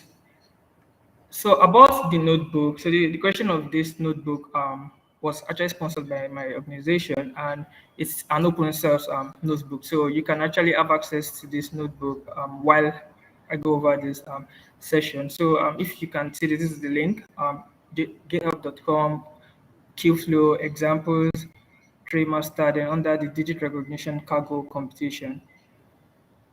So I think I'll just wait for 5 seconds for people to just look out this link. Just the Keyflow organization. Under the Keyflow, you go to the examples repo. Under examples repo, you go to the digit recognition cargo competition directory or folder. So prerequisite for this course, at least little knowledge about cloud computing environments like AWS, GCP, or Azure, basic understanding of cloud native architectures and Kubernetes concepts like pods, controllers, nodes, container images, and volumes, etc. So familiarity with ML concepts like algorithms. So I expect those attending the session to have like a good knowledge of machine learning workflow machine learning workflow, you should be able to like read your pandas. You should be able to read the CSV data. You should be able to like do feature transformation. You should be able to do hyperparameter tuning, model training, and the likes. So the bonus Keyflow as a service, bonus introduction to Keyflow fundamentals. That's like by the way. So let's go to Keyflow overview. So to start with, so I'll just give a summary of what Kubernetes is all about and why Kale or Keyflow Kale is like built on top of Kubernetes. So one of the key benefits Keyflow Kale leverages from Kubernetes is the portability, microservices, and scaling. So when we talk about portability, we're talking about being able to like create a program somewhere and being able to like being able to reproduce the same program elsewhere. So not having to like have environment issues or dependency issues. So with microservices, workflow often needs to like interact with multiple services, and with Kubernetes, like Kubernetes offers those services. So we have scaling. So when it comes to scaling, we're talking about like being able to like scale up your computing resources or use to scale down your computing resources depending on your workload. So this is like a brief overview of what Kubernetes tends to offer Keyflow Kill. Okay, let's talk about Keyflow itself and what Keyflow does. So Keyflow is an open source project at the convergence of cloud native and ML. So Keyflow is a MLOps platform for data science and operations team. It's a complete toolkit for an ML workflow, including data, model training, hyperparameter tuning, model serving, and model monitoring. So Keyflow was launched by Google in 2017. It started at Google as a way to like externalize the TensorFlow Extend Experience (TFX), and it is Apache 2.0 licensed. So what challenges does Keyflow aim to solve? So basically, Keyflow aims to solve aims to like make your deployment of machine learning workflow on Kubernetes simple, portable, and scalable. So the idea is that we know that Kubernetes has this orchestration power, this portability power, and this auto scaling power already. So how can we leverage this power to like so how can we leverage this power to make our deployment of machine learning workflows very easy? So which is where Keyflow comes into play. So Keyflow makes our data loading, verification, splitting, processing, feature engineering, parameter tuning, up onto observation and monitoring very, very easy. So we're going to go over the different tools and how Kubeflow is like the all-in-one platform to do this and why it's like it's best to use Kubeflow. So basically, typically if you want to do your model building, you do it on Jupyter, you do it on Databricks, RStudio, or Visual Studio Code. Kubeflow offers you all this all-in-one. So if you want to do your model training, you probably use Python, sklearn, or TensorFlow. Kubeflow also offers this to you. If you want to do a parameter tuning, you probably use SIGUP, determine AI, or any scale. Kubeflow also does this from AutoML analysis, ML pipelines, metadata tracking, and deployment. So Kubeflow offers all this all in one. So it's just like your all-in-one MLOps pipeline. So let's talk about this Kubeflow architecture.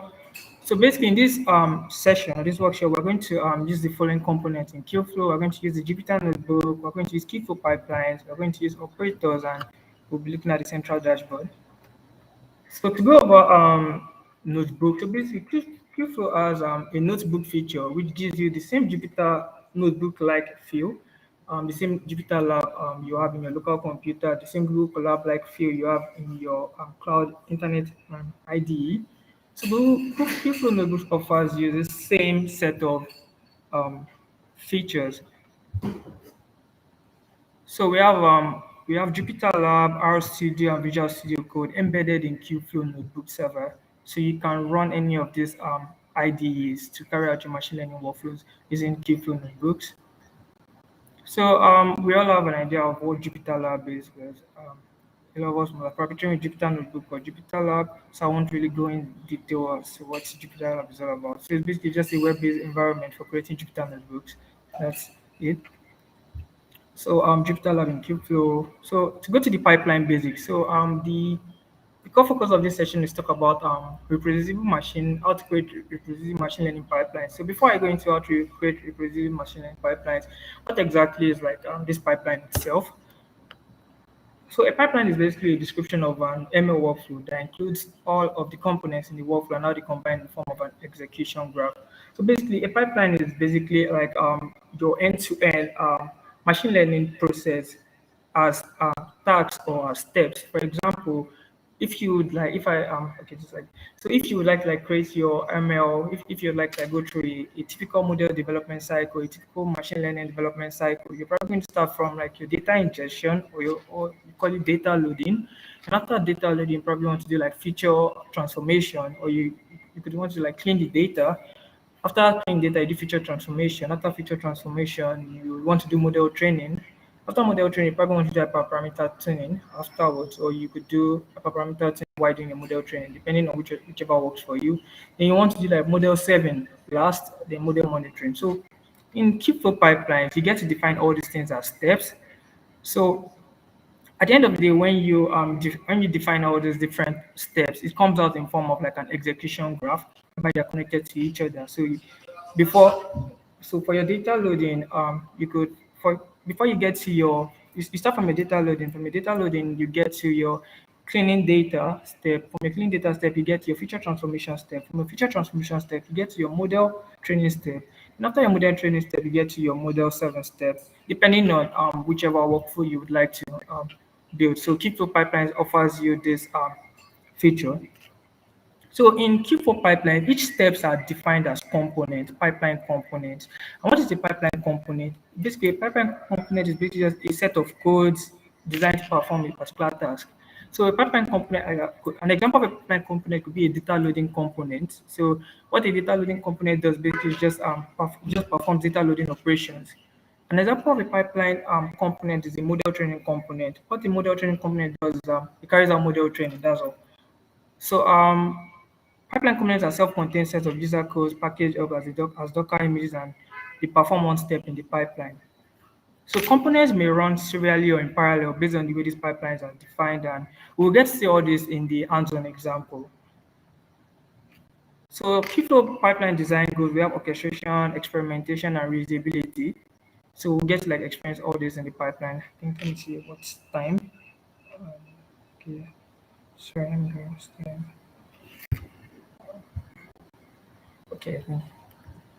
So what's included in the Kubeflow pipeline UI? So you have like what's included in Kubeflow exactly? You have like a UI.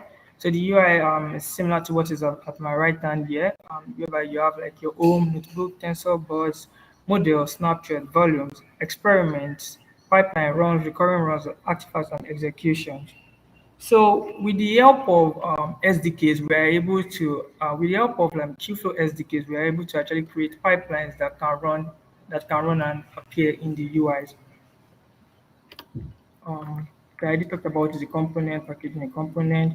This is an example of a Qflow pipeline, like this, like an example. So you can see this is for the Chicago taxi trip data set. It's a popular data set used in most Google tutorials. So basically, this is like data ingestion process.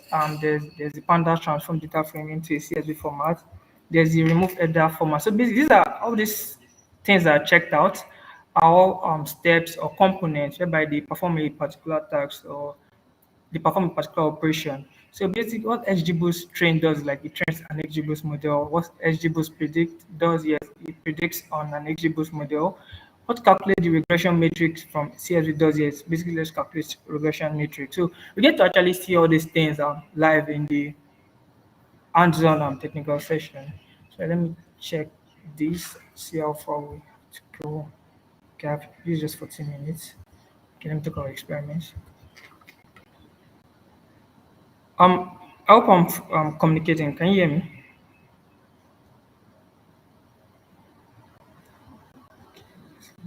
So basically, this is experiments, Kubeflow experiments. So basically, an experiment is a workspace where you can try different configuration of pipelines. For some of us are familiar with MLOps, and for those that are not familiar with MLOps, I'll try to like just explain these things. So basically, an experiment is like whereby you like typically, let's say you train a model with certain parameters. Let's say I train a model with A is equal to 5, B is equal to 6, and C is equal to 10. So the moment I change it to like A is equal to 7, A is equal to 9, and C is equal to like 20, and I run it like I've generated a new experiment. So basically, an experiment is where you're able to like implement new set of ideas, and you still get to keep the pipeline workflow the same, and you get like different results. An example here is like if you can see this image. So this is an open vaccine project. So different experiments were created for the same setup of workflow. So we have like pipeline run. So basically, a run is a single execution of a pipeline. So the moment you are done compiling, the moment you are done creating your pipeline and you compile and run it, so you get a pipeline run. So a pipeline run is a single execution of your pipeline. So all these things, although it might seem like a little bit overwhelming at the moment, um, you get to see it hands-on with the simple digital organizer notebook. So recurring runs, in recurring runs, basically you're trying to like repeat a particular run. Let's say like you ran it like last week, or let's say you're trying to like schedule run. Let's say okay, I want the run to like perform weekly. So with the recurring run feature, I get to like implement this, and this is actually very important in continuous training projects or continuous training workflows. Let's say you expect your data sets, you expect new set of data sets to come in weekly. So I mean, with the help of the recurring run, I don't need to like recreate new notebooks or recreate new pipelines. Recurring run helps me with this. So this we'll get to go over this. So this is basically a step, and or you can call it a pipeline component. So basically, it performs this. This is the load data step, pre-process data step, model training step, model evaluation step. Okay. So I'll be going over the hands-on session now. So let me go over. I'll be going over the hands-on session now. So first of all, before you can actually create this type of pipeline, you need to have Kubeflow installed. And there are different ways to install Kubeflow. You can install Kubeflow via a package distribution. You can install Kubeflow via manifest, or you can install Kubeflow via Kubeflow as a service. This is what I use, like I'm training my Kubeflow pipelines or my kill pipelines. So I would for those of us that are new to the field, for those of us that have no idea what Kubeflow as a service is all about, probably need to like just go to Kubeflow .arito.com. I think I probably registered. So you probably need to go to Kubeflow.arito.com. Let's see.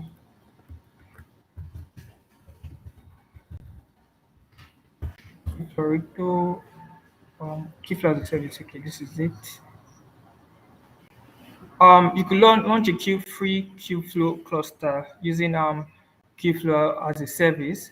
So I mean, you could just use it to try your hands on like sample notebooks that you have that you want to convert into pipelines. So for me, I've done that already, and I mean, it's the website has a very good UI and UX that kind of explain things well. So you should be able to like create this free service to use. To back to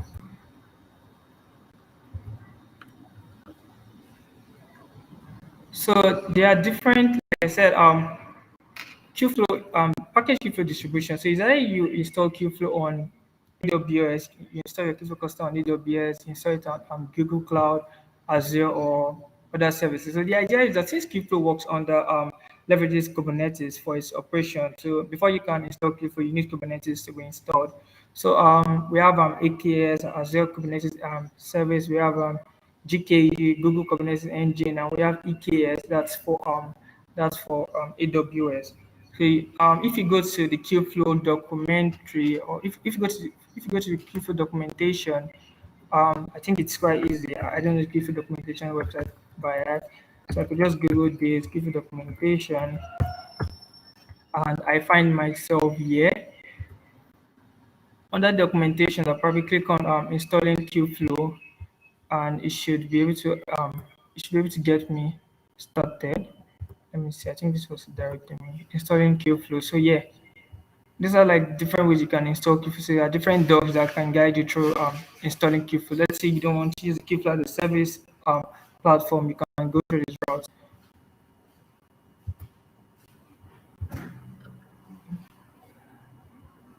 So this is Qflow as a service, which I'll be using now. Okay, let me just go back and do this sign in myself. Start with Qflow. Yeah, learn Kubeflow free. If you have your system with you, you can probably walk through this process as well. So if you don't have an account, you can sign up. So for me, I have an account. Next, then yeah, this should work. Receive a code. So I'm coming out. I'd have to like check this. Check my phone.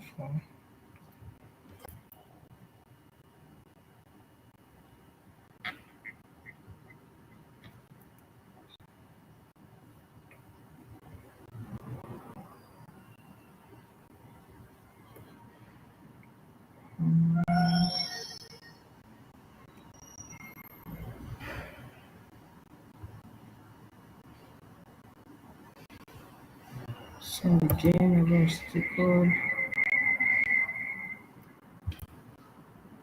I guess it's so. Let me use the other feature. Verify. Receive a voice call instead. Okay, I think I got the voice call.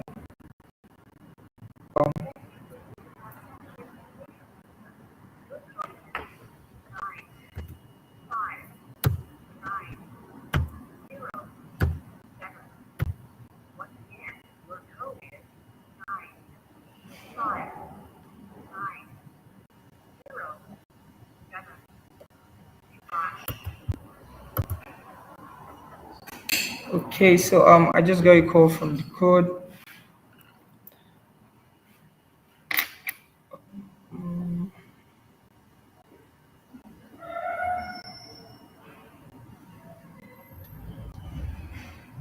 So if you can you guys still hear me?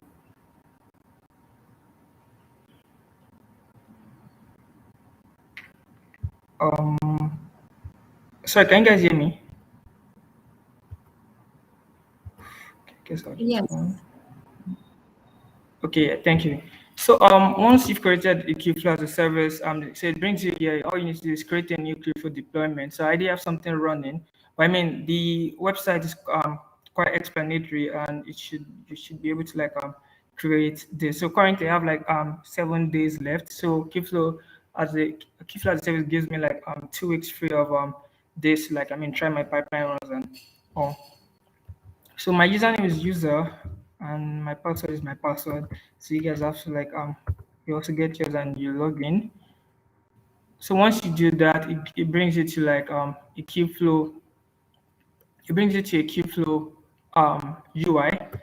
And I think I would like to open this in an incognito page so it doesn't tamper with my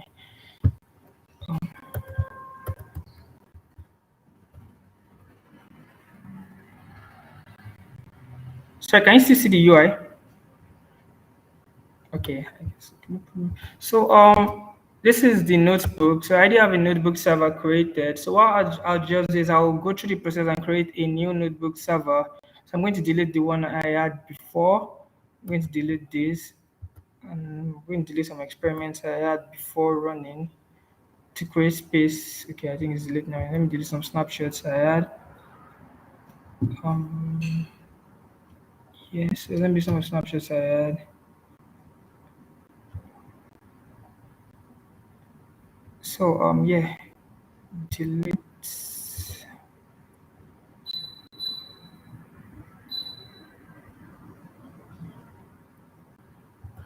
This book. So I'm currently on a new notebook. So my name, let me just call it KCD. Um, so I'm using Jupyter Lab. So I'm probably going to leave it at Jupyter Lab. If I was to use Jupyter, if I was to use Visual Studio Code, I'll probably like pick Jupyter. I'll probably pick Visual Studio Code or R Studio, whichever one works for me.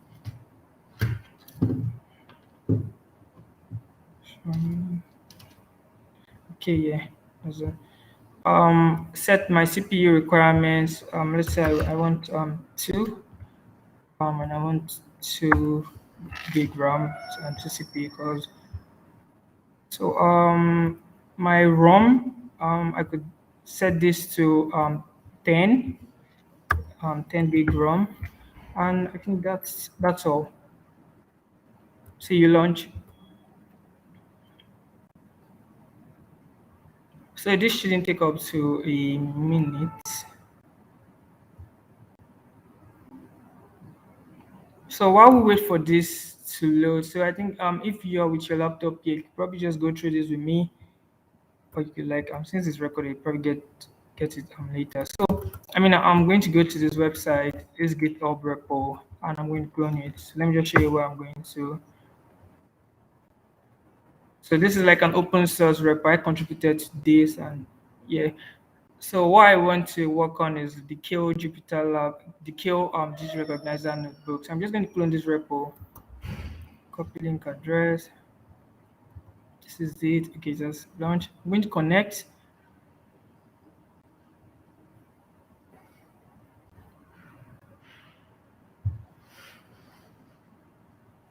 So after connecting, I'm going to open a terminal.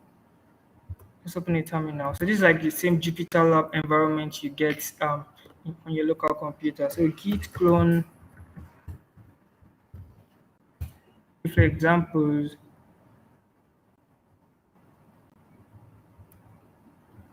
So I'll go to the digit recognition notebook, which is this. Now open the kill notebook, which is this. I have everything. So this is the digit recognizer kill pipeline notebook. So I would walk us through the notebook. So it's basically just a markdown that talks about what cloud competition is all about. And yeah, so to be able to create these pipelines, I needed to like so basically this notebook server I have here, or notebook server I created via the cluster, it's just like an empty environment. It doesn't have any it just has just Python environments installed. So it doesn't have some libraries installed. So I need to go through the process of installing some libraries I would want to use. And the libraries I would want to use for this notebook, I would need TensorFlow, Seaborn, wget, and Pandas. Since that's the case, let me walk through it. So I'm going to install. I've saved it in the requirements.txt file. So I'm going to install it. I'm going to pass the quiet flag because I want to see all those standard outputs. So after installing it should take probably 2 minutes to like install. After installing, I'm going to like import all the necessary libraries. So to now work with to work with Qflow Kill, this is like where the magic comes into play. And I would like it if you've not been paying attention before, I think just probably just try as much as possible like concentrate here. So while I'm waiting for this to install, I'll click on this Kill extension here. So if you are using the Qflow as a service this thing cluster, you'd have the Qflow pipeline deployment panel or the Kill deployment panel here. So you just click on it. You click on it, it opens. You enable the panel. So after enabling the panel, you have to just if you've not created an experiment before, you click on new experiment. You pass in the experiment name. In my case, it is digit recognizer kill. The pipeline name is digit recognizer kill as well. So the description, it performs processing, training, and training and prediction of digits. So the moment I enable the kill deployment panel, you see like the notebook changes. You are seeing some tags there like skip, imports, pipeline parameters, and the likes. I'm going to just explain what these things are. So the beauty of Kale is that it actually gives you the opportunity to like create components straight up from your notebook. Like you don't need to write extra codes, or you don't need to do anything extra. You just need to just enable the Kale deployment panel, create an experiment, come here. You see this like this pencil sign. You click on it. It tells you what kind of cell should this be. So basically, since I've already installed the libraries, I don't need to pass this into my Kubeflow pipeline again because I don't need to.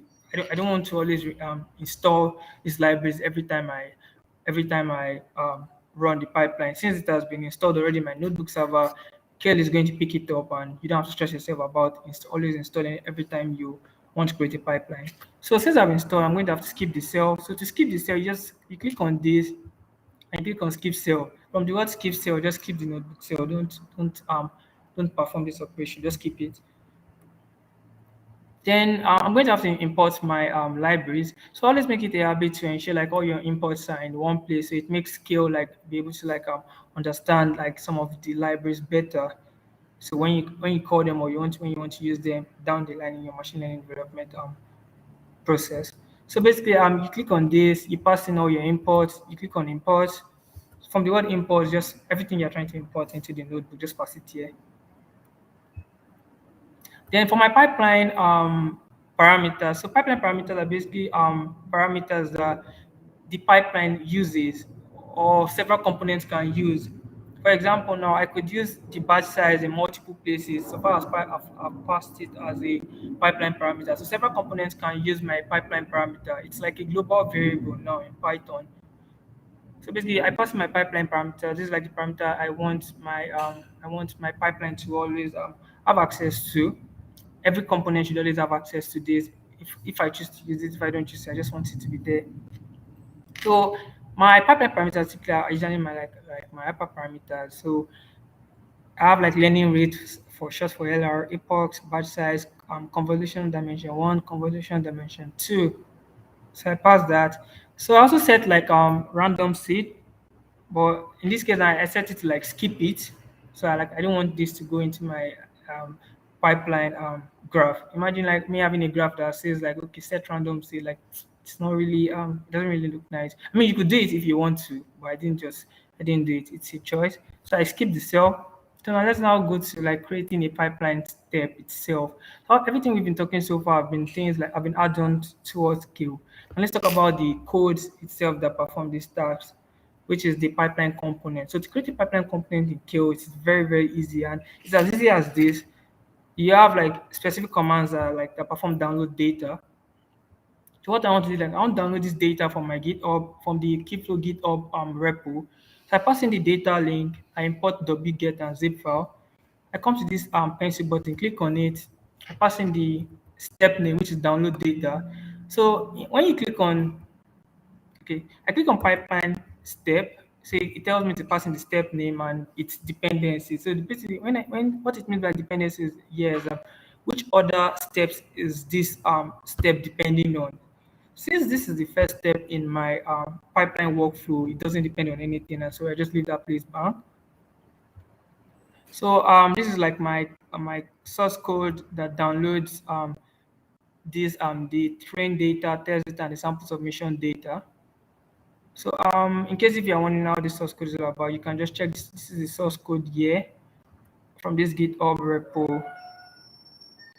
You can play around with it and you can create new ones yourself. So this is source code. So everything that you're seeing me doing now is in this GitHub repo for your use. So yeah, this is the download data step. So next up is the load data step. So okay, after download data, I want to load data into CSV. Pandas unload data into like load the CSV data into pandas as a data and as a data load it and output as a data frame. So to do that, I'll click on this pencil sign. I'll come here, click on pipeline step, pass in the step name, load data.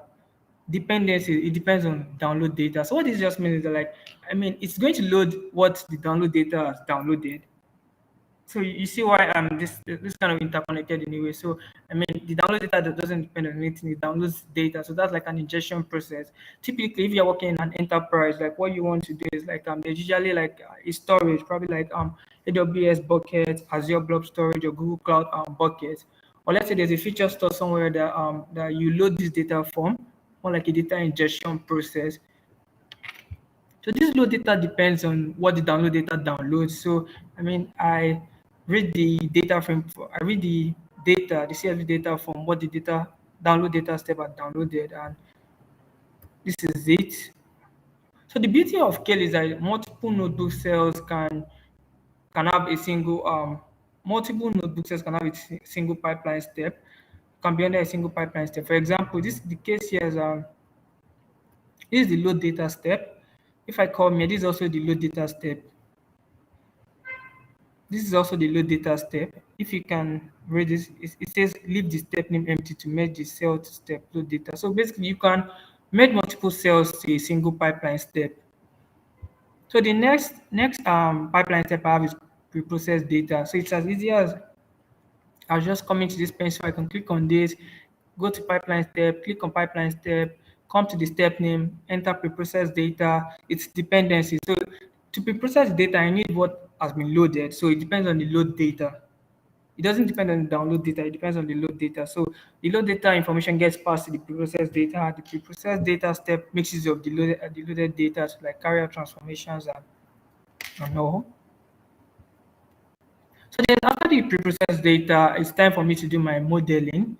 So for the modeling, you come here just like I did previously. You come to the cell type, you click on pipeline step, come to the step name, you type in modeling or whatsoever model name of your choice, or whatever name you feel like giving it. It depends on the pre-processed data. So the pre-processed data gets passed into the modeling step. So yeah, what I just did, like, I create like my model. It's a TensorFlow it's a convolutional model. So this is my modeling step. I have several notebook cells passed under my modeling step. This is my compilation. Because of time, I set it to like was let me check the total number of epochs I set it to. Okay, I set it to just 2 epochs. Take note. So basically, what I just did in the for the parameters I passed into the pipeline parameters, before I pass them into my notebook cells, I tell the notebook what type of data type it is. In this case, while I was compiling, my learning rate is of data type float. For some of us, if we are of Python background, we know what float is, or yeah, we know what float is in general. So it's like their decimals. So my learning rate is of type floats. My batch size is of type integer. My epoch is of type integer. So I just pass it there, and the notebook understands this. So the next step after modeling is the prediction step. So I just try to make this as simple as possible, and when it's time for the Q&A, you guys can ask questions. So the next step is the prediction step. So the prediction step depends on the modeling. So basically, what is being passed to the prediction step is the model that has been fitted already. So it's a fitted model, and I make use of the fitted model to like carry out predictions. And after my predictions, I get confusion matrix out of this. I believe we all have an idea of what confusion matrix is all about. After that, yeah, so I just plot my confusion matrix, so I'll be able to like visualize it in the UI.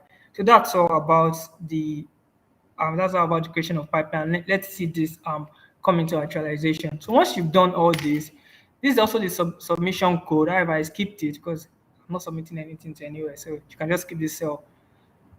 So compile, when you're done, just click on compile and run.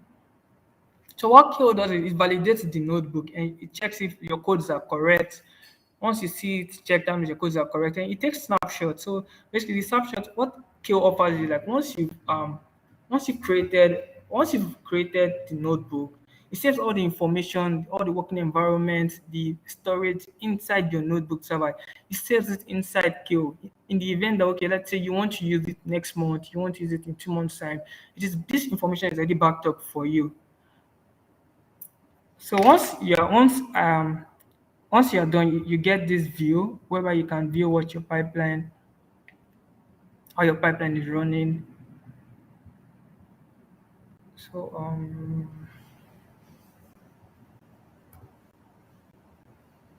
I would want this to actually appear like on to view the actual pipeline. I think this is it. It should be here.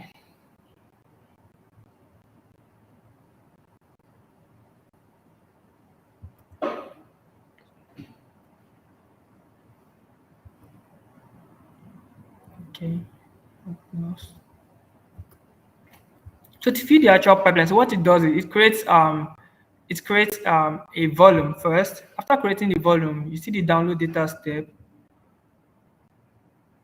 So download data step is running. So when download data step is done, you're going to get the load data step. When load data step is done, you're going to get the pre-process data step. When the pre-process data step is done, you're going to get the modeling data step. When the modeling data step is done, you're going to get the prediction data step, which is the final step, and you have your pipeline graph.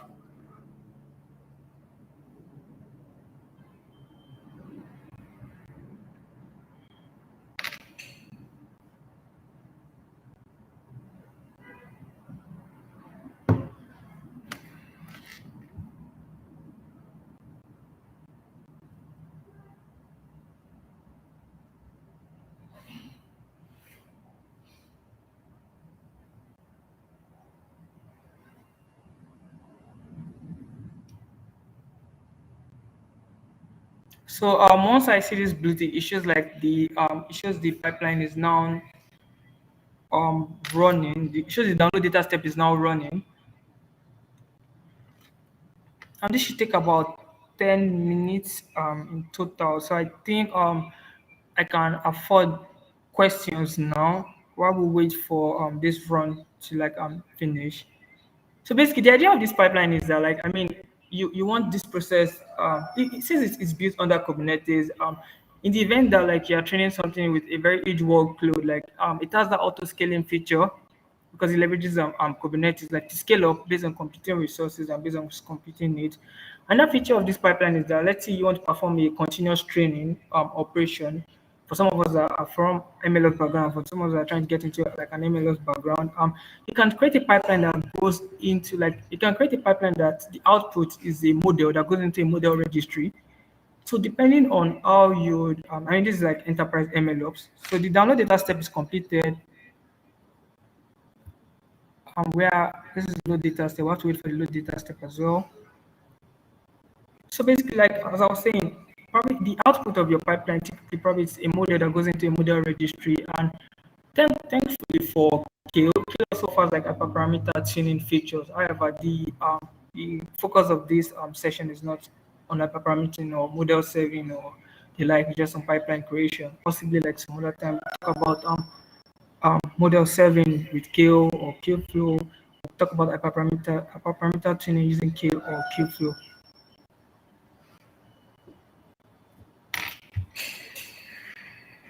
So if you have a question, like we can start asking now.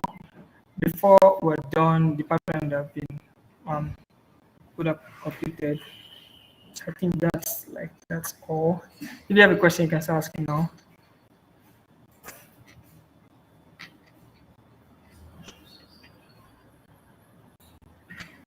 Hello, sorry, can you guys hear me? Yes, we can hear you. I think we have a question. Is there a Kale extension for Collab? Okay, so Colab is not built on Kubernetes, not built on top of Kubernetes, so that won't be possible. So there's no kill extension on Colab. Okay. I think there's another question on how you can join the community, although I'm not sure if it's KCD community or the Kale community. Okay, so the kill community is still the CNCF community called native and called CNCF community. So I feel like typically there's a Kubeflow Slack. You could probably just Google. I think let me see if I could Google this. Kubeflow Slack channel. Kubeflow Slack channel. I'm in already, so I just hope it doesn't direct me to what I'm in. Okay, so this is a Kubeflow Slack channel. You could Google this, and the first thing that comes up is community bar Kubeflow. Click on it, and it should direct you to how you should be able to join the official Kubeflow Slack channel. I hope this is helpful. So this should be able to like get a whole lot of this information there. Let's go to the pipeline. So the load data step is completed. We're currently in pre-process data step. Sorry, are there more questions or that's all? So at the end of the day, your pipeline should look like something like this, which we would get to see ourselves. Your pipeline should look like something like this, something like this. You have like the create volume, download data, load data, reprocess data, modeling, prediction.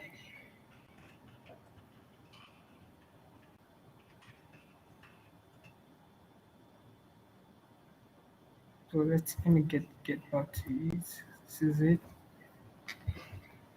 So while this is okay, process data is completed.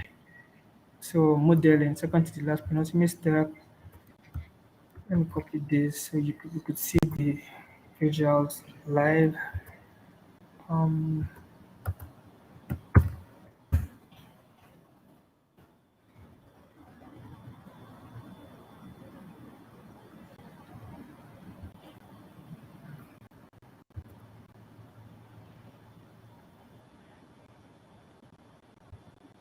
so if you can hear me, I'm trying to like log in to like my private browser, so the display could like come out in full.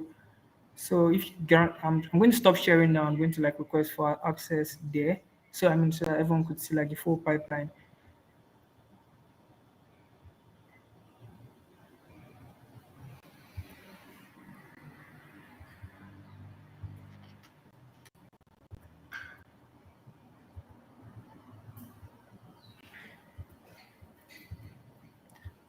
Can you see my can you see my screen?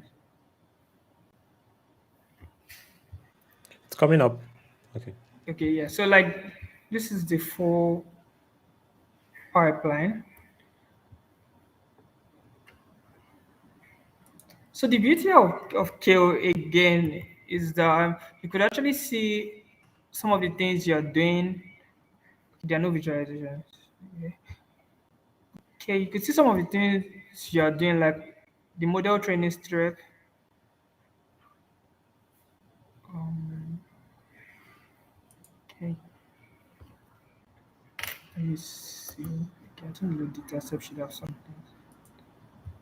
Okay, yeah. For example, some of the sorry, I think it's echoing. Is it for myself?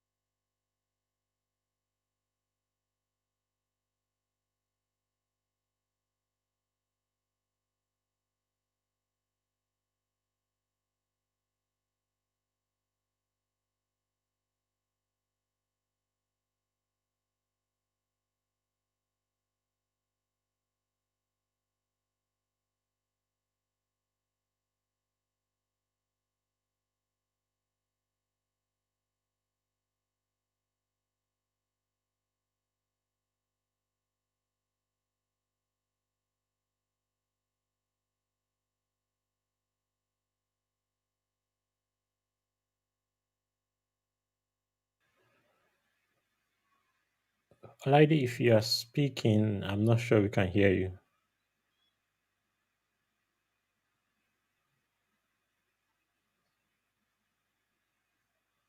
The output of your notebook here, just as it is in your notebook.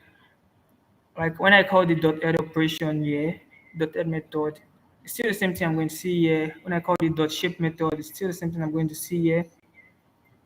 And the modeling operation, I think I should see the model training step. Probably when it's done, you would get to see it. So it's just your entire notebook. Like, I mean, you don't get to like stress over, oh, I need to like do some things to like turn this into a pipeline. Like, it's your entire notebook, the same way you have it in your core lab, same way you have it in your Jupyter lab. Like, you can just upload it here and turn it to a pipeline. So typically, if you do this with the Kubeflow SDK, the traditional Kubeflow SDK, you would need to like write some components individually, and you need to like run some methods, create clients, compile, and unlike this web, I just have my notebook. I don't need to stress about that, and all I need to just click things, type things, click things, type things, and yeah, I have a pipeline. And pipeline is actually very critical when you want like a reproducible ML workflow, because every time I run this, I'm always going to get the steps. Like every time I run, I'm always going to get the steps. I could take this I could take this step on someone's like Keyflow cluster different from mine. I'm still gonna get the same thing. I could pass the output of my step to like a model registry, it's still gonna be the same thing. So like this is like the beauty of machine learning on Kubernetes. We machine learning leveraging Kubernetes orchestration abilities, scaling abilities or capabilities, and the portability capabilities. So this is like the output of my from my notebook, like the model, the summary. This is like the training step, and the last one is supposed to like show me my confusion matrix. So there are still other features which I didn't get to like show in today's session. There are ways in which you could like output like pipeline parameters for some of us want to do experiment tracking.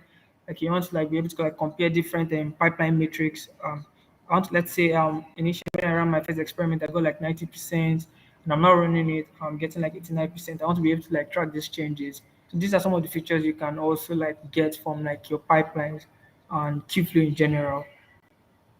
So let me see if I have something I've trained in the past. Okay, let me go to experiment. So this is like the run UI. So these are some of my field experiments I've passed, the field experiments. Let me see experiment, go to experiments. So basically you get to see the matrix here. You get to be able to like compare these different matrix, and you get to like be able to like rerun the matrix, the desired pipeline. Let's say you run about 10 different pipelines, and you want to pick the best one based on your run. These are some of the things that you would want to like take into consideration, but that's not like the scope of this session, so we won't be going over that. But these are some of the things you could do with, you could do like experiment tracking, you could do like pipeline orchestration with it, you could do model 7 with Kubeflow, you could run distributed training with Kubeflow. And yeah, I think that's it. So we have our pipeline run completed. So that's how to like create the pipe and machine learning pipeline using Q. That's all. So this is the visualization,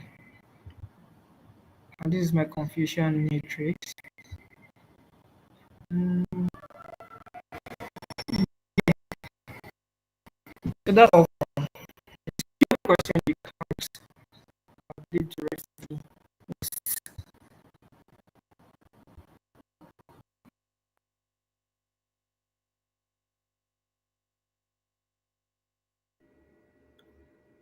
All right. Thank you, Olaide, for that awesome section. If you have any questions for Olaide so far, you can either drop it in the chat, or you can also check him up on his social media handles where you can ask further questions just in case you're unable to get a response here. Yeah, coming up next is our next speaker, our next and last speaker for the day, who will be taking up the topic creating an ingress controller. And that will be handled by Emmanuel. I can't pronounce his surname, I'm sorry. So, Emmanuel is a certified Kubernetes administrator who has fallen in love with the idea of Kubernetes and what it can do. And today he'll be giving us how to create an ingress controller, of course, with Kubernetes. So, over to you, Emmanuel. Good to have you here. Thank you very much, Anita. I've been enjoying the presentation so far. I've been watching. You see me, I've been active in the chat. So it's nice to be here. This is my first speaking engagement on a platform like this. And I'm good to be here. Thank you very much. You're welcome. Yeah, so you can actually share your screen so we can get started. Okay, so I'll be sharing my screen now. I'll be talking about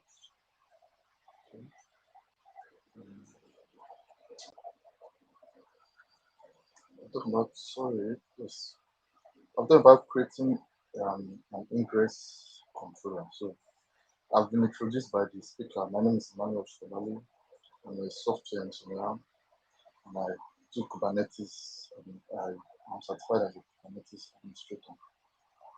So, what is an ingress controller?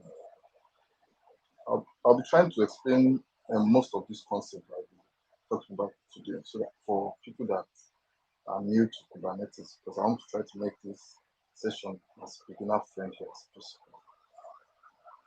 Sorry, Emmanuel, some of the I'll go audience into can ingress controller. barely hear you. If you An can, ingress controller is a deployment in Kubernetes that helps to manage ingress resources and perform tasks specified by this resource. So it's manage this resource, ingress resources, and try to like any instruction that is given by this ingress resource, it tries to carry them out.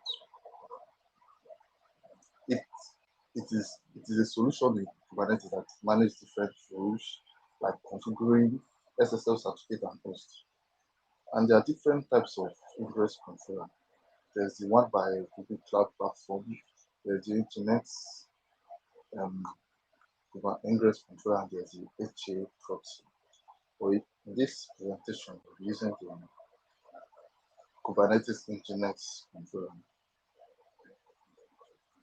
To create an ingress controller, there are some components you are going to need to do this. One of the components is like you need to create a namespace where all of what you are going to create, specifically for this ingress controller, are going to be hosted. And also a config map, a service account will be created, a role and a role binding, cluster run. Number 6, depending on where you are hosting this ingress controller, you can either use, if you're hosting it on our computer or maybe locally, we will use a notepad to review what you have hosted. Then if you're hosting it on a cloud platform, we use a load balancer to expose your ingress controller. And the last thing we create is also an ingress class. So I'll be going over all these different components so that for people that do not have an idea of what these are, before I go into my demo session. So I try to like make just some very simple introduction to these different concepts. What is a namespace? A namespace is used in Kubernetes to isolate resources. So, and it can also help with defining and managing permission. So, and in a namespace, only resources that are namespaced can be created in a namespace. So there are some resources. There are some resources that are not namespaced, like you have your node. A node is not a namespace resource, and it cannot be created in a namespace. But a persistent volume, a config map, and namespace resources, so and they can be created in the namespace. Next, to create a config map is used to store non-confidential information in key value pairs and so namespace structure. So this will help us store some information with regards to the Kubernetes controller, ingress controller will be creating. A service account. A service account helps us, it allows processes in pods to connect and authenticate with the Kubernetes API server. Before they can work properly, they need to be assigned some permissions, and then these permissions are authenticated by the Kubernetes API server. Then this allows processes to have the required access and they need to perform whatever they need to do. Then we have rules and role binding. Before a service account can perform optimally, it needs to be assigned a role and a role binding. So a role is used to define the level of access and resources that an entity can have access to, and roles are namespace. While role binding helps us to assign a role to a subject, it can be a user, it can be a group, and it can be a service account. So this will give that entity that has been assigned that role the permission that the role has. It is also a namespace object.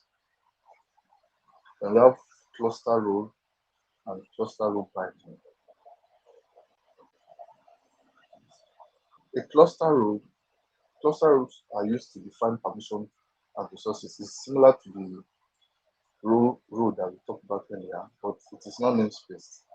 It gives you access throughout the clusters. Used to define permission throughout the clusters. That's not namespace. And we also have cluster rule binding.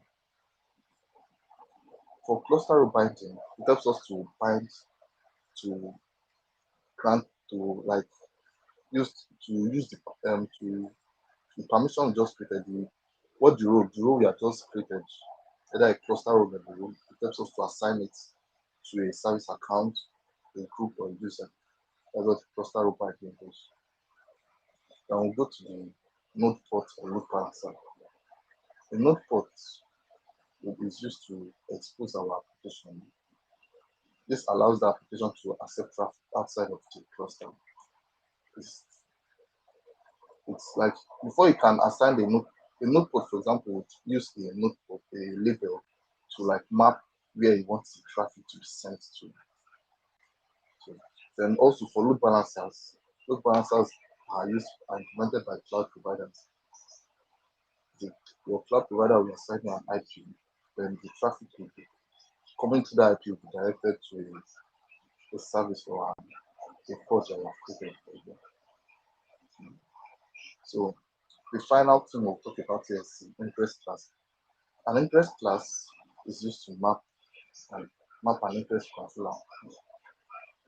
So for an interest controller, when you are creating an interest controller, it is now important, like from a particular version in Kubernetes interest, they made it compulsory that you have to specify an interest class before when you are creating an interest controller, so that it's easy to know exactly what you are communicating with when you want to expose your node port for your services. So this ingress class helps us to like know which ingress controller is responsible for serving up to help our like to perform the tasks that are defined by the ingress resource. So the ingress class helps us specify who is going to perform that task. So we specify it either in the you can specify it when we are creating the ingress controller. We also specify it when we are creating the ingress resource. So that's that. Then we'll try to do some practical now. We'll go over what we have just talked about now. So I'll be using Killer Coda. This will allow everyone that is watching, or maybe if you watch later, you can be able to use this, try this demo later also. So Killer Coda, you don't need to install Kubernetes or anything to use this. So I'll just go to Killer Coda and try. I've already opened the tab already. This is my slide. And the files that I'm going to use for this demo are accessible in this link shared. Now I'll share the link to this slide with the organizers, and we can share them, of course.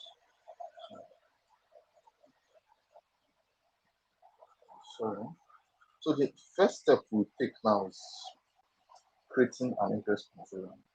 That's the first thing I'm going to do. So I'll use this command here. And what this command does is it creates all that I need to make my ingress controller work. So all those components we talked about earlier, the config map and others. Just one click, and it creates the namespace, the service account, the roles, the cluster role, the role binding, the cluster role binding, the config map, and this is the node port service. Then this is the ingress controller, and then the ingress class called engineers. So I'll check if what I've put there is. I'll just quickly check. Get namespace. So that my new namespace put is shown perfectly. Get config map.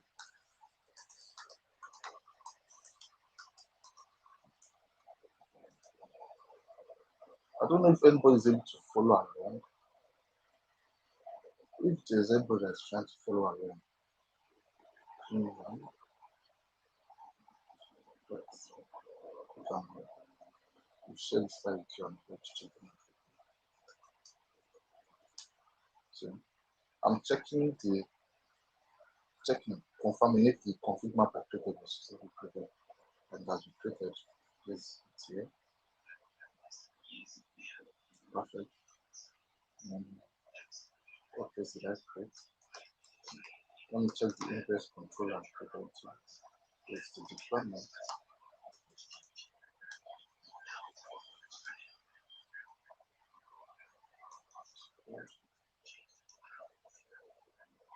So it was successfully created too. Now to the notepad, let me quickly check for the notepad and see if there's written.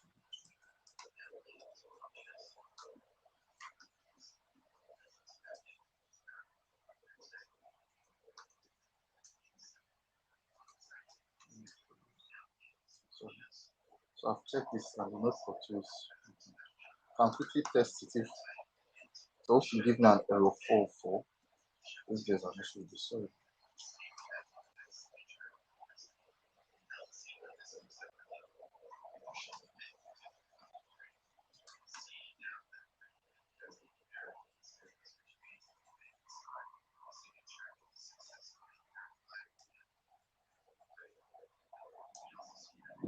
So it's giving me an error 4 so this is working. I've not routed this to any application. So this is just telling me 4 not fun. The next thing I'll do is I'll create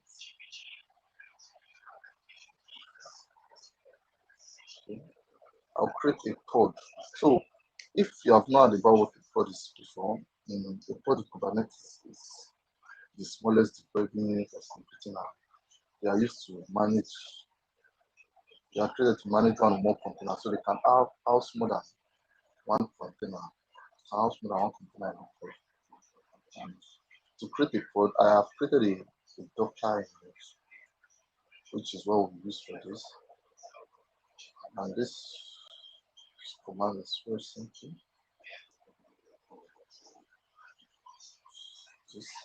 So what this command does is it runs this image. So it creates a pod and it exposes the port 8080 and it gives it the name KCG. So that is Kubernetes Community Days Africa. That's what I decided to call my pod. So the pod is created in the default namespace. I'll try to check it and see that it's running. The next thing I'll do is expose my pod. As you can see here, I'll expose it in the port 80, which is like the default HTTP port where your web applications run. But the port it will be receiving request from 8080 then to sending it to 80. So anybody that tries to access this service that will be created, will be able to access it on port 80.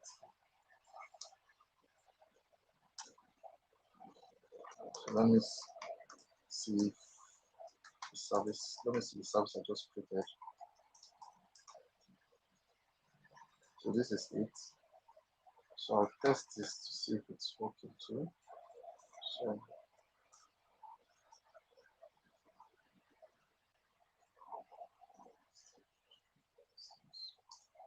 So my application has started working. It has been exposed successfully.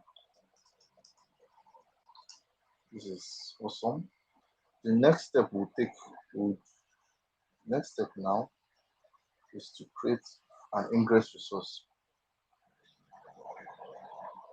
An ingress resource is used to specify rules for your pod, like the route, the certificate hosts, like you can specify all these different rules in an ingress resource. And so that people outside can outside the cluster can be able to access our application. Would create this ingress resource to expose the service. So what this does is, it's created picture. So what this does is it creates an ingress resource called KCDA in the class. Remember I talked about classes and ingress class, and the name of the class we created was called Internet. So I'm telling this ingress resource to check to use the class Internet when it's creating, and also here I'm specifying the service it should use. So this rule is just telling that anybody that does access the home page, take him to this website, to this service or this application, and use this port, which is port 80, to give him access to the application. So that's what it does, and it already has run successfully. So I'll not run it again. So I've successfully created. Let me quickly check my address. So kubectl text ingress. I'm able to see my ingress resource, and I did not specify any host. So any host is what I get from here is what I use. And now we'll try to view the service with us, our application now outside. I will go to my right where I see traffic reports, and I'll try to access my. But first, I will check which port is my application, or which port is open to the node port, because the node port helps us expose the ingress controller. So that any service, any application that is routed to the ingress controller via the ingress resource can be able to go outside. So quick get service is accessible to anyone outside of us. So no space. No press. So I'm seeing the port for my 80 traffic is 380. So I want to test this. So I use this and test my application.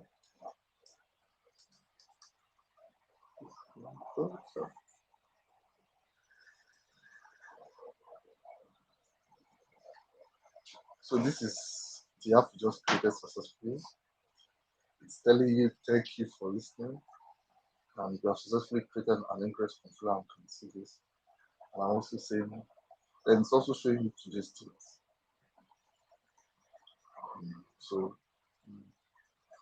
thank you very much. Let me go back to my slide. You have already viewed our app. So thank you very much for listening. And please share what you have learned if you can on social media. And if you want to connect with me on LinkedIn. If you have any question about Kubernetes, any of these services I've created, feel free to reach out to me. I would always be happy to respond to you. So, thank you very much. That's the end of my presentation. So, Awesome. Thank you so much, Emmanuel, for that section. You can also share your slides here just in case for those who want to refer back to all the information that is on that slide. I'm sure lots of persons will find it handy too. let me share it now. All right. Okay, where will I post? I'll post it on the that's fine. So is there any question, please? Does anybody have any question for me? No. Oh. Abubakar, you're muted. Don't mind me. I think for now there has not been any question. It was a very good presentation, and the sessions are recorded. They will be splitted subsequently and uploaded to the CNCF YouTube channel. So definitely you will see a lot more feedback subsequently, even if you don't get any now.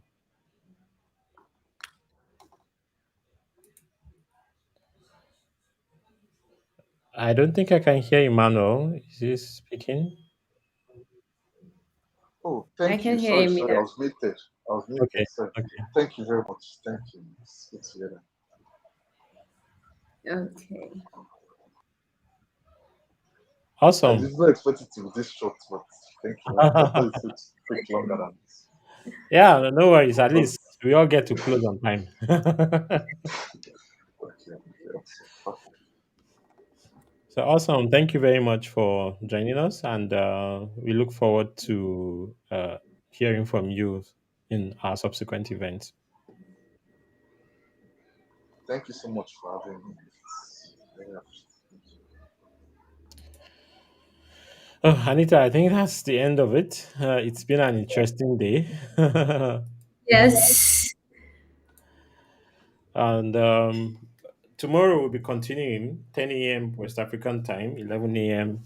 Uh, Central European time. For me, I think most of our audiences are probably joining from the UTC plus one West African time. So we'll be starting again tomorrow, 10 a.m. West African time with talks. We have quite a lot of interesting talks that will be happening tomorrow. Please join us. We'll be all follow us on social media at KCD Africa. There you will see the link to the live stream for tomorrow, and also any other information that we'll have. We will share it in the CNCF community platform so that you can have access to all the information. So, anything else, Anita? Well, I just want to thank the audience. It has been an amazing experience from the speakers to everyone coming here to ask really, really informative questions and educative questions. Thank you all. Um, I hope to see you all tomorrow because we have really exciting talks and lots of topics that I'm looking forward to learning from. So, see you all tomorrow. Okay, bye. Bye, everyone.